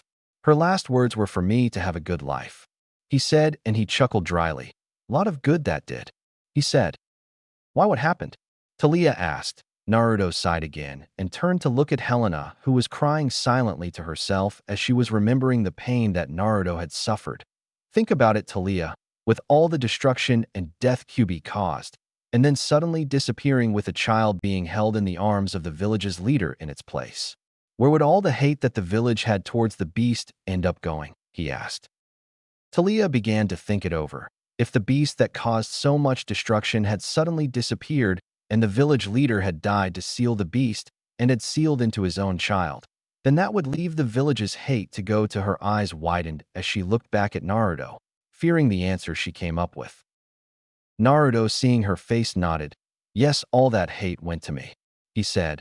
For out of my 13 years were spent hiding from villagers that would rather see me dead, digging through garbage for food to eat, and trying to survive from one beating to the next, he said, and stood up to go over to Helena, who had now curled up into a ball against the opposite wall and was rocking herself and sobbing into her knees. It's okay, Lena-chan. It wasn't your fault you were being controlled. Please stop crying, he said softly as he hugged her and started rocking with her. Thalia, much to her shock, knew that Naruto had started to speak a different language and had somehow understood it. But what really surprised her was that Helena was the Kyuubi, that she was the one that was responsible for Naruto's pain, and that he wasn't angry at her for it. But strangely, she couldn't bring herself to yell at her for being the one responsible for it all. She understood that Helena was being controlled, so the blame couldn't really be placed on her. "And Naruto?" she asked, drawing his attention to her while he held the still sobbing Helena tightly. She felt jealous seeing that, for some reason. "How was I able to understand the language you just spoke?" she asked, trying to avoid making Helena cry more than she was now. "Oh, that?" he asked, and shrugged. "I guess the amulet that I'm using to communicate with you is able to give a full understanding of a language and give them the ability to speak it too, because you just did," he said, and her eyes that had already been wide could have been rolling on the floor. But Helena shakily spoke for the first time. "We're on the reason why we came here," she said, looking up, making Naruto nod and Thalia to look confused. "Huh?" she asked.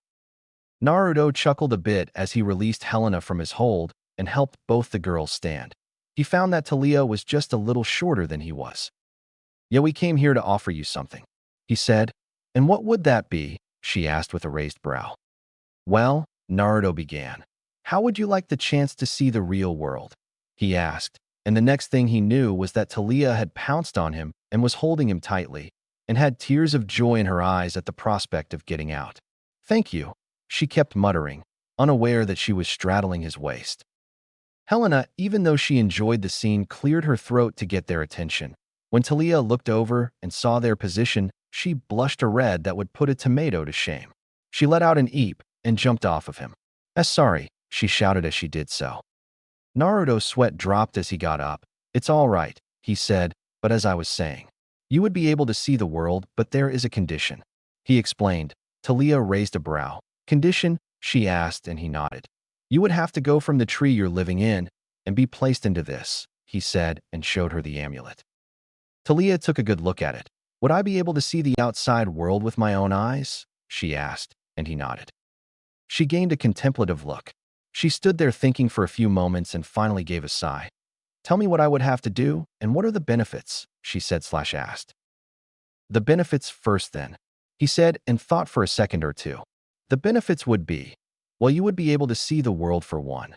The second is that you can use your powers if you need to. And finally, you'd be able to decorate the mindscape you have in there, instead of being forced to be in this deserted world."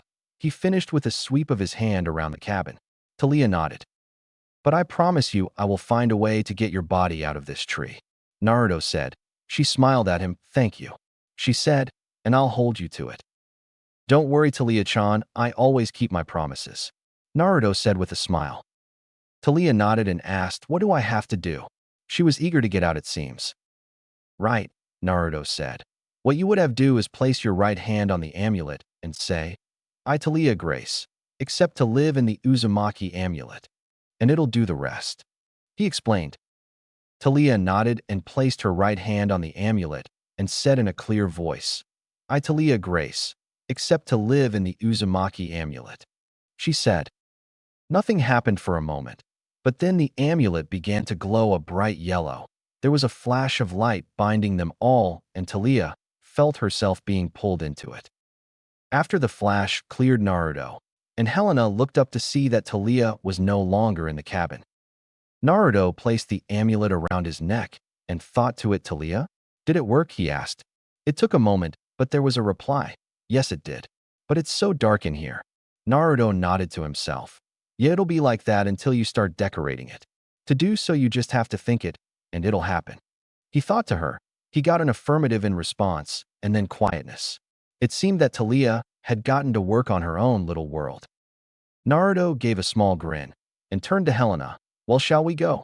he asked. He got a nod from her, and he thought outside, and they were gone from the mindscape of the tree. Outside with Chiron. It had been 10 minutes since Naruto had gone into the pine, and Chiron was starting to get worried. He was about to head back to the big house to call a conference with the counselors, when the light began bending and Naruto began to take shape. After his form had solidified, Naruto grabbed his head in pain. "Ow, wow," he groaned, and sat against the base of the pine. No one had said that it would leave him with a migraine. "You all right?" he heard Chiron ask, and he nodded. "Yeah, just took more out of me than I thought it would." Chiron hesitated a bit, but asked, "Did it work?" Naruto grinned despite his headache. "Oh yeah, it defiantly worked. Right now she's inside the amulet creating her own world." Chiron sighed in relief, but just as he was about to say something, there was a shout of, "Hey, what are you doing to that tree?" They looked down the hill, and Chiron groaned, "Oh, sticks." Chapter 6. Naruto proves a point. Last time. Did it work? Naruto grinned despite his headache. "Oh yeah, it defiantly worked. Right now she's inside the amulet creating her own world." Chiron sighed in relief, but just as he was about to say something, there was a shout of, "Hey, what are you doing to that tree?" They looked down the hill, and Chiron groaned, "Oh, sticks." Now? 2 days later.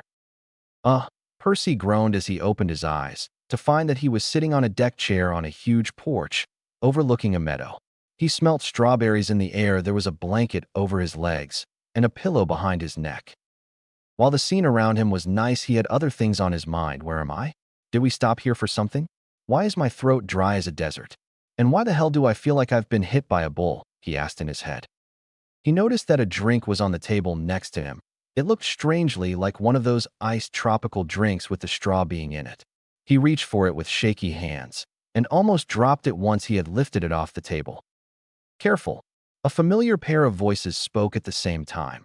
He looked to where he heard them and saw Naruto sitting on the steps of the porch and Grover leaning against the rail, holding a shoebox.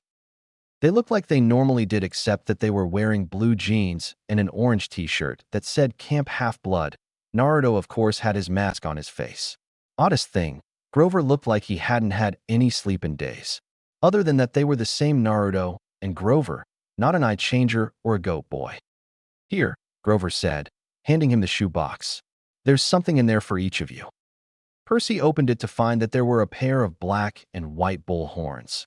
One was jagged at the base, and the other looked like it had been sliced off because the base was much smoother than the other.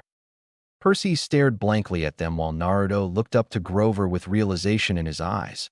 "These are." "You both saved my life," Grover said. Well, the least I could do. I went back to the hill. I thought one of you would want them." "That really was the Minotaur then?" Percy asked.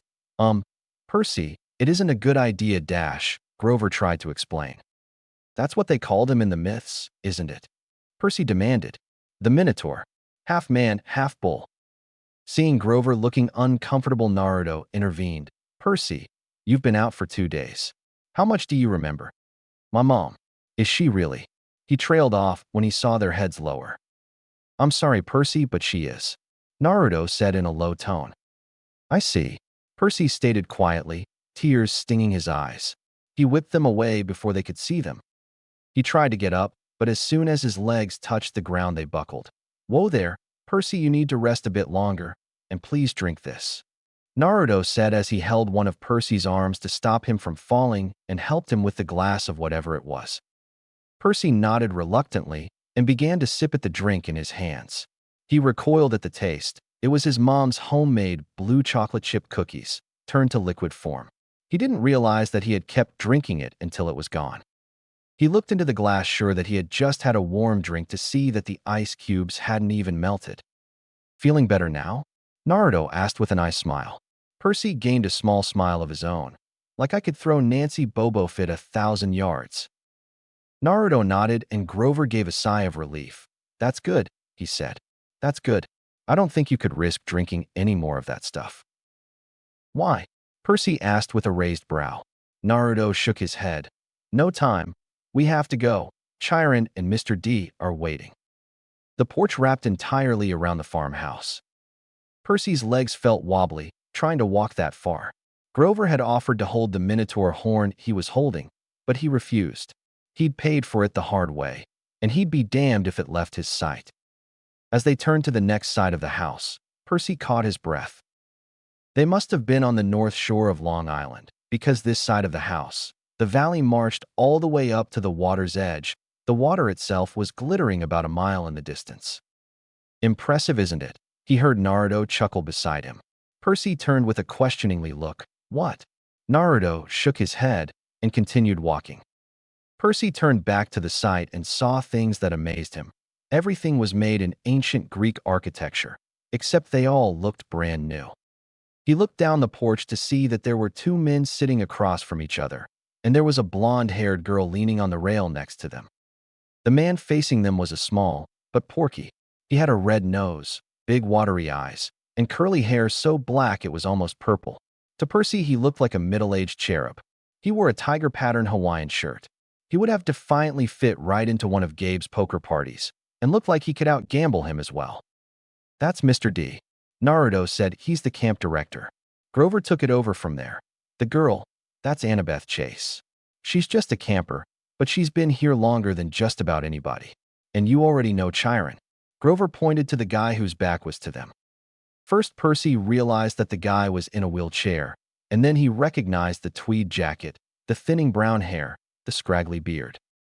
Mr. Brunner, he cried. The mythology teacher turned and smiled at them.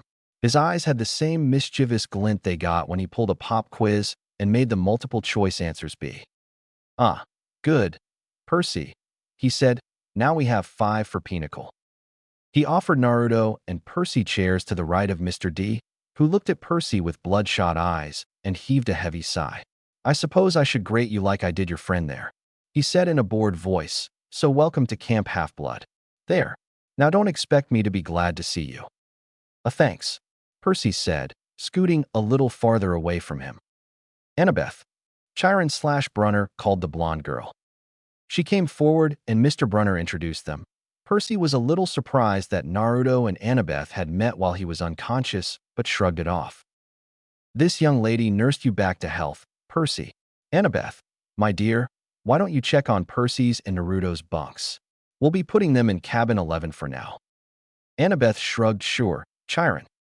She took a look at the Minotaur in Percy's hands, then back at him, and instead of saying something like you killed a Minotaur, wow, you're so awesome, she said, you drool when you sleep, then sprinted off down the lawn, sending a small glare at Naruto as she did so.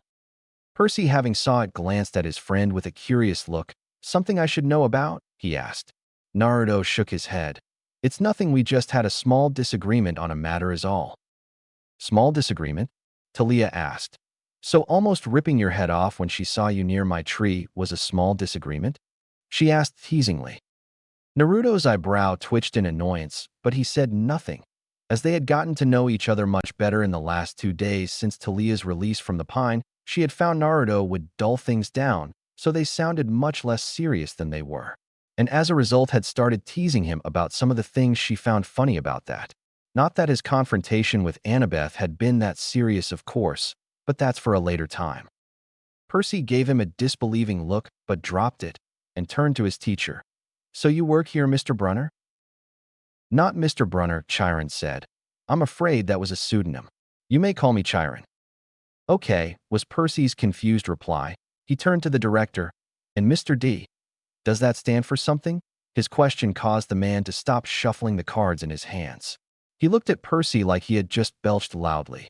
Young man, names are powerful things. You just don't go around using them for no reason. Right? Sorry, Percy chuckled nervously. I must say, Percy, Chiron cut in, I'm glad to see both you and Naruto alive. It's been a while since I've made a house call to any potential campers. I'd hate to think that I had wasted my time. A house call? His year at Yancey Academy, Naruto said. Chiron nodded and explained further. It was mostly to instruct you and Naruto. We have satyrs in most schools, keeping a lookout. When Grover alerted me, when he sensed there was something special about the both of you, I decided to come upstate. It was a good thing the prank on the teacher's lounge happened the day before I arrived to teach, because it gave me a good excuse to convince the other Latin teacher to, take a leave of absence. You came to Yancey Academy to teach us? Percy asked. Chiron nodded. Honestly, I wasn't as sure about you as I was about Naruto at first, but when Naruto told us he already knew, and then his suspicions about you, it convinced me. So we contacted your mother to let her know we were keeping an eye on you in case you were ready for camp. But you both still had so much to learn. Nevertheless, you two made it here alive, and that's always the first test. Grover, Mr. D said impatiently, are you playing or not? Yes, sir. Grover trembled as he took the fifth seat. Do either of you how to play Pinnacle? Mr. D asked, eyeing Naruto and Percy suspiciously. Naruto nodded. Yep, he said simply. Percy, on the other hand, shook his head in the negative. I'm afraid not. He said he may watch Naruto gamble, but that didn't mean that he knew how to. I'm afraid not, sir, Mr. D said. Sir, Percy said, liking the camp director less and less every moment. Well, he started, it is, along with gladiator fighting and Pac-Man, one of the greatest games ever invented by humans. I'm happy to know that at least one civilized young man knows how to play, Mr. D said. I'm sure the boy can learn, Chiron said. Please, Percy said, what is this place? What are we doing here? Mr. Brunchiron, why would you come to Yancey Academy just to teach me and Naruto? Mr. D snorted. I asked him the same thing. The camp director dealt the cards. Naruto's eyes gained more and more of the glint they did whenever he gambled every time one landed in front of him, and Grover flinched when one landed in his pile. Chiron smiled sympathetically at Percy. Percy, he said, did your mother tell you nothing? She said, he remembered the last time they had gone to Montauk, and they had talked about his dad. She told me once that she was afraid to send me here, even though my father had wanted her to. She said that once I was here, I probably wouldn't leave. She wanted to keep me close to her. Typical, Mr. D spoke. That's how they usually get killed. That's quite the amount to bid, young man. He said it first to Percy, then to Naruto, who had just bid. Said young man gave a challenging smirk. I like to live dangerously, he said, and he heard a mumble in his head of, you have no idea how true that is. This was followed by a giggle from the one in the amulet. But he ignored them for the moment. He really liked card games, it seems. Oh, I think I'm beginning to like this boy Chiron, Mr. D said with a smirk of his own. His statement drew wide eyes from Grover and a small chuckle from Chiron, but the centaur turned his attention back to Percy. I'm afraid there's too much to tell, he said. I don't think our usual orientation will be sufficient for either of you. Orientation film? Percy asked as he bid a small amount after having it explained by Mr. D. No, Chiron decided with a thoughtful look. Well, Percy, you know your friend Grover is a satyr and that Naruto is a shinobi. You dash what? They were interrupted by Mr. D, who had a surprised look on his face. Chiron, I think I heard you wrong. Did you just say that this young man right here, he pointed to Naruto, is a shinobi? He asked with narrow eyes. And if I am? Naruto asked with narrow eyes of his own. He let a large amount of chakra swirl around him, almost blowing away the cards off the table. If Mr. D was surprised by the fact that Naruto was a shinobi, he was even more surprised by the amount of power rolling of him. Such power, he thought, eyes widening. While it's nothing compared to mine or any other gods, I can tell that it's growing and will continue to do so. But what at this darker power I sense within him, he thought. He shook off his surprise to see that Naruto had cut the flow of chakra and was now looking at him expectantly.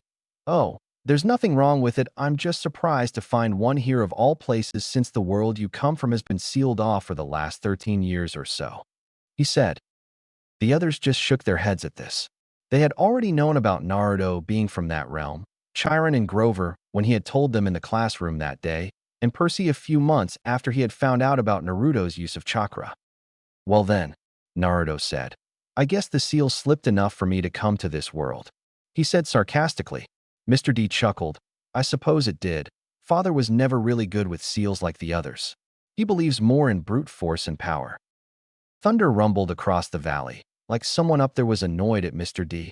Said director looked up at the sky and shouted, It's true. You aren't. And you do. More thunder, blah blah. Everything was silent as Mr. D argued with the sky. The camp director turned back after a moment or two to see everyone staring at him. What? He asked. They continued to stare. He shook his head and went back to his cards. Now back to what I was saying. Chiron said after a moment of silence and turned back to Percy. You know that Grover is a satyr and that Naruto is a shinobi. You know he pointed to the Minotaur horn on the table next to Percy. That you have defeated the Minotaur. Something that even if it was weakened is no small feat. What you don't know, though, is that great powers are at work in your life. Gods, the forces you call the Greek gods, are very much alive. Percy stared at the others around the table. He almost hoped that one of them would yell not. But all he got was Mr. D yelling, Oh, a royal marriage, trick, and tallying up his points. Wait, Percy said, you're telling me that there's such a thing as God? Naruto shook his head and drew Percy's attention. Percy, that's an entirely different matter altogether. He said, for now though we won't deal with the metaphysical. Metaphysical? But Chiron was just talking about the gods, as in the great beings that control the forces of nature and human endeavors, the immortal gods of Olympus. Naruto explained, altogether they are a smaller matter. Smaller? Yes, quiet. Chiron took over as he traded a card to Mr. D. The gods we discussed in Latin class. Zeus, Percy said, Hera, Apollo. You mean them? And once again thunder booming on a cloudless day. Young man, Mr. D, said looking up from the cards in his hand, I would really be less casual about throwing those names around, if I were you. But those are stories, Percy said, shaking his head in confusion. They're myths to explain lightning and the seasons and other things like that. They're what people believed in before there was science. Science, Mr. D scoffed. And tell me, Perseus Jackson, Percy flinched at the use of his real name What will people think of your science 2,000 years from now? He continued. They will call it primitive mumbo-jumbo. That's what. Oh, I love mortals. They have absolutely no sense of perspective. They think they've come so far. Compared to the shinobi world, they are nothing. They can't even use their chakra. No one in this world can, as they don't have the levels of chakra required to use more than an ounce and live, Mr. D said, gaining a wistful look when he began talking about the shinobi world. Even if half-bloods have more chakra than the regular mortals of this world, very few can use theirs. It would usually be a big three-child if they could. Percy raised a brow at the camp director the way he called them mortals. It was like he wasn't. He could see why Grover was keeping his mouth shut and his eyes on his cards. Chiron shook his head at Mr. D's talk. Honestly, since he met that one Kunoichi, sired the first of the Senju clan and started the Wood bloodline, he can't get enough of the ninja realm. He thought, and began to speak again. Percy, whether you choose to believe or not, but the fact is that immortal means immortal. Can you imagine that for a moment, never dying, never fading, existing, just as you are, for all time? His question got a response all right, but not one that he could hear, and not from the one he was speaking to. Yeah, I can, Thalia said, sadly sniffling, her time alone still fresh in her mind. It's okay now, Thalia-chan. As long as I'm here, you will never be alone again.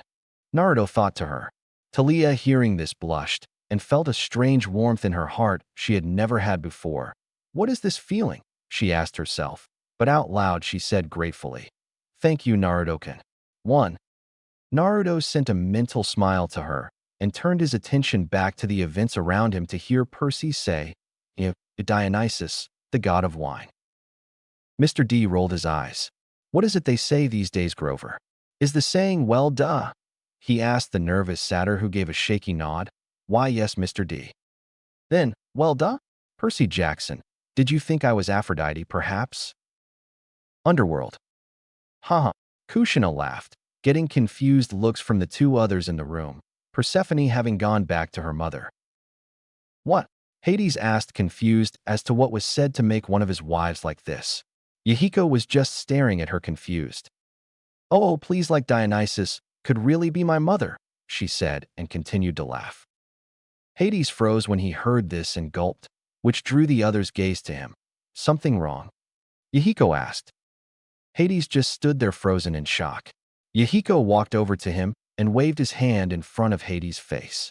He got no response. He turned to the women of the group. I think you broke him, Kushina-san, he said. Kushina's sweat dropped when she heard this, but they looked over to Hades when he turned and slowly began to walk to the door. Hades-kun, are you okay? Kushina asked worriedly. She had never seen him like this. Hades said nothing as he walked out the door and out of the palace. You think that he's going to be okay? Yahiko asked Kushina. She was about to reply when a giant shout of "No! Out of all the goddesses that could be my mother-in-law, why did it have to be Aphrodite? Why do you hate me, Zeus? Is it because of the time I gave you that Omega wedge, filled the entirety of the underworld?" During the horror and fear-filled shout, the castle had began to shake, and the others had covered their ears so that their eardrums wouldn't burst, but sweat dropped at the wedge part. Olympus. Zeus, god of lightning and sky, looked up from the book he was studying and quirked a brow. Why do I get the feeling that I have inadvertently caused Hades an untold amount of fear and horror? He thought to himself before he shrugged. Oh well. Serves him right for giving me that wedge. And he went back to the book he was reading. The novel was titled Sealing for Dummies. His son did have a point. His sealing ability sucked. Camp Half-Blood. The group of two half-bloods, one satyr, one centaur, and one god, continued their conversation, unknowing what was going on in the underworld and on Olympus. You're a god, Percy stated blankly. Yes, child, Mr. D said. A god. You. I think that we all get that fact now, Naruto said, not looking up from his cards. But still Percy stared. Are you sure that you're a god? You don't look like one. Mr. D turned to look him straight in the eye, and Percy saw a kind of purplish fire in his eyes, a hint of his true power, and knew that if he pushed the subject any further than Dionysus would plant a disease in his brain. A disease that would have him seeing things like grapevines choking unbelievers to death, drunken warriors going insane with battle lust, or maybe sailors screaming as they were turned into dolphins for the rest of his life. Would you like to test me, child? He asked dangerously. Percy gulped and shook his head. No. No, sir, he said. The fire died in Mr. D's eyes a bit, and he turned back to the card game. I do believe that I win, gentlemen, he said as he placed his cards down on the table to show his hand. Not quite, Mr. D, Chiron said, and he set his own hand down to show a straight. I believe that the game goes to me. Actually, Chiron, Naruto said, and set his hand down to show a double roundabout. I win, he said, leaning back. Everyone's, besides Percy's, eyes widened, and they leaned in to check put the cards.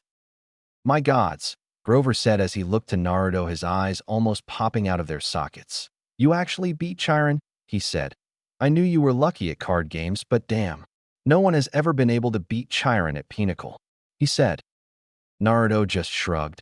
First time for everything. The activities and camp directors were just staring at the cards before Mr. D began to laugh. HHA. The brat did it. He actually beat you, he said between laughs. Chiron just looked at Dionysus blankly, his right eyebrow twitching madly. Isn't it time for your daily nap? He asked, and Mr. D stopped abruptly and checked the watch on his wrist. Yes, I do believe it is, he said, and stood up and turned to Grover. Grover, I think that before I take my nap that we should talk, again, about your less-than-perfect performance on this assignment. The satyr's face began to bead with sweat. Why, yes, sir. Mr. D turned to the two boys, Cabin 11, Percy Jackson and Naruto Uzumaki.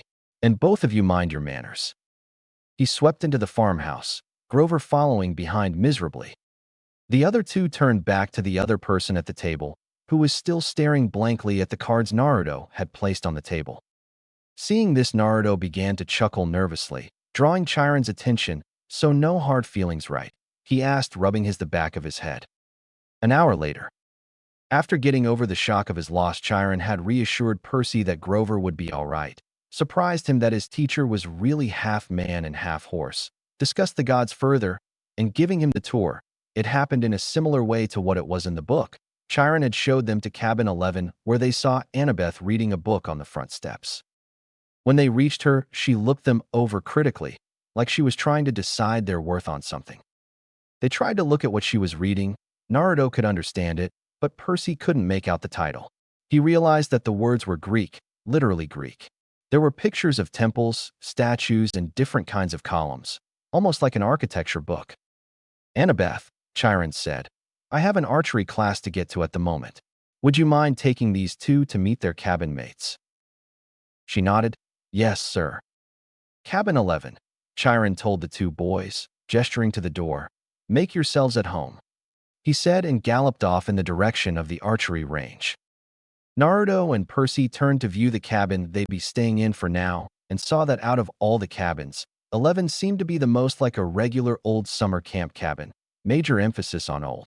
The threshold was worn down, the brown paint was peeling, and over the door they saw what looked to be a battered caduceus, a winged pole with two snakes wrapped around it. Inside it looked like the Red Cross had taken up residence. It was packed with people, boys and girls, way more than the number of bunk beds would allow. After letting the boys take a good look at the cabin, Annabeth cleared her throat. Well, go on in, she said impatiently. They nodded, and the two of them walked in, Annabeth right behind them. When they entered, all the activity in the cabin stopped. Both sides stared awkwardly at each other. Annabeth, getting tired of the silence, cleared her throat again and said, Percy Jackson, Naruto, Uzumaki Hurricane, meet cabin 11. There was still an awkward silence until a voice rang out. Regular or undetermined? Undetermined, for the both of them, Annabeth answered. The campers groaned as one at this.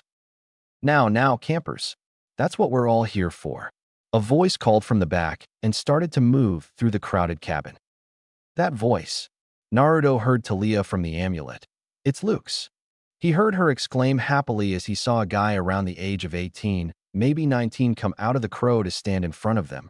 Naruto smiled a bit and thought to her, someone you know, Liachan? He could practically feel her happy nod. Yeah, that's defiantly Luke. Though I don't remember him having that scar. But Luke's been the closest thing I've ever had to a brother since. She trailed sadly. Naruto raised a brow, but didn't push the matter. He knew she'd tell him when she was ready. He turned his attention to the older male and saw that he looked pretty cool. He was tall and muscular, with short-cropped sandy hair and a friendly smile. He had a bad scar going down the side of his face, starting from right below his right eye and stopping just above his jaw. He wore an orange shirt with cut-off sleeves to make it a tank top, sandals, and a leather necklace with 5 different colored clay beads. Even though the guy looked like he was dependable, Naruto felt that there was something off about that smile of his, but he shook it, thinking it was paranoia due to being in a new place. Welcome, Percy. Naruto, sorry if it's a bit crowded, but we'll find you both a spot to sleep until you can be claimed. He said, that smile still on his face. This is Luke, Annabeth said, her voice sounding different than it had before. Looking back to her, the boys could have sworn that she was blushing. She saw them looking, and her expression hardened to what it once was. He's your counselor for now. For now? Percy asked. Several of the campers shook their heads, and Naruto had several more of the others snicker and mutter, newbie. You're undetermined, Luke explained patently. Since they don't know your godly parent, they don't know what cabin to put you in, so you're here. Naturally, cabin 11 takes all newcomers, all visitors. We would, since Hermes, our patron, and for many of us our parent, is the god of travelers. Naruto nodded, and Percy looked a little suspicious. He seemed to remember that Hermes was also the god of thieves and had noticed that many of the inhabitants of cabin 11 were eyeing them as if they were waiting for a chance to pick their pockets. How long will we be here? Percy asked. Good question, Luke said. Until you're determined. How long does that usually take? Percy asked, a little fidgety. Anxious much? The campers laughed at him, and Naruto face-palmed and shook his head. Come one, Annabeth told the two of them. I'll show you guys the volleyball court. We've already seen it, Percy complained. Come on. She grabbed a hold of their wrists and dragged them outside. They could hear the kids of the cabin laughing at Percy behind them. Annabeth continued to drag them until they were a good distance away from the cabin, and she turned to them, mostly Percy, and said, Jackson, you have to do better than that. What? She rolled her eyes and mumbled something under her breath. I can't believe that I thought you two were the ones. What's your problem? Percy asked, somewhat angry now. All I know is that I killed some bull guy dash. He was interrupted when they heard Naruto snort. You did more than that, Percy, he said, getting a confused look from him and a raised brow from Annabeth. I would bet that there are a lot of kids here that would literally kill for that chance, he said, and Annabeth nodded to show it was true. For what? To get killed? Percy asked. Naruto sighed and Annabeth spoke up. To fight the Minotaur, she said. What do you think we trained for? Percy shook his head. Look, if the thing I fought really was the Minotaur, the same one in the stories. Yes. Then there's only one. Yep, Naruto said, before Annabeth could get the chance. And he died several thousand years ago, right? Theseus killed him in the labyrinth. So, monsters don't die, Percy. Naruto sighed. True, they can be killed, but they don't die. Oh, thanks, pal. That clears up a lot of things, Percy said, an eyebrow twitching. They don't have souls, like you, me, and Naruto. Annabeth started. You can destroy them for a while, maybe even for a lifetime if you're lucky. But they are primal forces. Chiron calls them archetypes. Meaning? Percy asked, clearly fed up with the explanations. Meaning that they will eventually reform. Percy looked thoughtful for a moment, and Naruto could see his thoughts even without the Rinnegan and nodded to him. Yes, Mrs. Dodds will be able to reform sometime in the near future. And trust me, she will be angry, he said, making Percy gulp. It was bad enough when he thought she was a math teacher, but now? He didn't even want to know. Annabeth looked at him surprised. How do you know all this? If you're a new camper, you shouldn't know as much as you do, she asked/said. Naruto smirked to her. I've known that I'm a demigod since I was 7, almost 8, he said, further surprising her. Again, how? She asked. Naruto rolled his eyes. That's for me to know and you to hopefully never find out, he said in a low voice. Annabeth was about to reply to that when a new voice shouted, Well, looks like we got some newbies.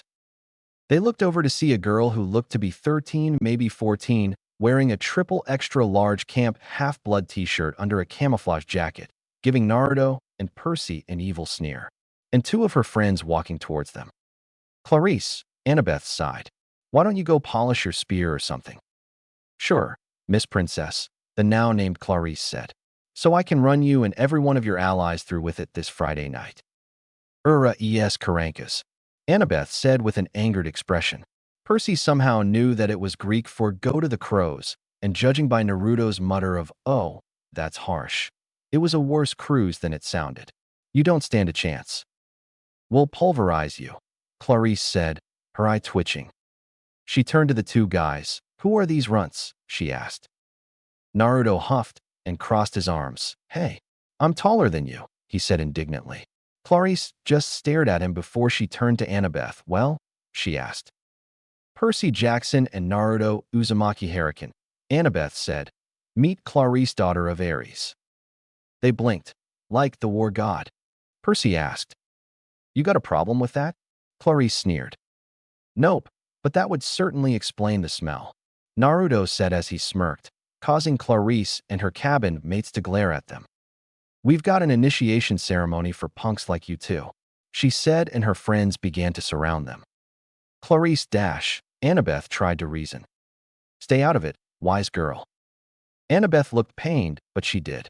To be honest, Percy didn't really want her help. He felt that since he was one of the new kids, he had to earn his own rep. Naruto, though, just shook his head and sighed before he turned around. Percy, he said, drawing his attention.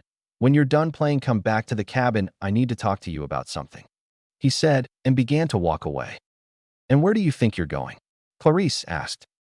Naruto shrugged as he walked. Back to the cabin I'm staying in. Yeah, whatever, Clarice said, and as she turned around, she said something she really shouldn't to him. Wimp. When that word had escaped her mouth, both Percy and Naruto froze. Percy in surprise and fear because he had seen what happens when someone calls Naruto a wimp. It wasn't pretty. And Naruto in rage. His eyes were narrow and his fists clenched tightly at his sides, so tightly that they were shaking. "What did you call me?" he asked in a very low voice. His voice sent shivers down all those present and made Helena and Thalia, who had been watching, gulp. "Oh, she's done it now," they thought at the same time. Clarice, despite the warnings in her head, smirked and continued to edge him on. "You had me. I called you a wimp." "That's what I thought," Naruto said. The next thing Clarice felt was a stinging pain in her stomach, and then she was blasted into the water of the nearby lake. Nobody had seen Naruto move. His speed was just too great. As soon as Clarice had been sent to the lake, Naruto had appeared in the space just in front of where she had been standing, with his right fist still in the spot it had impacted her. Clarice rose to the surface, gasping for air and spitting water from her mouth. As soon as she saw Naruto, she yelled to her followers, "Don't just stand there. Get him." As ordered, the two girls turned and drew daggers from the inside of their jackets. Percy didn't know what happened, but upon seeing his friend in danger had gone on instinct. He looked to the water and thought wave. He felt a tugging in the pit of his stomach, and the water responded to his thoughts. A giant wave of water rose from the lake, Clarice still in it, and swept over the shore, picked up the other two Aries cabin members, and dragged them over to the lake, where it dropped them in and dumped itself over their heads as a final insult. Naruto would have been taken with it had he not felt Percy's chakra spike and seen the wave coming and jumped over it. Spiting and gasping for air again, Clarice yelled to the group on the shore, "This isn't over. Come Friday night, you are both dead," she yelled as she and the other two began swimming to shore. Naruto and Percy probably should have let it go, but they felt the need to give one last rubbing to the wound. "You want another punch?" Naruto asked. "Or more water in your face?" Percy asked. "Because you call us wimps again, we will remind you that we are not," Naruto said, glaring to them. They looked over to Annabeth, who was staring at them in shock. "How were you two able to do those things?" "I don't know. Lots of training with weights and gravity seals." She continued to stare at them until Percy asked, "What are you thinking?" "I'm thinking," Annabeth said, "that I want you both on my team for Capture the Flag." Word of Naruto's insane strength and speed and Percy's ability with water spread quickly.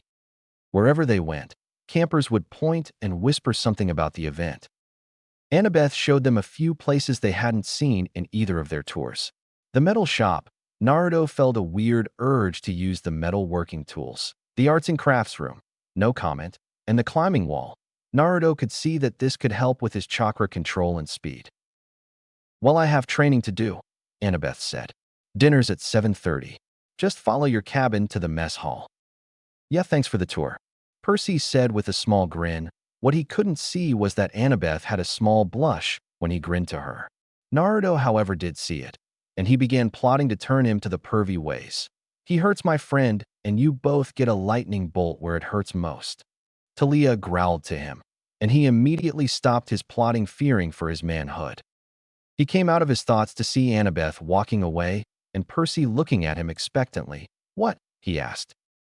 "You said you needed to talk to me about something," Percy said. Naruto nodded as he remembered what it was he wanted to talk to him about. "Right," he said, and he started leading him to the docks.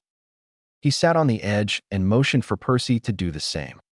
After doing so, Percy asked, "Okay, so what is it you wanted to talk about?" Naruto was silent for a minute as he gathered his thoughts before he began. "What did it feel like to use your power?" he asked, gaining a confused look from Percy. "Huh?" Naruto sighed and asked again. "I meant when you were controlling the water, what did it feel like?" Percy thought for a while, trying to remember the feeling. "It felt like," he said, unsure of how to describe it. "Well, I guess you could say it felt like something was tugging at the center of my stomach," he said. Naruto nodded. "I thought so." "What do you mean?" Percy asked. "What I mean is that tugging feeling in the pit of your stomach is your chakra trying to work," Naruto explained, getting wide eyes from Percy. But I thought only a few demigods could use their chakra." He got a nod from the resident ninja. Yeah, that's true, but if I'm right about who your dad is, then you might be one of the few who can. Percy's eyes widened when he realized the complications of if he could use chakra, but that would mean, he said, unwilling to finish the sentence. Mean that you would be a big three child? Yes, it would, Naruto said, drawing a very confused look from Percy. Wouldn't that mean that I shouldn't be alive? He asked. Naruto just chuckled with a nod. And you are laughing why? Percy asked. Because if any of the gods really cared if the big three had any kids, then neither you, Thalia, or I would be alive, he said, looking up to the sky. Okay, first of all, Percy said, rubbing his head. Who's this Thalia person? And second, you said that neither she, me, or you would be alive if the other gods really cared. Does that mean that you're Dash? A big three kid? Yes, I am. Naruto finished for him and answered at the same time, and then pointed to the pine tree in the distance. And Thalia is the one that was used to make that tree by sealing her spirit into it, he said. Okay, Percy said, still confused. Do you know which one is your dad? Naruto shook his head. Nope, he said simply. Percy's sweat dropped. Then how the hell do you know that you are? He asked. Naruto smirked. He was getting a similar question from Thalia, because he was the one who sent me and my adopted mother to this world, he said. Percy looked even more confused, and he sighed and explained. One story later. Wow, Percy said with wide eyes, and Thalia had the same reaction to him after hearing the full story of how he and Conan had ended up in this world. Naruto had told them everything except the mission that had led up to it and the Rinnegan. Yeah, a little hard to believe, Naruto said before his voice turned serious. Now, however, you now have a choice to make, he said, turning to Percy. What? A choice between either being trained to use your chakra properly or fending for yourself only using the skills you learned through battle, Naruto explained, getting wide eyes from Percy. Personally, I would prefer being trained on how to use Cha Dash. You'd actually teach me how to use chakra? Naruto was interrupted by Percy asking this. He looked at him and nodded. Yes, I would. But be warned, should you accept it, your training will be much like mine was, aka absolute hell, he said, making Percy gulp but nod. I accept your training, Percy said, figuring it would be best to suffer now than later. Naruto nodded, thinking that was easy, but out loud he said, very well, then your training begins in the morning. They heard a horn sound a second later, signaling dinner. They headed back to their temporary cabin and got into line. Dinner that night, while a little weird, who burns a portion of their food to the gods anyways, was one of the happiest Percy had ever had. 4 days later. Again, Naruto shouted as he swung his sword at the battered Percy, who tried his best to block with his own, but Naruto was too fast and Percy's shirt was cut open. Come on, that's the second shirt today, he thought as he jumped back to avoid being hit by Naruto's blade, and again becoming a bit more battered due to not being able to fully dodge it. They kept at it for a few hours before Naruto called a break, by which time Percy was nothing much more than a heap of battered flesh on the ground. Well, you're getting faster, Naruto said, as he sat down next to said heap of flesh. I hate you, Percy groaned as he tried to sit up and failed to do so. Naruto grinned as he heard this. Good, then that means I'm teaching you right, he said as he poured some cold water onto Percy's head. Almost immediately Percy healed and lifted himself into a sitting position, and he glared at his friend-turned-teacher. Teaching me what exactly? He asked, annoyed, taking the bottled water from Naruto and taking a greedy gulp. All you've done is teach me how to access my chakra. Then after that, all you've done is work on my speed, he said. You haven't even started me on the chakra control yet, Percy finished. It was true too. After he had been able to get a feel for his chakra and learned how to bring it out/use it, something that was remarkably easy for him, all they had done was work on his speed and reaction time while they simultaneously worked his sword skills. It was really starting to get annoying, that, and he was starting to run low on shirts. Naruto sighed. Percy, while it's true that you can now use chakra, a good warrior is nothing without even the smallest amount of speed. I know that, Naruto, but isn't there some way to work on my speed while I do an everyday task? Percy asked. Naruto looked thoughtful for a moment, and he grimaced as an idea struck him. He turned to Percy and nodded. There is, but it won't be pleasant, he said, and Percy looked curious. There is? He asked. Naruto nodded again. Yeah, it's called a gravity seal. It works by being placed in the center of someone's back. It multiplies the force of gravity on the body by any fraction you want. He explained, and saw Percy's amazed look. But, he continued, breaking Percy out of his state. If it's done wrong, the force of gravity on the body can be multiplied to a fatal level and crush the bones to dust the instant it's activated. But if done right, it'll steadily become greater as your body gets used to it, he said. Percy whistled. So what force of gravity are you on? He asked. Naruto grinned a bit. I recently upgraded it to 5 times what is normal for the body to experience, he said. Again, Percy whistled. Can you apply onto me? He asked. Naruto, who had been taking a drink, spewed water out of his mouth. What? I asked if you could apply one to me, he asked again, a determined fire burning in his eyes. Naruto looked at him for a good while before he sighed. Yeah, I can if you want. Percy's response was to grin and give a small fist pump. But for now, I guess I'll start you on chakra control, since you are up to mid-genin level in speed, and that is good enough for most demigods, Naruto said, causing further joy to his friend/student. Now, he said, standing and sealing his sword, we will begin with tree walking. 2 days later. 2 days later, Percy was at the very least high genin level in skill.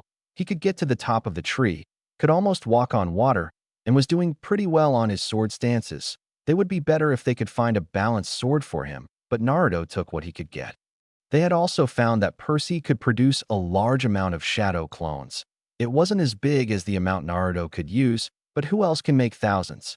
And he used them in a similar fashion to his teacher as well.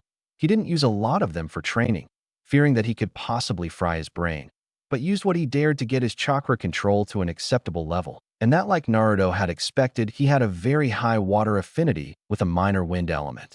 His speed was defiantly faster because Naruto had given him the gravity seal, and he was adjusting well to it. Put all together, and even if he wasn't very skilled, Percy would be able to give any half-blood a run for their money. And Naruto had decided that they could start his elemental training soon. But at the moment, they had a different thing on their minds than training. It was finally time for Capture the Flag, and the night air that was usually calm and quiet now had an edge of excitement to it. After the dinner plates had been cleared away, the conch horn sounded and campers began cheering as Annabeth and 2 of her siblings ran into the pavilion carrying a silk banner, same one as in the book. From the other side of the pavilion, Clarice led her friends in with another banner, of identical size but of very different design, again same as the book. Naruto raised a brow and turned to Luke. So those are the flags? He asked. Luke nodded. Yeah. Aries and Athena always lead the teams. Like shook his head. Not always, but often. So, if another cabin captures one, what do you do? Repaint it? Percy asked as he turned his attention to them. Luke grinned. You'll see. But first we'll have to get the opponent's flag. Whose side are we on? Percy asked. This time Luke gained a sly look, like he knew something they didn't. The scar on his face made him look evil in the torchlight, and Naruto once again got the feeling that there was something off about the counselor. We've made a temporary alliance with Athena. Tonight we get the flag from Aries. And you both are going to help, Luke said, bringing Naruto out of his thoughts. The teams were announced. Athena had made an alliance with Apollo and Hermes, the 2 biggest cabins. Aries had gone for everyone else, Dionysus, Demeter, Aphrodite, and Hephaestus. From what Naruto and Percy had observed, the Dionysus kids were pretty good athletes, but there were only 2 of them. Demeter's children had the edge with nature skills and other outdoor stuff, but weren't very aggressive. Aphrodite's kids they weren't very worried about. They had seen them sitting out of mostly every activity and checking out their reflections in the lake while they did their hair or gossiped. Hephaestus's kids weren't what you would call pretty, and there were only 4 of them, but they were big and burly from working in the metal shop all day. They might be a problem, but they didn't worry much. And finally, Aries' cabin, a dozen of the biggest, ugliest, meanest kids on Long Island. Chiron began hammering his hoof on the marble. Heroes, he announced. You know the rules. The creek is the boundary line. The entire forest is fair game. All magic items are allowed. The banner must be prominently displayed, and have no more than 2 guards. Prisoners may be disarmed and bound, but may not be gagged. No killing or maiming is allowed. I will serve as referee and field medic. Arm yourselves." He spread his hands, and the tables were suddenly covered with equipment: helmets, bronze swords, spears, oxhide shields coated in metal. While Naruto whistled, Percy was wide-eyed. "Whoa, we're really supposed to use these?" he asked, turning to Luke, who looked at him like he was crazy. "Unless you want to get skewered by your friends in Cabin 5. Hirchiron thought these might fit. You will be on border patrol since we don't know what you're capable of," Luke said, and he looked up to Naruto, who was stuffing something down the front of his shirt and something else into his pocket. He looked over to them when he felt Luke's gaze. "What?" he asked. "You want to tell me what Percy is able to do?" Luke said to him. Naruto shook his head. "Now what kind of teacher would I be if I started to reveal all of my students' abilities?" he asked. "What'll I be doing?" Luke sighed but nodded to him. "You're going to be guarding the flag from the enemies." At hearing his job, Naruto nodded and turned to wait for the order to move. Like raised a brow. "You aren't going in armed?" he asked. Naruto smirked, and he unsealed his sword. "Actually, I have a weapon already," he said, and Luke's eyes went wide while Percy muttered, "Show off." How were you able to make it appear out of nowhere?" Luke stuttered. Naruto's smirk widened, and he began walking. "That's my secret," he said without turning around. Luke's brow twitched, but he turned back to Percy to help him with his armor, muttering, "Smartass." Skipping the description of Percy's armor, it's the same as the book. "Blue team, forward," Annabeth called. Everyone on the team cheered and shook their swords, and followed her down the path and into the northern part of the forest. Percy managed to catch up to the front and found himself between Naruto and Annabeth. "Hey." Annabeth kept marching while Naruto gave a hey back. "What's the plan? Any of you got any magic items to loan me?" he asked. Annabeth's hand drifted towards her pocket, like she was afraid he had stolen something. Naruto shook his head. "Sorry, Percy, but the only thing I have is going to be kept secret and with me until I feel it's right to reveal." Percy groaned. "Just watch Clarice's spear," Annabeth spoke up. "Neither of you want to have that thing touch you. Otherwise, don't worry. We'll take the banner from Aries. Has Luke given you guys your jobs?" They nodded. "I'm guarding the flag," Naruto said. "Border patrol, whatever that means," Percy said dejectedly. "It's easy. Just stand by the creek, keep the Reds away. Leave the rest to me. Athena always has a plan." She pushed ahead, leaving them in the dust. "Okay," Percy muttered. "Glad you wanted us on your team." Naruto shook his head and patted Percy on the back. "It'll be all right. Just give her some time to warm up to you," he said, moving ahead of him.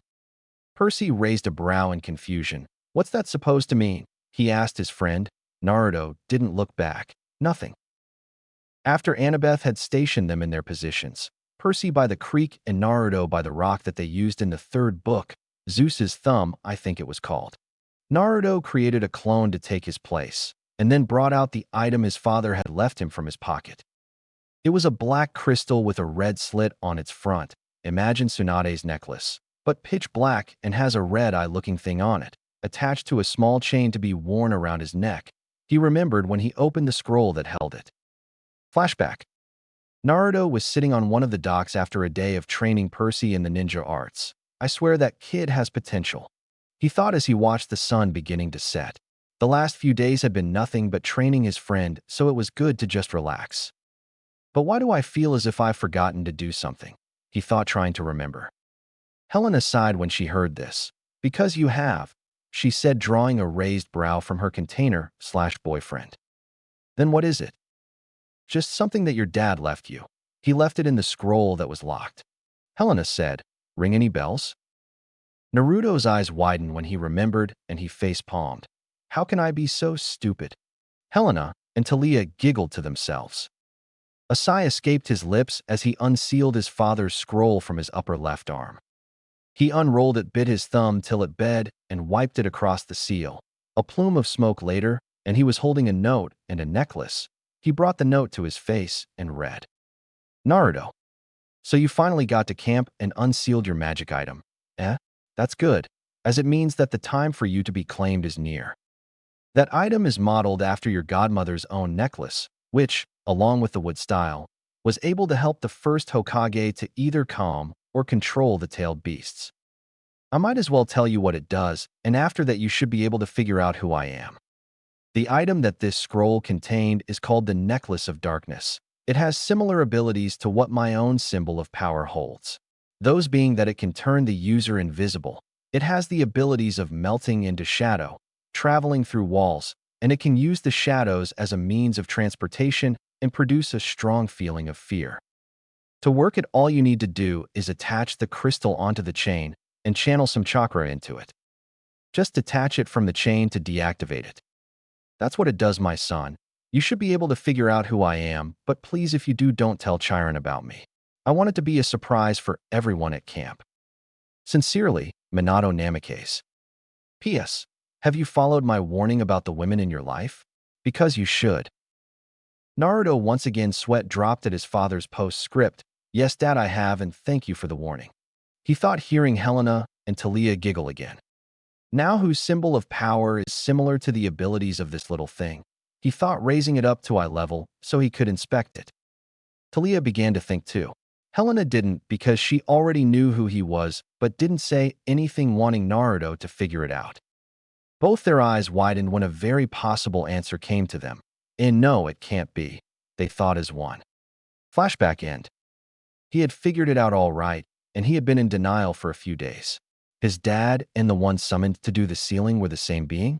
Was what had plagued his mind during that time. It just didn't seem possible, but it was. After he had accepted the fact that his father was the death god, he had gotten angry, very angry, and had spent an entire day destroying horde after horde of any type of clones he had in his arsenal, blood clones included. After that, he had numbly gone into his mindscape and broken down, crying, clutching Helena tightly. Thalia would have been there for him, but she decided to let him have his space. She didn't blame him for being the son of the one who had hunted her till she was turned to a tree. She thinks Hades was the one. After that, Naruto had been filled with an overbearing sense of respect for his father, even more than it had already been. But he was going to have a nice long talk with the man when he came to claim him. Now let's see how this works, he thought as he walked into the forest, clasping it onto the chain around his neck and channeling a minute amount of chakra into it. The effect was almost instantaneous. As soon as the chakra hit it, the crystal had began to glow a dark purple and his world darkened. He looked around and saw that he could tell where everything was, and that he could see where every shadow would take him. It was a lot like when he used the Rinnegan, but without the clearer sight. He just knew where everything was. He smirked when he realized the possibilities he could use this for, but at the moment he had to watch his student. He started walking in the direction he last saw him. He found that while he was walking that it was like a shadow version of the body flicker jutsu, because every step he took brought him several feet away from his last position. This will take some getting used to, Naruto thought. He arrived at the creek just as Clarice and her gang started to surround down Percy. Naruto shook his head at their stupidity as he saw Percy get pushed into the creek.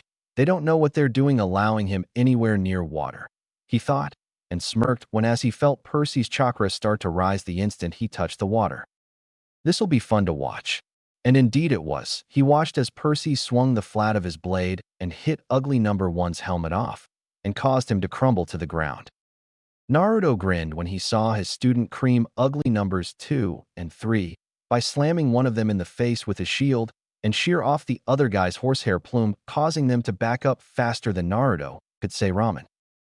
Naruto's grin could have been seen from space if he didn't have the necklace on.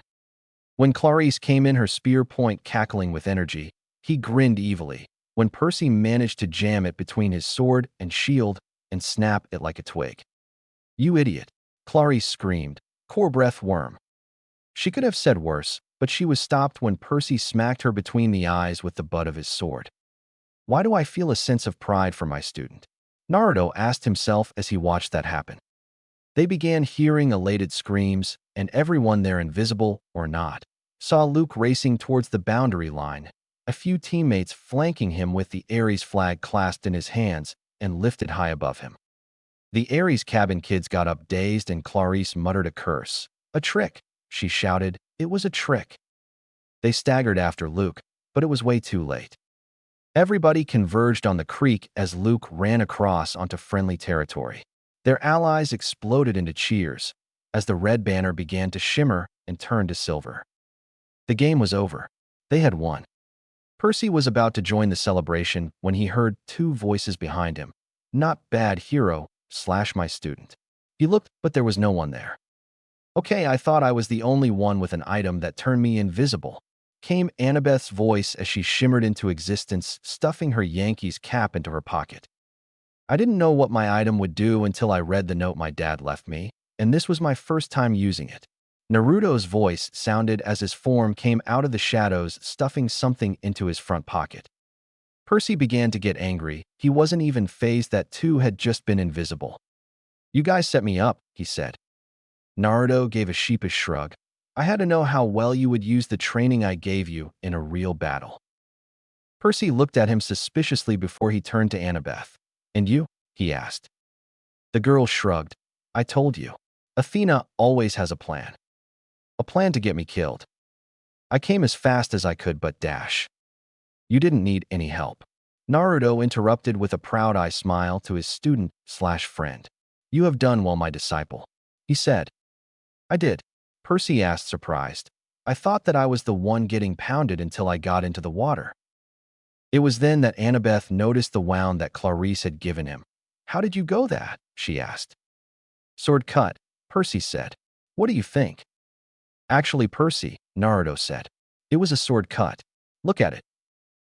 He did, and saw that where there was once free-flowing blood there was none, and the wound itself had healed into a long white scar, and even that was quickly fading. He looked up to see Naruto nodding to himself, and that Annabeth was thinking hard. I don't get it, he said. Just as Naruto was about to speak, Annabeth said, Get out of the water, Percy. What dash? Do it, Percy, Naruto said.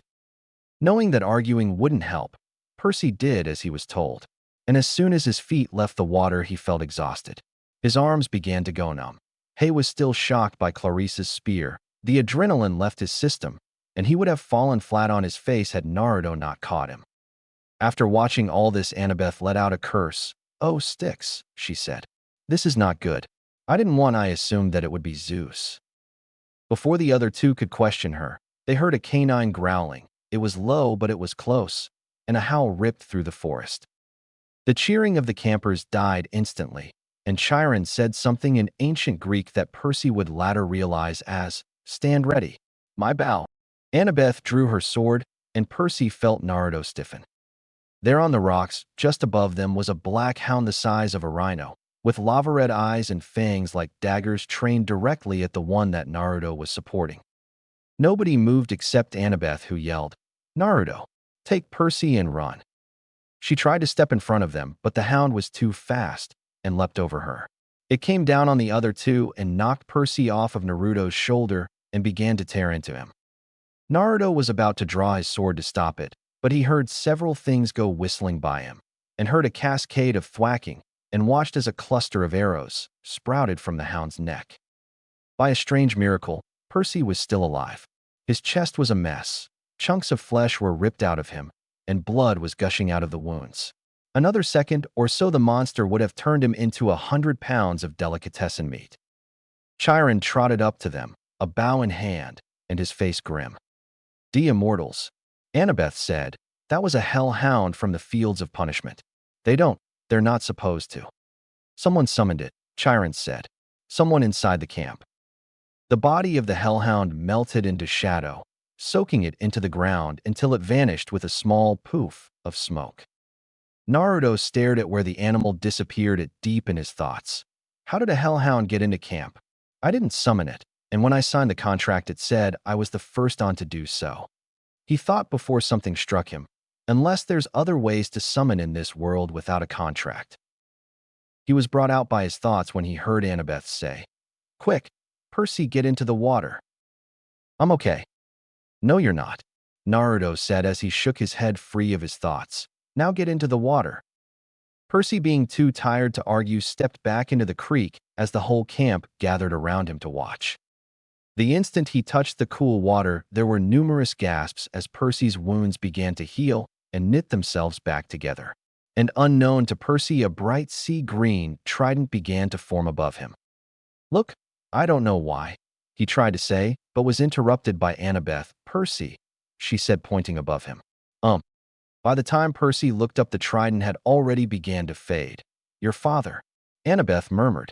"This is not good." "It is determined," Chiron announced.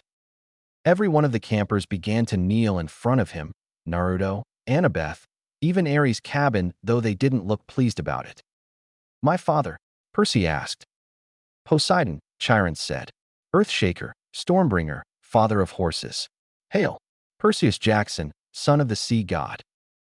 "Well, looks like my younger brother claimed his child before I could do the same to mine. Wouldn't you agree, Kushina?" A voice coming from behind everybody said. It was followed by a feminine giggle, and everyone turned to where they heard the voices. Many of the campers gasped, and many more of them passed out from shock. But Naruto froze when he saw who it was that was standing there. The two people that had arrived in camp were Hades, god of the dead, and his second wife, Kushina Uzumaki. D-Dad and Mom? Chapter 7. Being Claimed and Fighting a God. D-Dad and Mom?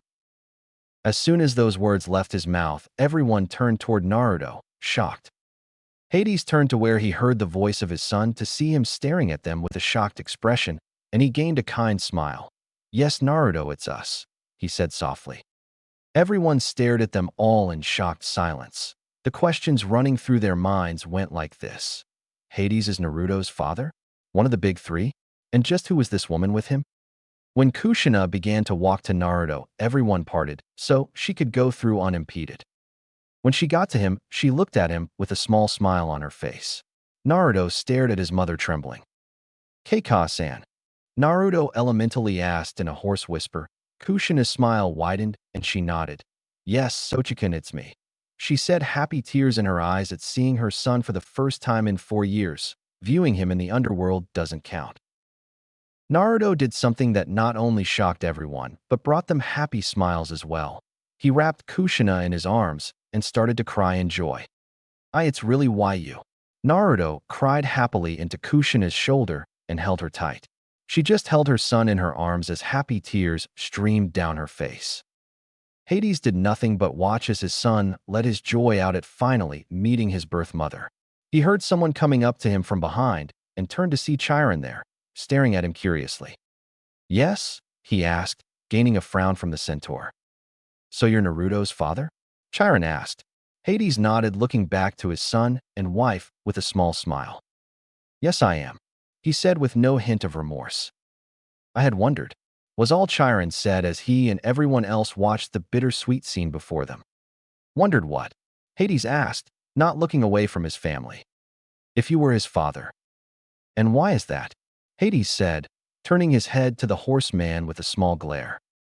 Chiron flinched at the look, but explained, "Because the gods hadn't seen you for years before they sealed the realm of ninja, and when they did, there were massive amounts of power floating around the village of Konoha at the time." Hades growled as when he heard the village Naruto was born in. "First, don't ever say that village's name around me, and second, you know what I sealed into Naruto the day he was born, right?" he ordered, then asked. Chiron nodded. Hades sighed. Most of the power around the area that night was Kyuubi's, but Chiron looked confused as the death god trailed off and looked at the centaur with a serious expression. His eyes widened when the rest of what the god was trying to say clicked into place. "You don't mean you had to?" he trailed as Hades nodded. "Yes, I had to fuse some of my own powers into the seal to make sure she was properly sealed into Naruto," Hades revealed before he turned and walked towards his family. As this had been going on, Naruto had done nothing but cry into his mother's shoulder. He kept muttering, "You're really here," again and again, and Kushina had just held him tight, whispering, "Yes, Naruto-san is here. Let it out. Let it all out." Naruto pulled back from his mother to just stare at her, tears still pouring from his eyes. He was about to say something when he heard a small cough just to his left. He turned and saw his father standing there, a small smile on his face. Naruto did nothing other than stare at him, before his head lowered and his shoulders began to shake. Hades, seeing this, approached slowly. Naruto? Are you he started to ask, but was cut off when something impacted his gut and was sent flying. Hades landed on his back, a few feet away and clutching his stomach as he struggled to catch his breath. All of this courtesy of a gravity-enhanced punch. He looked up from his position on the ground to see that Naruto had a fist extended to where his stomach had been, and he was looking at him with an expression of pure rage. "And Naruto," he gasped out in surprise. Kushina could only shake her head sadly. She knew that Naruto could possibly react this way at seeing Hades. The other campers could only stare in utter shock and amazement at what Naruto had dared to do. Slowly, ever so slowly, everyone became aware of the haggard breathing coming from the blonde as he opened his mouth to speak. "You son of a bitch!" Naruto shouted, further shocking everyone. "Do you know what my life has been like because of you?" He continued to shout, confusing the campers. "Naruto, I'm sorry for Hades tried as he got up, but Naruto would have none of it. "Do you know what that god Fozukan village did to me?" he shouted. "Naruto, I really am so Hades tried again. But by now Naruto was on a roll, tears of anger now falling from his eyes as he continued to reveal just what he had gone through in his life. "I was beaten, punched, kicked, stabbed, burned, denied food, and a hell of a lot of other things by the time I had turned 3. 3, damn it, 3. And it's all your fault." Now the campers had one thing on their minds. Just what did Hades do to him? Inside the mindscape and amulet respectively, Helena and Thalia both thought Naruto-kun at the same time, one in hurt and sadness because she had played a major part in his pain, and the other in surprised wonder about how he could still be sane after all that. Naruto paused to breath here, and then continued in a much lower tone. "You wanted that village to see me as a hero, right? Then tell me, why did they do all that to me? Why did they make my life a living hell? Why would a 3-year-old consider killing himself just to escape it all?" he asked, much to the horror of everyone listening, especially when they heard the last admission. "Because you sealed her into me. You sealed the monster that attacked them into me the very night I was born. You sealed the QB into me, you bastard." The campers gasped. They knew of the legendary tailed beasts, but they thought that the creatures were only myths. Hades stared at his son sadly as he fought off the urge to run and hide from those hate-filled and accusing eyes Naruto had directed at him. "Yes, Naruto, I did," he admitted with a sad nod. His admission shocked the campers even further. "Why?" Naruto whispered. He knew why. He had read and reread Hades' letters to him more than once, but he still wanted to hear it from the man himself. He wanted to hear the admission, the regret, the sadness from Hades as he said it. "I'll admit I did it. I'll even shout it from the tallest peak on Olympus if I had to, Naruto. I am not the type to force others to do what I cannot do myself. I sealed her into you because I had no other choice. Ask yourself this. Could you honestly ask a family to give up their child when you are not willing to do so in return?" Naruto shook his head, still glaring at his father, and Hades nodded to him. "Exactly, you couldn't. So do you really think that I would do that?" he asked, and again Naruto shook his head. "No, even if you are a god you wouldn't," he said softly as his anger finally faded away to once again show his sorrow. Hades smiled softly as he saw his son's anger vanish. "Naruto," he said softly. The now silenced camp watched as Hades slowly walked up to his son and gently brought him into an embrace. "I'm sorry for what I had to do to you, my son. But you have to understand, if I had known what the village would do to you as a result of my actions, I would have never have sealed Helena into you. Even now I wish I hadn't. But I was a fool and thought that people would understand you were only the jailer." Naruto nodded as he brought his arms up and wrapped them around his father. "I understand, father," he said quietly. Kushina and everyone watching gained a small smile, happy to see that father and son had made up. However, the moment was interrupted by a very snide voice. "Well, isn't this all sweet and happy blah? Makes me sick."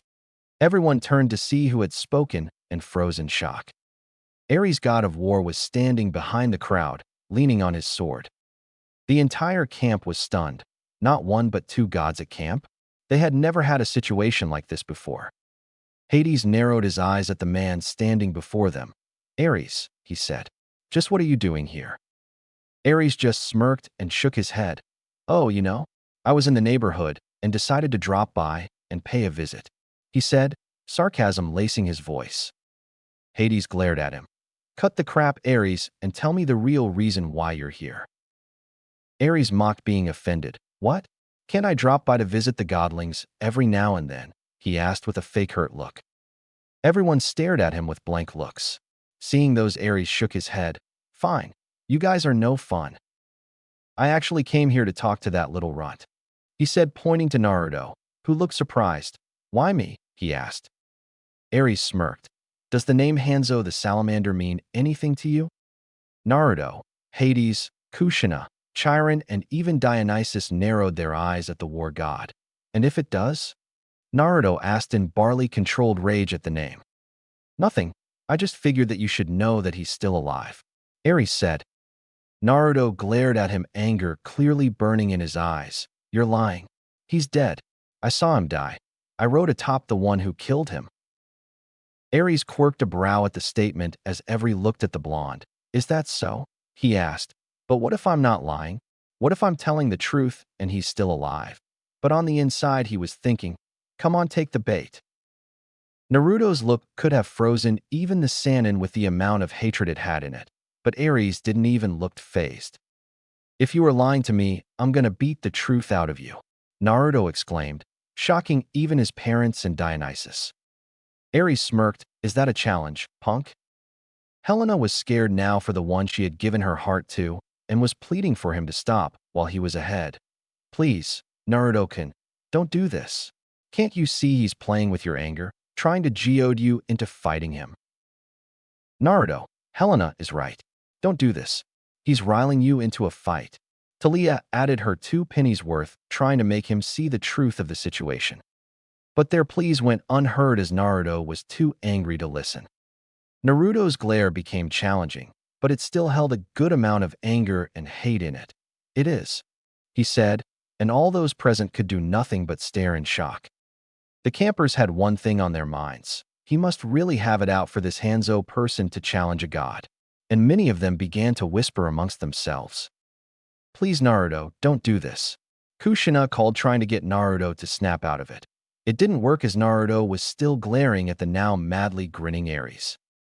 Gotcha, Aries thought sinisterly. Very well, I accept your challenge, he said, making everyone go wide-eyed in terror. A half-blood fighting a god. Naruto didn't stand a chance. But, Aries said, as Naruto went to unseal his sword, I choose the time and place since I was the challenged. Naruto, despite the warnings that were going off both around him and inside his head, nodded. Then choose. Aries' grin became evil as he snapped his fingers and the 2 of them disappeared. When they were gone, there was a stunned silence in the camp, before an orb formed to show both Naruto and Aries and where they were now. Hades and Kushina's eyes widened in shock before their looks quickly turned to that of worry. This is not good. Olympus. What no one knew was that Aries had been relaying everything from the point he arrived, which was just about the same time as Hades and Kushina, to Olympus. Some of the other gods all had their own reactions to Hades and Poseidon having sons, and about what Aries had played Naruto into doing.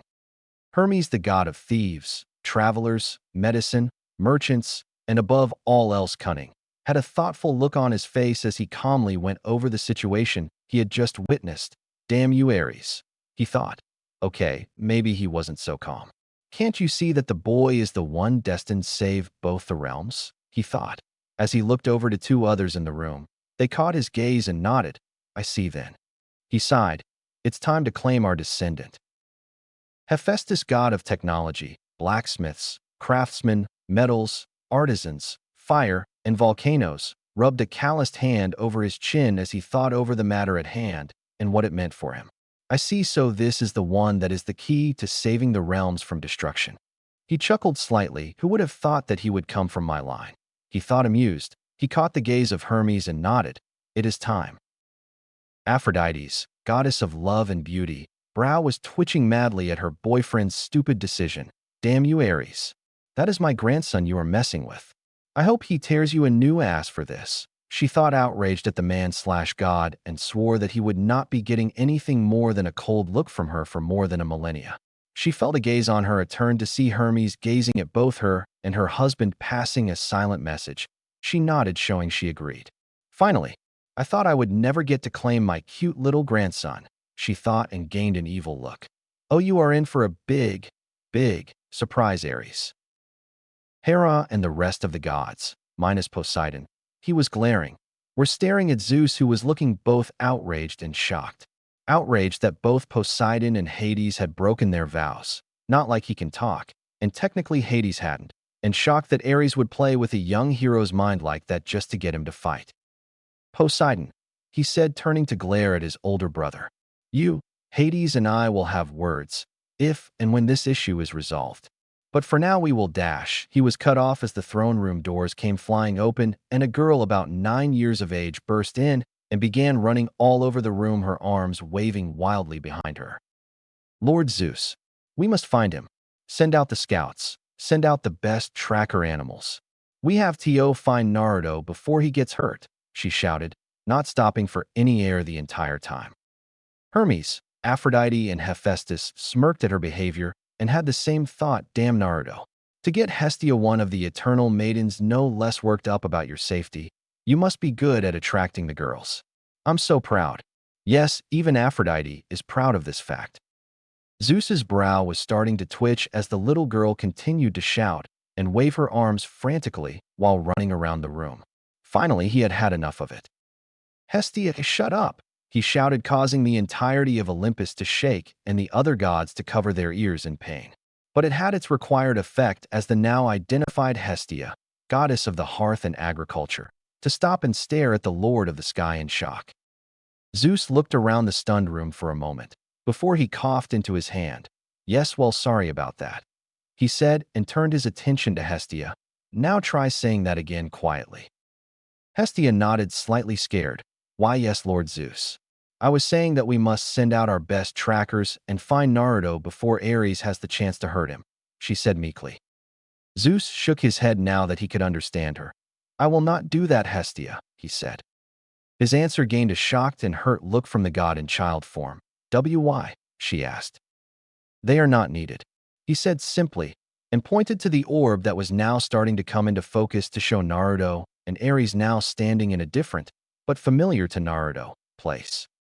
The Shinobi Realm. Looking around, Naruto saw that Ares had transported them to a different place and that they were now standing in a huge crater. Why does this place feel familiar? He asked himself, a bit of curiosity shining through his anger as he looked around. The mindscape. Helena looked around through his eyes and gasped upon seeing where they were. Oh no. Thalia turned to her. What? She asked worriedly. What is this place?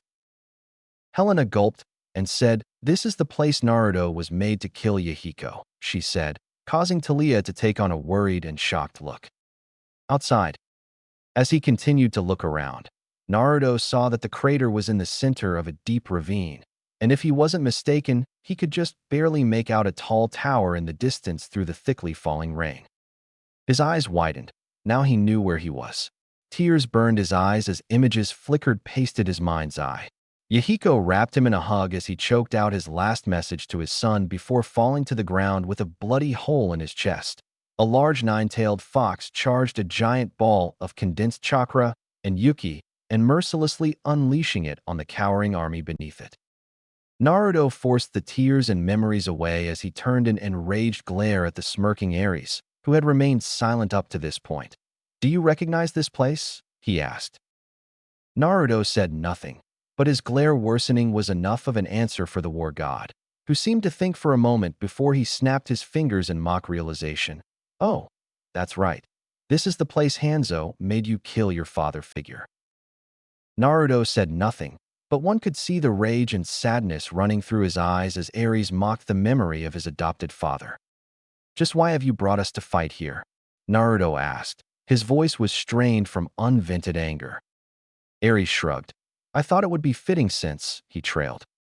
Fed up with the war god already, Naruto unsealed his sword and stood at the ready. Since what? He would humor the god for just a bit longer, he decided. Aries' smirk vanished, only to be replaced by a furious glare. "Since I plan on finishing what my son started," he exclaimed angrily as smoke began to billow out from beneath his sunglasses. Naruto suddenly felt his rage vanish at the exclamation and just stared at the god, a slightly bewildered look on his face. "Your son?" he asked. Aries, feeling his challenger's anger suddenly disappear, nodded regardless. "What of it, punk?" he asked, drawing his sword. Naruto smirked beneath his mask. Now it was his turn to bite back. "Other than the fact that I can now see where Hanzo got his arrogant attitude from, nothing much." Aries showed no signs of reaction from the comment other than a slight twitch in his jaw. "You know something, brat? I was going to make your death quick and painless, but for that insult, I'm going to make it slow, painful, and embarrassing." Aries' hand rose from its tightened grip on his sword and snapped his fingers. "Yuzugakure no Sato. Why can't we go and search for Naruto?" The angry voice of Tsunade yelled as she punched a hole in the wall of the Yuzukage's office. Hiruzen sighed. "That's the third wall this month," he thought, depressed. Ever since they had gotten the village on its feet, Tsunade would constantly bug him for a mission to search for her lost godson. It had only gotten worse after they had visited the priestess Cheyenne in the land of demons. Because Tsunade, and like I've told you 1,000 times already, Minato said to not bother trying, as Naruto-kun and Konan-san are nowhere near the elemental nations. Sarutobi said with a glare at his female student. Tsunade glared right back at him. "And I've told you, Sarutobi, I don't care what he said. I will not rest until I can hold him in my arms again," she shouted back. She had only been able to hold Naruto once, and that was just after he had been born, right before the Konoha Council had threatened his life. So she was understandably mad. They glared at one another for what seemed like hours, until the door to the office burst open and Shizune came in with a frantic look. "Yuzukage-sama. Tsunade-sama," she exclaimed. "An orb has formed in the village square," she exclaimed anxiously. "It's Naruto." The next thing she knew was that Sarutobi and Tsunade had rushed out of the room, most likely heading for the roof. Shizune sighed in exasperation. Well, at least. She paused and looked around the room as if she were only just realizing she'd been left on her own. "Hey, wait for me," she shouted, rushing out of the room, making for the roof as well. When they got there, they saw that there was indeed an orb over the village square and that Naruto was defiantly one of the people in it, and he did not look happy. The other person in the orb made Tsunade gasp. "That's the land of rain." Naruto narrowed his eyes when nothing happened after Aries snapped his fingers. Was that supposed to do something? Aries' smirk returned a bit. "Trust me, punk, it did something all right. I originally planned on only Olympus and that camp viewing this little fight. But since you decided to go and take a swing at my pride, I think your friends in the elemental nations would just love to see what I'm going to do to you for that comment." By the time his little rant had ended, Aries' eyes were once again sending out smoke, and his sunglasses had even started to melt from the heat that must have been emitted from them. His body was tensed, his face was twisted into an angry scowl, and he was letting off a large amount of killing intent. However, Naruto showed no reaction to the god's anger, other than his eyes showing a bit of irritation as he finally decided to get to the reason they were there. "I thought we were here to fight, not talk," he stated emotionlessly. "If that's all you're going to do, I think you should just put me back at camp, as I have no intention of wasting my time with you when I can be using it to finally get to know my parents." Camp. Everyone gasped when they heard Naruto talk smack at the god, though some of them, Percy mostly, snickered. Hades face-palmed as Kushina smiled slightly. Of all the, "Why did I have to mention in that training scroll that pissing off an opponent would inevitably help win a fight? That strategy was meant to be used against mortals and monsters only," he muttered, though if one were to look closer, they'd see the small smirk on the god of death's face and the mischievous glint in his eye. Kushina want the only one Naruto got his pranking side from. "That's my Sochi-kun. Teach him not to mess with an Uzumaki," Kushina thought proudly, but there was a bit of regret in her eyes as she heard the last part of Naruto's comment. "I wish you could too, Naruto-chan. I want nothing more than to hold in my arms you again," she thought sadly. Land of rain. If Aries was mad before, then he was furious now. He brought his sword up and leveled it at the blonde's face. "You are going to die now, punk," he spat. Naruto's eyes narrowed and he gave the god a smirk beneath his mask. Then bring it, he said, giving the universal sign of come and get it with his free hand. The next thing he knew, Aries was in front of him with his sword raised.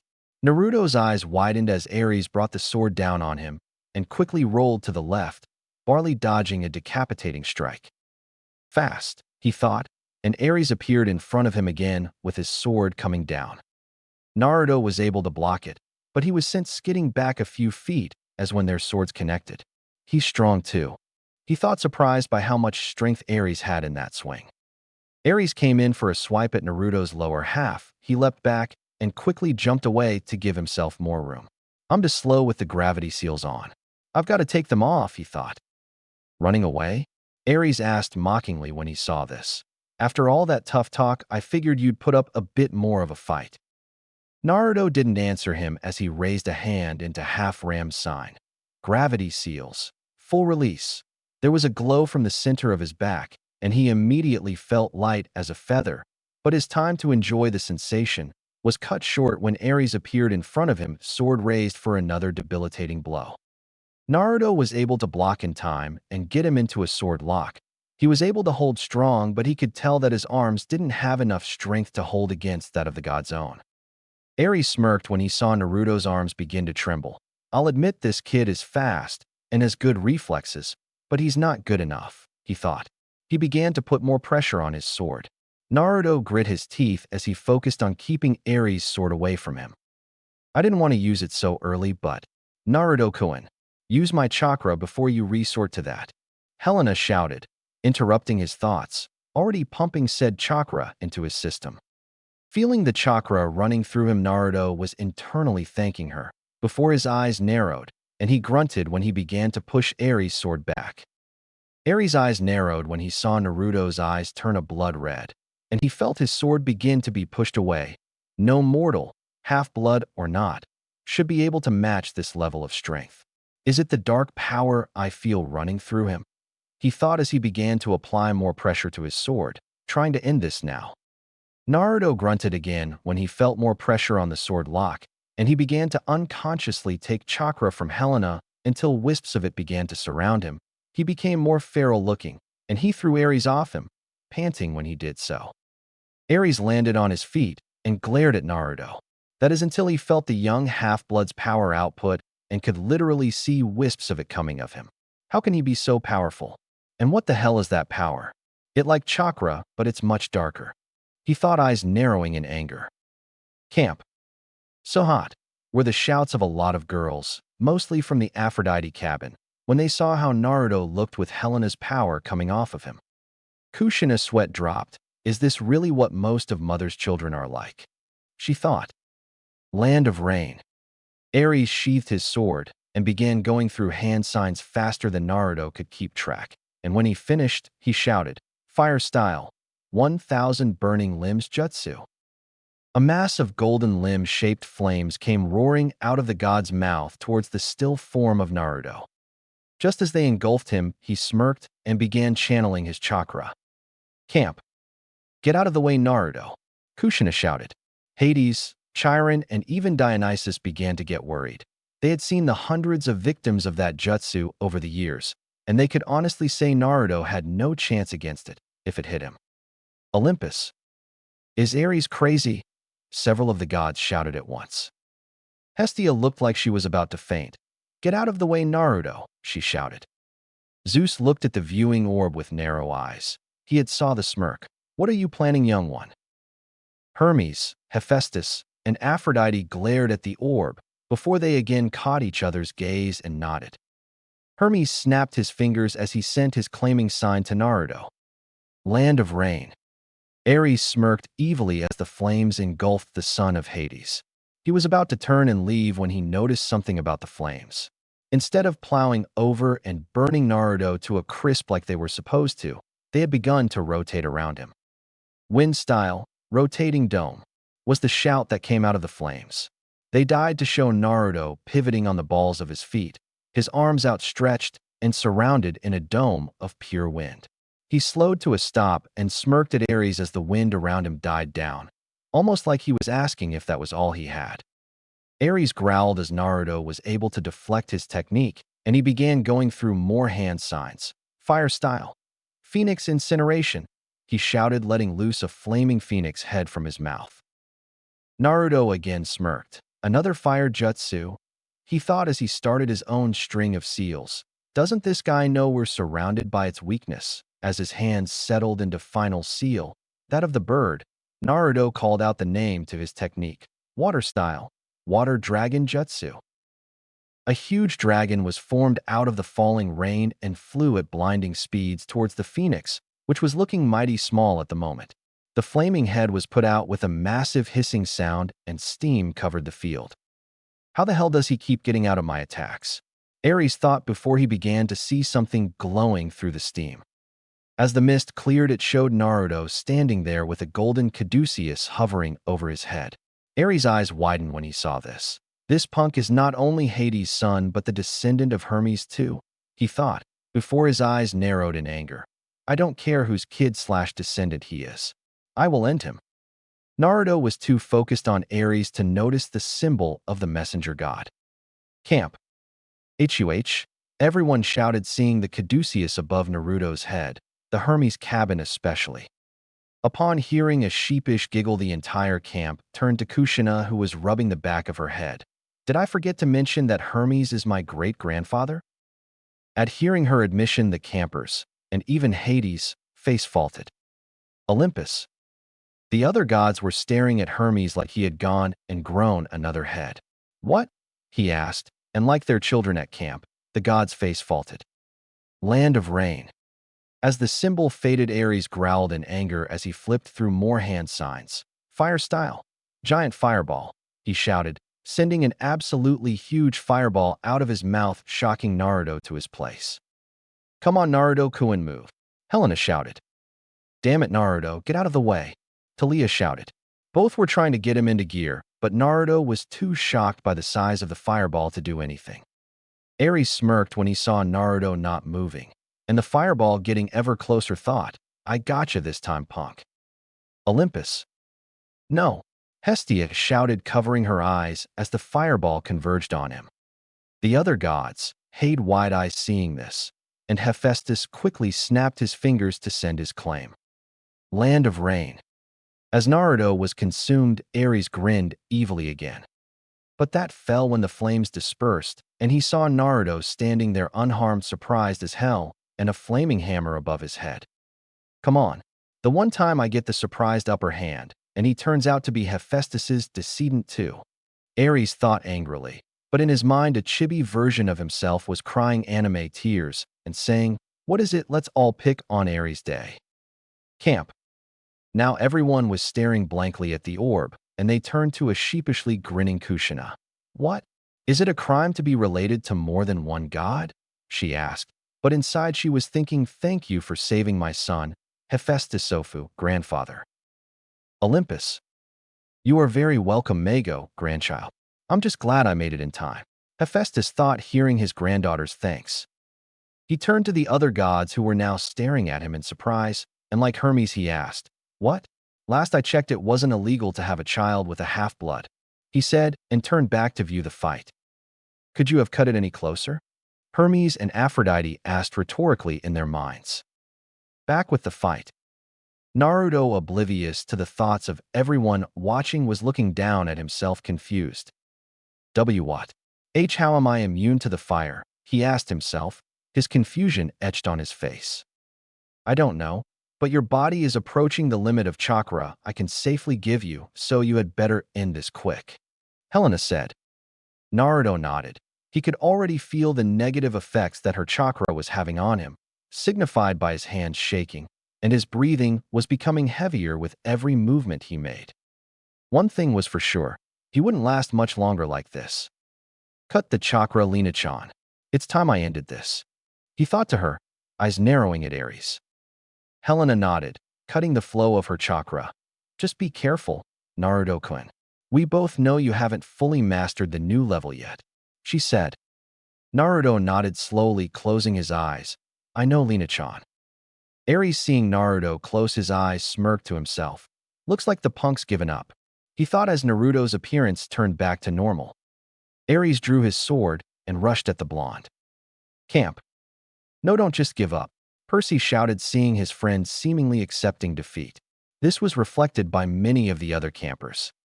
Hades and Kushina looked thoughtful, seeing their son do this. A thought struck the both of them at the same time, and Kushina turned to Hades with wide eyes. You don't think that he's going to use it, do you? She asked. Hades nodded, not taking his eyes off the orb. If he's going to, then he had better use it quick. Kushina nodded to him and turned back to view what would happen, inwardly thinking, I hope you know what you're doing, Naruto. Just please make it out of this alive. Olympus. And no, Hestia whispered, closing her eyes to block what was about to happen. The other gods had narrow eyes. What are you doing, Naruto? They all thought. They knew he wasn't out of tricks, but they didn't know what he was closing his eyes for. Hermes and Hephaestus looked over to Aphrodite. She nodded and snapped her fingers. The fight. As Aries got closer, he saw that Naruto hadn't done anything yet, and he smirked. This is it, he thought. He brought his sword up once he was in range and prepared to bring it down on Naruto's head. But just before it connected, Naruto's eyes snapped open and his arm shot out towards Aries, and he called a jutsu that had most of those watching gapping, Shinra Tensei. He shouted, sending Aries flying into the side of the crater and causing him to leave an Aries-shaped hole in it. Olympus. What? All but 3 gods shouted. They all had wide eyes when they heard Naruto shout out his jutsu's name, and they couldn't believe it. That was a jutsu that only a Rinnegan wielder could use. Yuzu. The ones watching in the Whirlpool Village all had shocked looks and wide eyes. Tsunade and Jiraiya were the most shocked. The last time any of them had ever seen or heard of that jutsu was when Jiraiya was training the Amorphans. And no, it's not possible, Tsunade stuttered out. Jiraiya was too stunned to say anything. Hiruzen raised a confused brow. What's not possible, Tsunade? He asked. That jutsu. Jiraiya finally spoke, getting his sensei's attention. Someone can only use it when a special condition is met, he said, not taking his eyes off the orb. Condition? Sarutobi asked. Jiraiya nodded. A condition that I've only seen to have been met by one person, he said, causing Hiruzen to nod for him to continue. Jiraiya's eyes never left the orb as he delivered the clincher. Only someone with the legendary Rinnegan can use it, and its partner jutsu, Bansho Tenin, he said. Now Hiruzen understood why they were so shocked, and he and Shizune were just as surprised. The fight. It can't be.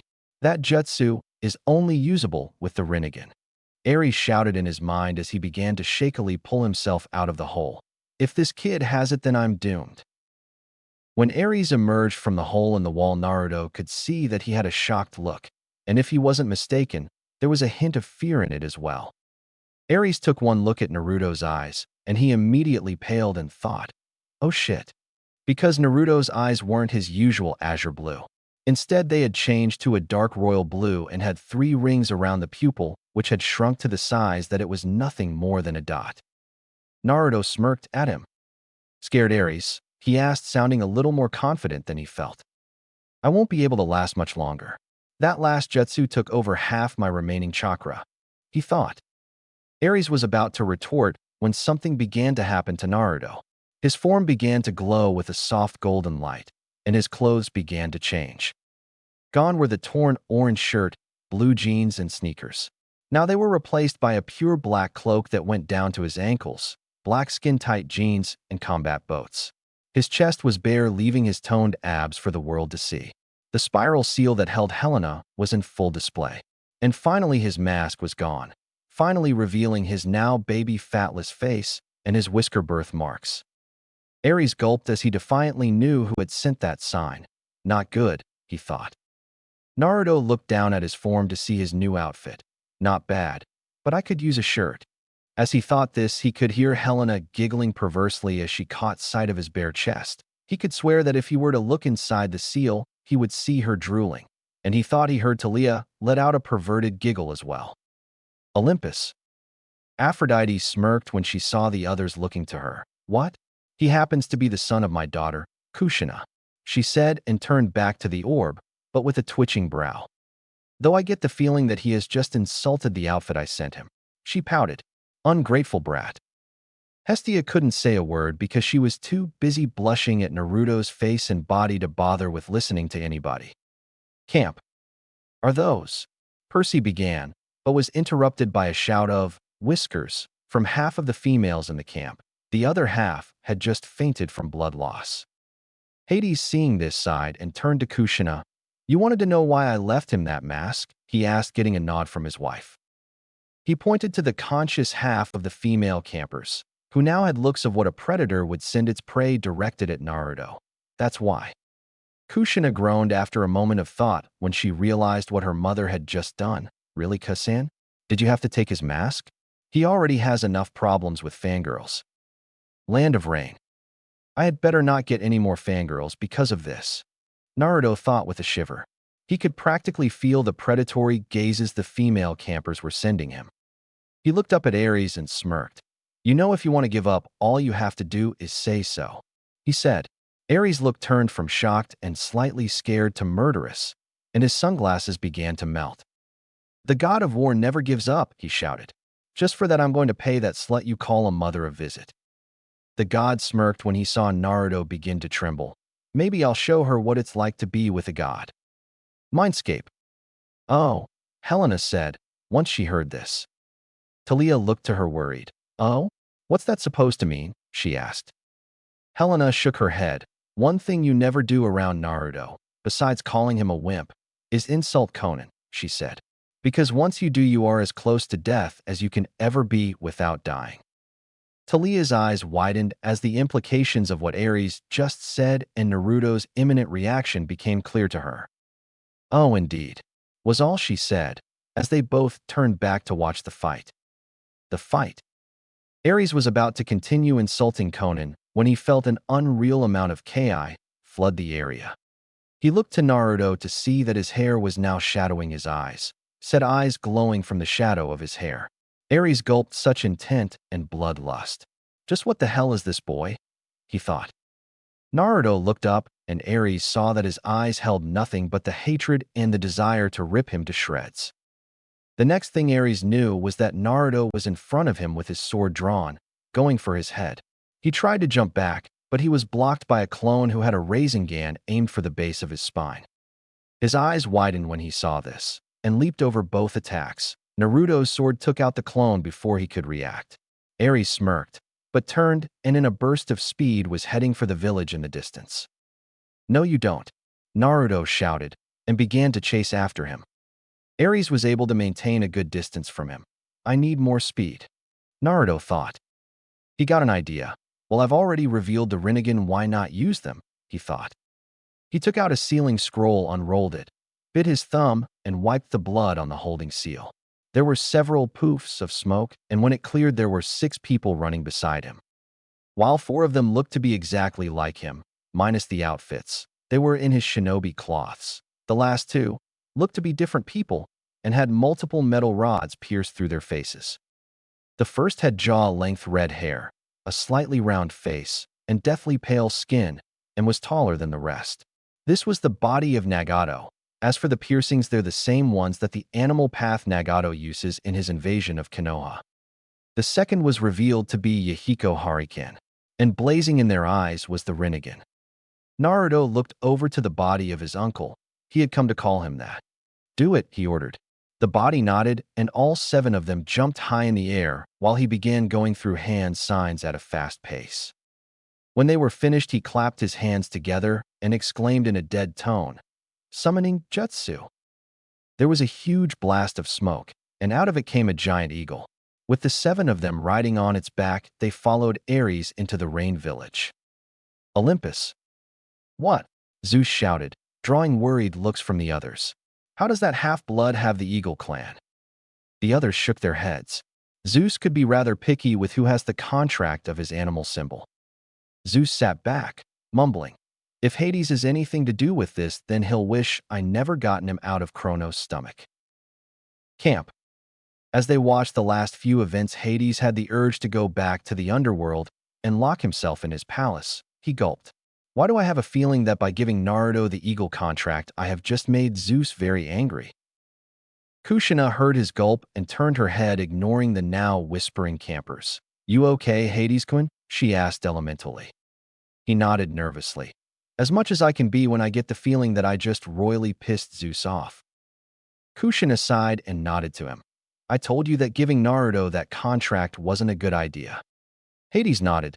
"Yeah, I can see why now." Fight. With the eagle summons now providing the speed needed, catching up to Aries was short work. As his form came closer, Naruto looked to his Azure path. It nodded and raised its hands. The hands transformed from the wrists up into a pair of small missiles, which were launched at Aries, retreating back. They impacted the ground at the god's heels, sending him flying into a nearby building. Aries pulled himself out of the hole he found himself in and turned to glare at the blonde, only to stop and gap at him once he saw that he had help. He can use the path's ability too, he thought, beginning to doubt his chances of winning the fight. Hell, he'd be lucky if he made it out unharmed at all. He began to run again. Naruto, seeing this, looked to the body of his adopted father. He nodded, and the body raised one of its arms and began to manipulate the gravity around the god. Aries' retreating form was lifted up and brought back to Naruto. When the Deva path swung its hand down, he was slammed into the roof of a building, the same one as Jiraiya was in his fight against Pain, and Naruto and his paths jumped down from the eagle summons, which dispelled itself now that its job was done. As they fell, the paths and Naruto each created a chakra rod. They raised the rods above their heads as they closed in on the downed form of the war god. Aries could do nothing but watch as they descended on him with the rods raised high. The 7 of them thrust the rods in their hands down into the back of the god as they reached the building's top. "Ag!" Aries screamed in pain as the rods ripped into his back and hands, pinning him to the ground. Camp. There was complete silence as everyone saw that Aries had been pinned. Did I see that right? Did Naruto really beat Aries? A camper asked, rubbing his eyes. His neighbor was doing the same and nodded. "I think he did." Chiron could only stare at the scene shown by the orb. He's that powerful? And he hasn't even had hero training? Dionysus, like the centaur, was staring at the orb, but instead of shock it was a stare of contemplation, and he had a smirk on his face. "I knew I liked this boy. Anyone able to put Aries in his place is okay in my book," he thought. Hades and Kushina, while surprised that Naruto had been able to defeat Aries, had proud smiles on their faces. "You did it, Sochi-kun," Kushina thought happily. "That's my boy. You've made me proud, Naruto," Hades thought proudly. The entirety of the Aries cabin, meanwhile, was glaring with eyes full of hate at Naruto. Olympus. There was stunned silence as the gods saw what Naruto had done to Aries. How? Hera asked, shocked that her son had been defeated. Many of the gods had the same reaction as her. ZEUS, though, was just staring at the scene with a blank look. His thoughts couldn't be described at the moment. Hestia was staring at the viewing orb with a stunned look, before her face broke into a happy smile, and she began shouting, "I knew you could do it, Naruto." Hermes, Hephaestus, and Aphrodite all had proud smirks on their faces. "You have proven yourself to the others now, my Mago." Again, it means grandchild. I don't know the term for great-grandchild. The Rain Village. Naruto glared at the god pinned down by the 7 chakra rods. 6 in his back, the last was keeping him from using his hands. Ichor, the golden blood of the gods, was gushing out of his wounds. Aries was staring at Naruto with a scared and disbelieving look. "PP, please have mercy," he begged. Really pathetic, don't you think? A god begging a mortal for mercy. Naruto continued to glare down at him.